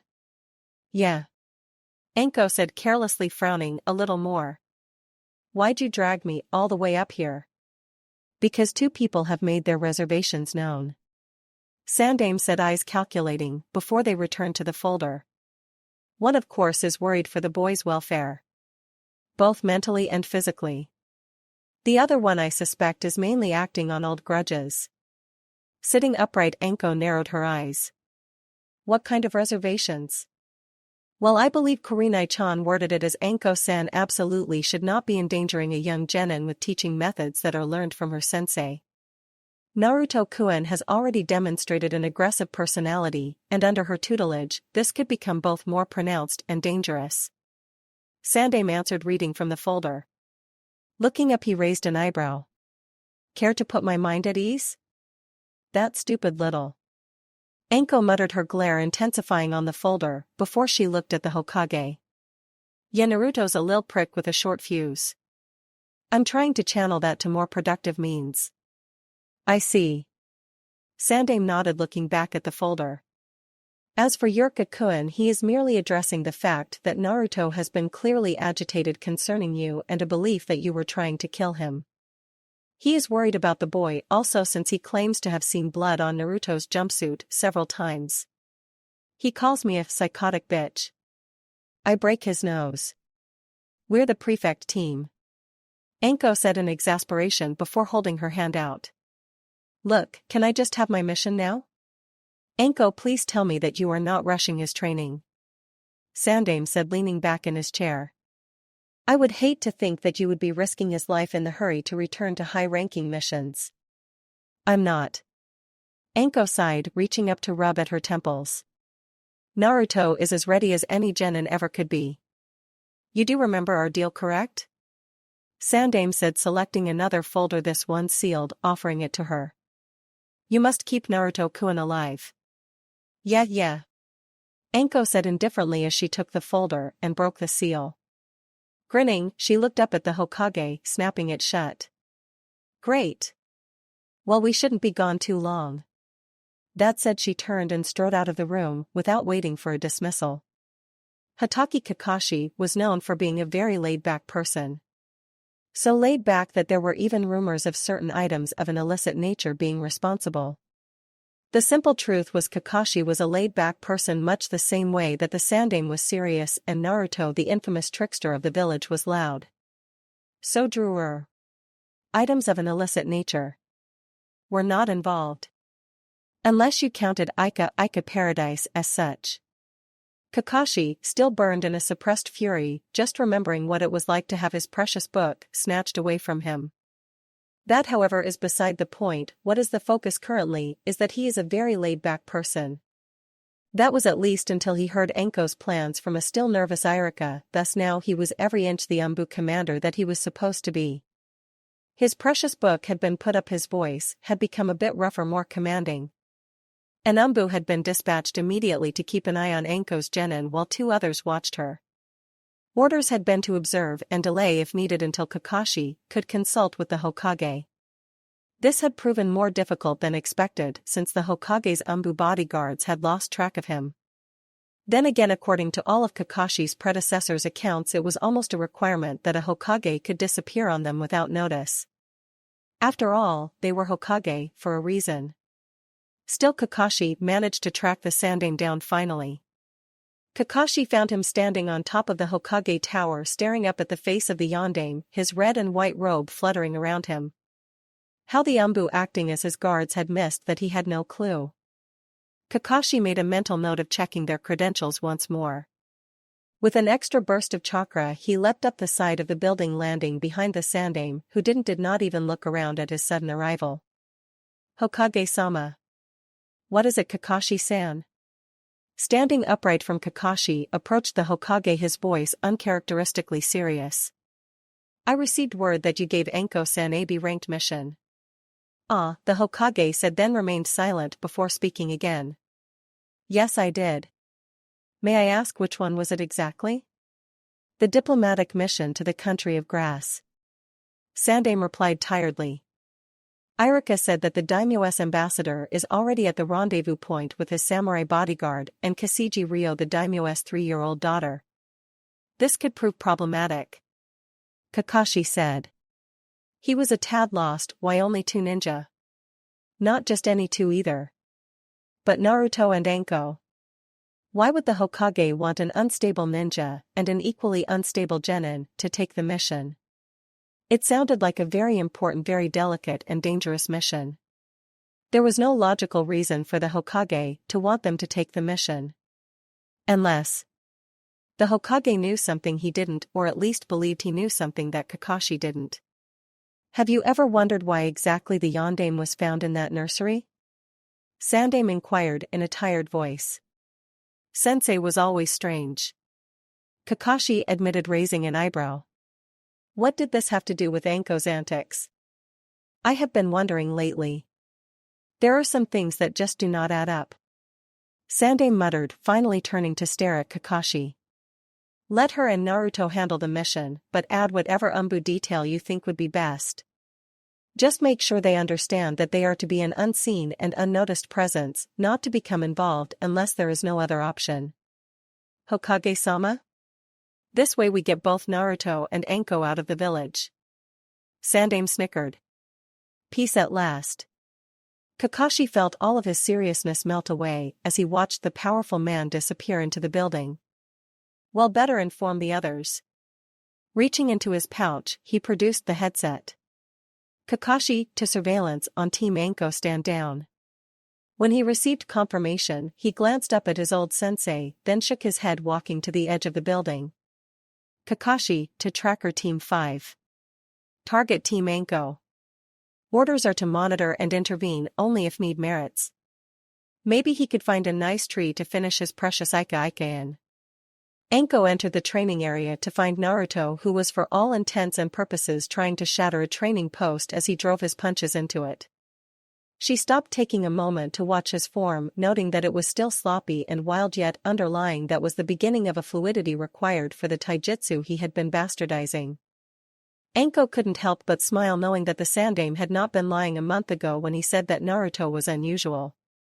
Enormous chakra capacity, rapid recovery from almost anything she could inflict on him. He learned quickly as long as he was learning with his body, thus she had created hide and hunt. Naruto had the potential to be an excellent ninja someday. Though if it had been her sensei, the boy would have been dead 3 days into training. If not for his lack of apparent potential, then for his total lack of finesse. Then she saw how he was punching. How had that managed to escape her all this time? It was slow as hell, and he was not even throwing it right. Faster. Anko finally said, her tone empty. Like a cobra when it strikes. Naruto stopped for a moment, turning to stare, and then scowling he turned back, his fist snapping out in almost a blur. Didn't they teach you to punch in the academy? Anko questioned harshly before walking over to grab his fist. Jerking it up so that he could see, Anko slapped his first 2 knuckles. You hit with those, and put your damn hip into it. Shoving his hand away, she sounded disgusted. Now punch the damn post. Naruto did as ordered, almost instantly wincing in pain. He started to say something, then narrowing his eyes, he punched the post again. And again. And again. Rotate your hand. Anko said after a moment, her tone neutral. Your entire arm rotates, including your wrist, when you punch. Remember, there's 5 parts to a punch: the chamber, direction, extension, rotation, and rechamber. Stupid. Naruto muttered and punched again, nailing the post as hard as he could. Nodding in mild satisfaction, she reached out to ruffle his hair, only to have him duck and move away. He continued to glare at her, almost angrily. He was probably just tired of all this training. I've decided to cancel training for the day. Anko announced happily, then seeing his continued glare, started glaring herself. What the hell is wrong with you? Whoopee. Naruto grumbled, his tone trembling in anger. I get time off from training. Big deal, not like I get to do anything else. Anko remained silent, knowing that more would come without her prompting. Damn it. How come I'm the only genin that never goes out on missions? Huh? Everybody thinks I'm lying about graduating, about being a genin at all. So what? Who cares what they think? I'm tired of training. I want to go on a mission. I want to show everyone that I'm not just a dead last loser from the academy pretending to be a ninja. Naruto shouted, his eyes almost watering. You want to know why we've done nothing but train? Anko retorted sharply. It's because I was determined not to go on those damn D and C ranked missions. I wanted you good enough that we could do B and A ranked missions. Sasuke's already, what the hell does that matter? Anko cut him off angrily. He's a stupid Uchiha. If you're going to have a rival, you should pick one that doesn't have a family that are a bunch of thieves. Hell, the only ones with the damn Sharingan that are worthwhile are Itachi and Kakashi. But if I don't, then Sakura-chan, wake up. Anko shouted, cutting him off yet again. You aren't even friends with that girl. You'll never be friends, let alone her boyfriend. She's completely fixated on that lil Uchiha bastard that you're obsessing over. Grow up, we're ninja, not villagers in school. When all Naruto could do was stare at her, she snorted and produced the folder she'd gotten from the sandame. Now if this preteen emo moment is over, can you please focus on the fact that I've cancelled training because I've got a Sajusi B ranked mission? A mission? Naruto suddenly shouted, apparently recovered from his depression. Honest? Yep. A real mission. Just like they should be. Anko cheered. It took you a month to get ready, but now we can do it. Hee hee hee hee. So what is the mission? We get to protect the daimyo, or a princess, or fight a whole army. Naruto gloated, rubbing his hands together excitedly. Anko stared at him for a moment, assessing if he was really ready for this. Once she committed, there would be no turning back, and if she was wrong, she would be stuck teaching in the academy. But the glint in his eyes reassured, and she grinned. It's a diplomatic mission to Grass Country. We'll be bodyguarding the Fire Daimyo's ambassador and his 3-year-old daughter. We got a really great mission. People always want to kill princesses. Right. Naruto suddenly shouted, running out of the training area, only to come back a few minutes later. You better lead the way. Baka. You can't just run off on a mission like this with only the clothes on your back. Here. Fishing into one of the pockets of her trench coat, she pulled out a crumpled piece of paper. Handing it to Naruto, she continued. This is a list of basic equipment you are going to need. Get all the items on this list and meet me at the main gate in 2 hours. Turning, she paused to glance back at him with a smile that chased all the blood from his face. Don't be late. Then she was gone, and he was alone. Naruto hesitated outside the store in trance. He knew that this was not going to be easy. His childhood behavior had not made him many friends among the Konoha merchants, with the notable exception of the vendor of the village's finest ramen. Could he help it if some of the village's merchants were cheats, and that he truly enjoyed exposing them? Unfortunately, the Konoha Merchants Guild was a tight-knit organization where rumors spread easily. Stories of his exploits, some justified and many fabricated, were commonly traded by its members, demonizing the boy to the extent that most of the village's merchants associated Naruto's patronage of their shops with imminent financial ruin. Of course, this made it very difficult for him to buy anything in the village. Most shops would turn him away at the door, or chase him out if he managed to sneak inside. Thus the things he owned were limited to primarily hand-me-downs and discarded items. Thus Naruto had become very skilled at living on what he had at hand, but this skill would not help him gather all the items on the list Anko had given him, and he did not want to disappoint her. He understood the ramifications of that would be more painful than any he might encounter sneaking into a store. Closing his eyes and focusing, Naruto flashed through the required hand seals. Then with a puff of smoke he disappeared, to be replaced by a lightly tanned dark-haired boy wearing a nondescript light brown shirt and khaki shorts. Unless they could detect, the henge would suspect that this boy was in fact Naruto. Carefully Naruto took a step forward, glancing at his appearance in the shop window. He had never been good at henge, and even though his skills had improved through his training with Anko, it still took a tremendous amount of concentration for him to maintain the technique. Any momentary break in his focus would cause it to fail immediately. Taking a breath, Naruto entered the shop, very careful to make sure that he did not trip over or bump into anything. The room he entered was huge, a giant warehouse, containing every sort of ninja equipment imaginable, all shelved or hanging in neat aisles. Naruto wanted to curse. It would take hours for him to find everything on Anko's damn list. Even if by some miracle he could hold his henge that long, Anko would undoubtedly find and kill him for being late long before he gathered everything. Hello. Welcome to Neen Mart. Sang out a perky, cheery, high-pitched voice from behind him, which caused him to jump.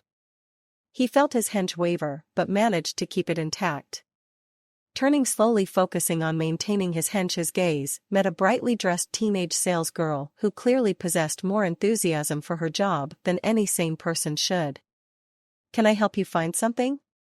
Tentatively Naruto handed her the list that Anko had given him. Scanning it, she frowned ever so slightly, eventually glancing up at the boy in question. This is quite a list. What sort of budget do you have for this? Naruto in response pulled out his bulging frog wallet. Gama-chan. Now while the Hokage's office provided a very modest stipend for orphans, years of involuntary frugal living had allowed Naruto to feed the money to Gama-chan until the wallet was ready to burst. The salesgirl took the wallet, her frown vanishing as she saw the amount contained inside. Suddenly her eyes widened and a trace of drool appeared at the corner of her mouth. When she looked back at him, her eyes seemed to sparkle at the thought of the commission she would be receiving. This is wonderful. Oh no, sorry. I mean, you have made a wonderful choice in coming to Nin Mart, where we happily service all your ninja needs at prices that cannot be beaten. Naruto grimaced inwardly. The salesgirl had been bubbly before, but now she was practically gushing. As she led him through the aisles, all the time going on about what was currently en vogue in ninja fashion, Naruto felt a sense of dread spreading through him. Now this collection of field packs just arrived last week. They are not among our budget line, but the added value is well worth the extra price. Why, look at these gorgeous little designer labels. Aren't they just to die for? Naruto wanted to tell the woman that he did not give a damn about designer labels or ninja fashion as long as it had orange in it, that is, but he had discovered that every time he tried to speak his henge would waver dangerously. So he was forced to remain silent, not that the salesgirl seemed to notice. She just kept cheerfully running him through the aisles, chattering as she continued to add items to a growing pile in his arms. Now I know these were not on your list, but I really think any self-respecting ninja needs them. They so suit your ninja fashion and are just so cute. She said, flashing him a pretty smile. One of the deadliest weapons a skilled saleswoman has against male customers, as she held up a pair of elegant leather vambraces. A pair of elegant leather vambraces with metal studs interspersed within a flowery paisley pattern. Naruto grimaced, but decided that maybe they would be a nice gift for Sakuya. He could give them to her, and she had be so grateful that. What the hell was he thinking? Anko was going to skin him alive if he did not find all the items on her damn list and get out of there soon. Glancing at the clock on the wall, then at his list, he felt like sobbing. They were only a third of the way done, and he had maybe a little over an hour left till he had to meet Anko. Just then a bell over the door to the shop clanged as a tall ninja with circular dark sunglasses and black bandana tied over his hair entered. Looking away from Naruto at the door, the young saleswoman paled slightly, her body tensing. Composing herself, she quickly brought a smile to her lips. "Hello, Ebsu-san. I will be with you in just a few minutes." "Take your time, my dear," responded the man, casting her a sly smile before wandering over to peruse the racks of magazines near the front counter. While Naruto couldn't be certain, it looked like the man had picked up the hottest Hot Springs issue of Shinobi Illustrated and slid it into a copy of Shuriken and Kunai. Pretending that he was keeping up on the latest in ninja weapons when he was really ogling pictures of Kunoichi at the bathhouse. Damn closet pervert. At any other time Naruto would have loved to expose the man for what he was, but at the moment he instead offered a small prayer to the kami for sending the man. His presence seemed to spur the young woman, helping Naruto to complete his order with a new vigor. "I am very sorry to rush you, sir. Here at Nin Mart, we value all of our customers equally, especially when they are interested in making large purchases. However, Ebsu-san is one of our most regular and loyal customers. Keeping up with the most recent trends in ninja fashion is very important to him." She paused and beamed. Why, he was one of the first male Konoha shinobi to start wearing nail polish when that style reached us this spring. However, please do not get the impression that he's just some blind trend follower. He chose the most glorious maroon to be his own signature color in spite of the predominance of royal purple among most of the fashionable shinobi who had adopted that trace chic style. Naruto was sorely tempted to let his henge go for the pleasure of cursing at her. It was hard to say which disturbed him more, the fact that Konoha had chosen a perverted fashion fiend to be one of its noble ninja, or the fact that this woman seemed to be captivated by him. It was only his ever-present image of Anko grinning as she slowly filleted him alive that kept him focused enough to maintain his henge and his calm. At least she was thinking about something other than his ninja fashion. She had shown him more than enough cute accessories already. "Which reminds me," the salesgirl suddenly chimed happily. "We simply must stop by the cosmetics section before I let you go."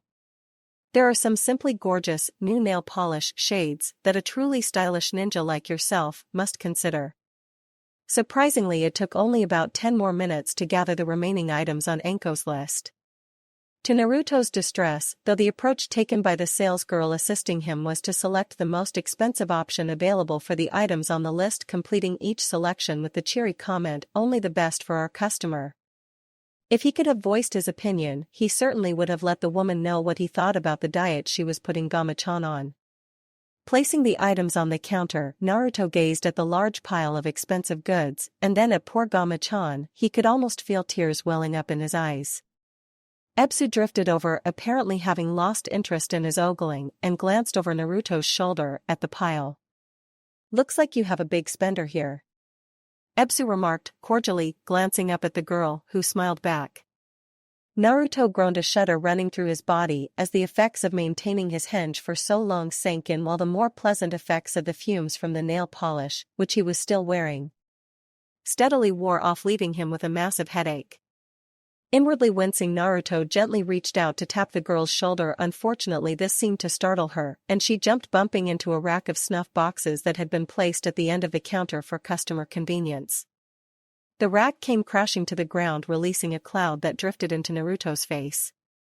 What happened next was perhaps inevitable, perhaps it could even have been foretold, before Naruto even set foot into the shop. Still, time seemed to slow as the cloud made its way to Naruto, then reaching his head and engulfed it. The spell was broken with a tremendous sneeze that was both physical and emotional release. Naruto, realizing that there was no hope of getting out of there with a single item from Enko's damn list, he grabbed his purse and then, while both Ebisu and the salesgirl were still shocked and disorientated, bolted from the store. Damn it, now what was he going to? Enko had told him to be at the gates in 2 hours, and he had used most of that with the stupid salesgirl. Furrowing his eyebrows, he tried desperately to come up with a plan as he ran down the street. Thus he completely failed to notice a tall figure stepping out in front of him while waving to get his attention. When Naruto did manage to see the man, he attempted to stop, but sadly, this was too little too late, and he plowed into Irika, knocking both to the ground. "Oi! Irika!" Naruto smiled brightly, all thoughts of the list and imminent death banished from his mind by excitement and pride. "I got a mission. An important one, to be ranked. I'm going to be guarding a princess." Irika frowned, climbing back to his feet and dusting himself off. Sighing, he looked at Naruto, putting a supportive look on his face. "Well, I can't say I'm happy about you getting this level of mission. Still, congratulations for getting your first mission." Naruto smiled brightly, putting his hands behind his head. He. "Hey, want to get some ramen to celebrate?" Naruto paused for a moment, his mouth watering at the possibility of ramen. Free ramen. It had been almost 3 days since he had been able to escape from Enko's torture long enough to go to Ichiraku. But the brief thought of Enko brought another image to his mind, an image of Enko and what she would do to him if he was late. No dawdling. Ramen would definitely count as dawdling. The thought alone sent a shiver down his spine. Steadying himself, he painted the best smile he could on his face and said to Irika, cursing himself with every word. "Sorry, Irika. Maybe when I get back you can take me out to celebrate how I kicked butt on this mission? But I really gotta get packed for this thing." Then, seeing the shock on Irika's face, this was the first time Naruto had ever turned down free ramen. Naruto continued, trying to ease the ache in his own heart and stomach. "Hey, do you think you could help me? I've got to get all the stuff on this list, but I got kicked out of the store when I tried to get the stuff." Irika hesitated for a minute, then glancing at Naruto suspiciously as if he could not believe he was really Naruto, took the list and scanned it. Naruto was an expert at reading Irika's facial expressions. He noted the signs of the teacher remembering something from his childhood and then the look of understanding. Thus he was not surprised when the scared man reached out and ruffled his hair. "I think I can probably help you with most of these. The academy keeps a supply of field kits for training purposes, and I'm sure the Hokage wouldn't mind if I lent you one for this mission. Just try to take good care of it, okay?" Naruto could not help but feel hope flood through him and gratitude. Enko might not kill him after all. Of course, Irika-sensei. You can trust me. Good. Irika said after a moment, his own lips twitching at something funny. Meet me at the academy in about 20 minutes. In the meantime, you better do as Anko said on this list and get some decent clothes that have not been ripped to shreds and smell like they've never been washed. Naruto laughed at that and then took off for his source of all things orange and jumpsuitish. Oi. Shikamaru. The dark-haired genin groaned as he saw Naruto moving towards them. Had his day not been troublesome enough? First, this noisy blonde had disturbed his already disturbed cloud-watching time, then he had to train his teammates, which was followed by yet another very troublesome D-rank mission that had once again been completed successfully. Since it was their 12th such mission, Asuma had offered to take them to a Korean barbecue Choji's choice instead of the normal strategy session at the shogi parlor. Personally, Shikamaru would rather go to the shogi parlor than to a social event with his teammates, but Choji was so enthusiastic about the barbecue that protesting just seemed much too troublesome. It now appeared that Naruto was preparing to create an even more troublesome situation. Despite this distracting annoyance, Shikamaru still noticed the way that Hinata blushed and moved to hide as the blonde in question approached them. Sighing, Shikamaru scowled at Naruto, wondering why he ever bothered with trying for a peaceful life when the fates apparently enjoyed forcing him into troublesome situations. What is it this time, Naruto? The genius asked blandly when the blonde had stopped walking. I'm going on a mission. AB ranked 1 even. See, I'm a real genin. Naruto said smugly, smiling brighter than ever. Shikamaru winced. Apparently the blonde's delusions were at it again. Why did it always fall to him to fix these things?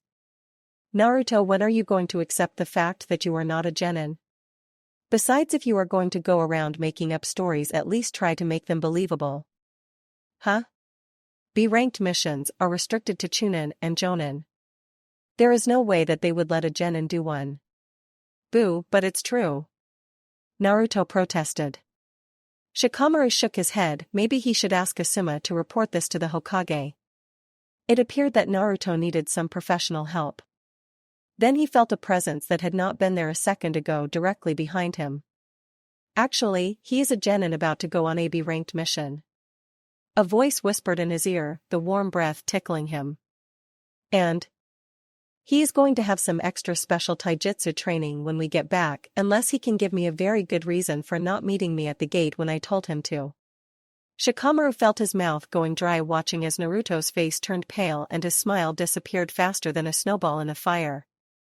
It took a great deal of effort, but Shikamaru forced himself to take a step forward and then turned to see one of the most terrifyingly beautiful women he had ever seen. Obviously she was a kunoichi, the forehead protector, unnecessary, due to the fact he could tell from the nonchalant way she was toying with a kunai. Shikamaru was also smart enough to realize that although her body and attire were distracting, if he so much as glanced away from her face he would suffer painfully. Turning, the woman in question faced Asuma, her tone far too chipper. Asuma. How's it hanging? When the bearded jonin coughed, she continued happily. These your brats? Looks like you lucked out a group with about as much motivation as you have. Asuma merely grumbled, chewing nervously at his cigarette. Well, we gotta get going. You know, missions and all that. So wait a minute. The woman said, her eyes zeroing in on Hinata. Well, I'll be damned. Seems that my little runt's got an admirer. And a main branch Hyuga even. What the hell are you talking about, you psychotic bitch? Naruto yelled, apparently having recovered from his temporary fear. Shikamaru barely heard the noise of the throw, and then he winced as the ringed end of a kunai bounced off Naruto's forehead protector, silencing him. What disturbed him most was how the woman had not even glanced at Naruto. Anko, it seemed, was more interested in Hinata, even going so far as to move so that she was behind the girl with her arm draped around Hinata's shoulders. You know, like most men, he's not particularly bright. If you ever want to get anywhere with him, you really need to open up a little and learn how to use a woman's charms. Anu. Hinata muttered, blushing while rubbing her fingers together. Anko grinned wickedly and kissed the girl's cheek in a mocking fashion. Well, we have to get going. Naruto, follow me. Shikamaru, still stiff from shock, watched as a grumbling Naruto and his sensei disappeared into the distance. It was then that he decided that being on a team with Choji Hinata and Asuma was not as troublesome as he thought, even if he had to be the leader. Things could definitely be a lot worse. Anko smiled, keeping a brisk pace up, happy to see that Naruto was keeping up with her, and that he had decided to forego bugging her about what she did earlier and instead start chattering away about what the border was like and other stupidities. Like what kind of people they'd have to fight. We'll probably have to fight some missing nins hired for the job, but it's no biggie. Anko gloated, smugly darting through the streets with Naruto keeping pace. You've beaten Kakashi, so I doubt a bunch of lightweights are gonna stand much of a chance. Even if you are a bit of an idiot. Hey! Naruto shouted, looking annoyed. I'm a ninja. 5 minutes later, they both came to an abrupt stop in front of the eastern gate, where Anko smiled, brightly glancing at him. Ready? This will be the first time we're actually going to work as a team too. Oi. How can you expect us to work as a team if we've never done it before? Naruto asked, blinking in confusion. The best teamwork is the type that develops in battle. Just remember, teamwork is fine, but if you rely on it, you're doomed to fail. The Yondaime didn't kill the Kyuubi with anyone's help. Anko responded, her tone turning sing-song. So ready for an awesome mission? Hell yeah. Let's go. Naruto shouted. Needless to say, the gate guards all shifted uncomfortably and shared looks of uneasiness. Naruto had never been beyond the walls of Konoha, he had never thought about going further. The village was large enough, and despite so many shinobi and civilians, there were plenty of places for privacy. So taking that first step beyond those gates had filled him with an immense sense of pride. Pride that he was a ninja on a real mission. Anko had stared at him oddly for a moment when he had darted around looking everywhere. When Naruto finally noticed, she gave him an odd smirk, then continued on her way. After taking one long last look at the village walls and gate, Naruto turned and ran to catch up with her. Sadly, the novelty of travel wore off after the first 12 hours, and as they approached the small village where their client was waiting, Naruto was starting to feel impatient.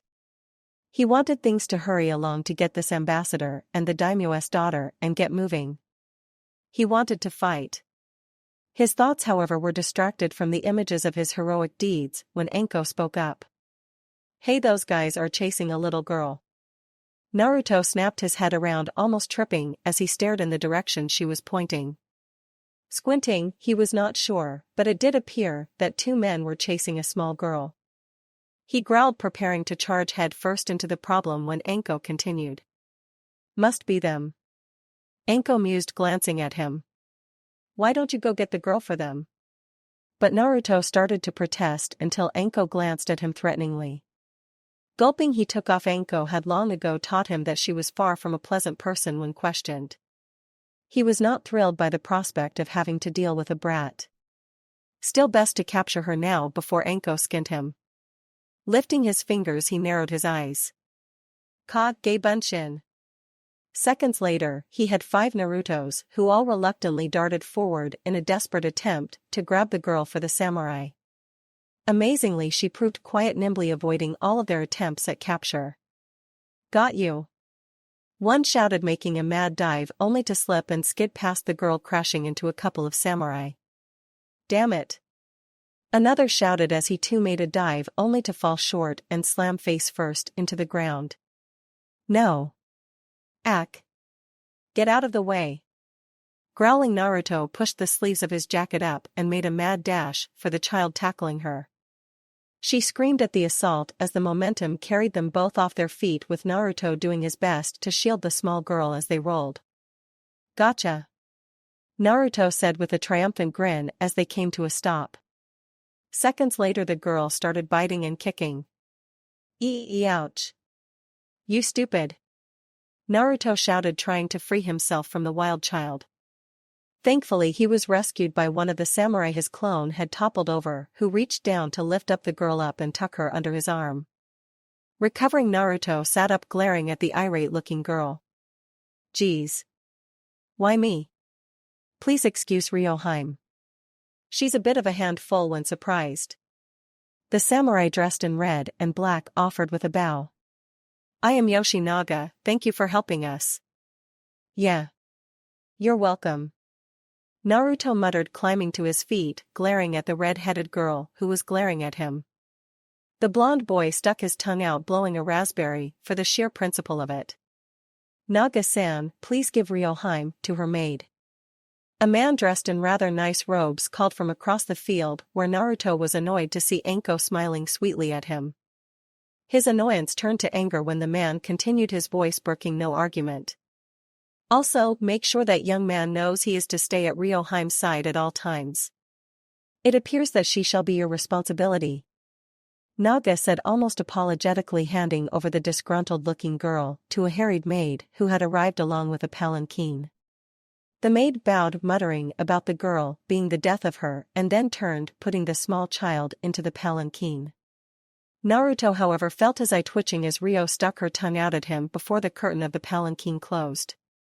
He could already feel it. He was going to punt her like a ball. Or strangle her. Or... Naruto, hurry up. We can't wait around all day for you. Anko called, turning to continue on at the side of the ambassador and the 20-some-odd samurai. Glaring at the woman, it was all Naruto could do to keep from cursing out loud. Storming after the others, he barely noticed the two samurai falling into step beside him, hands resting on their swords as he caught up to the palanquin and maid. Stupid Anko, stupid Ryo. Naruto grumbled under his breath, unable to believe that he would be babysitting. Thank you for your views, likes, subscriptions, and overall support of my ongoing efforts to bring great content to all of you. Check out my Patreon for more mature fanfiction. The link is in the description and everywhere on my channel.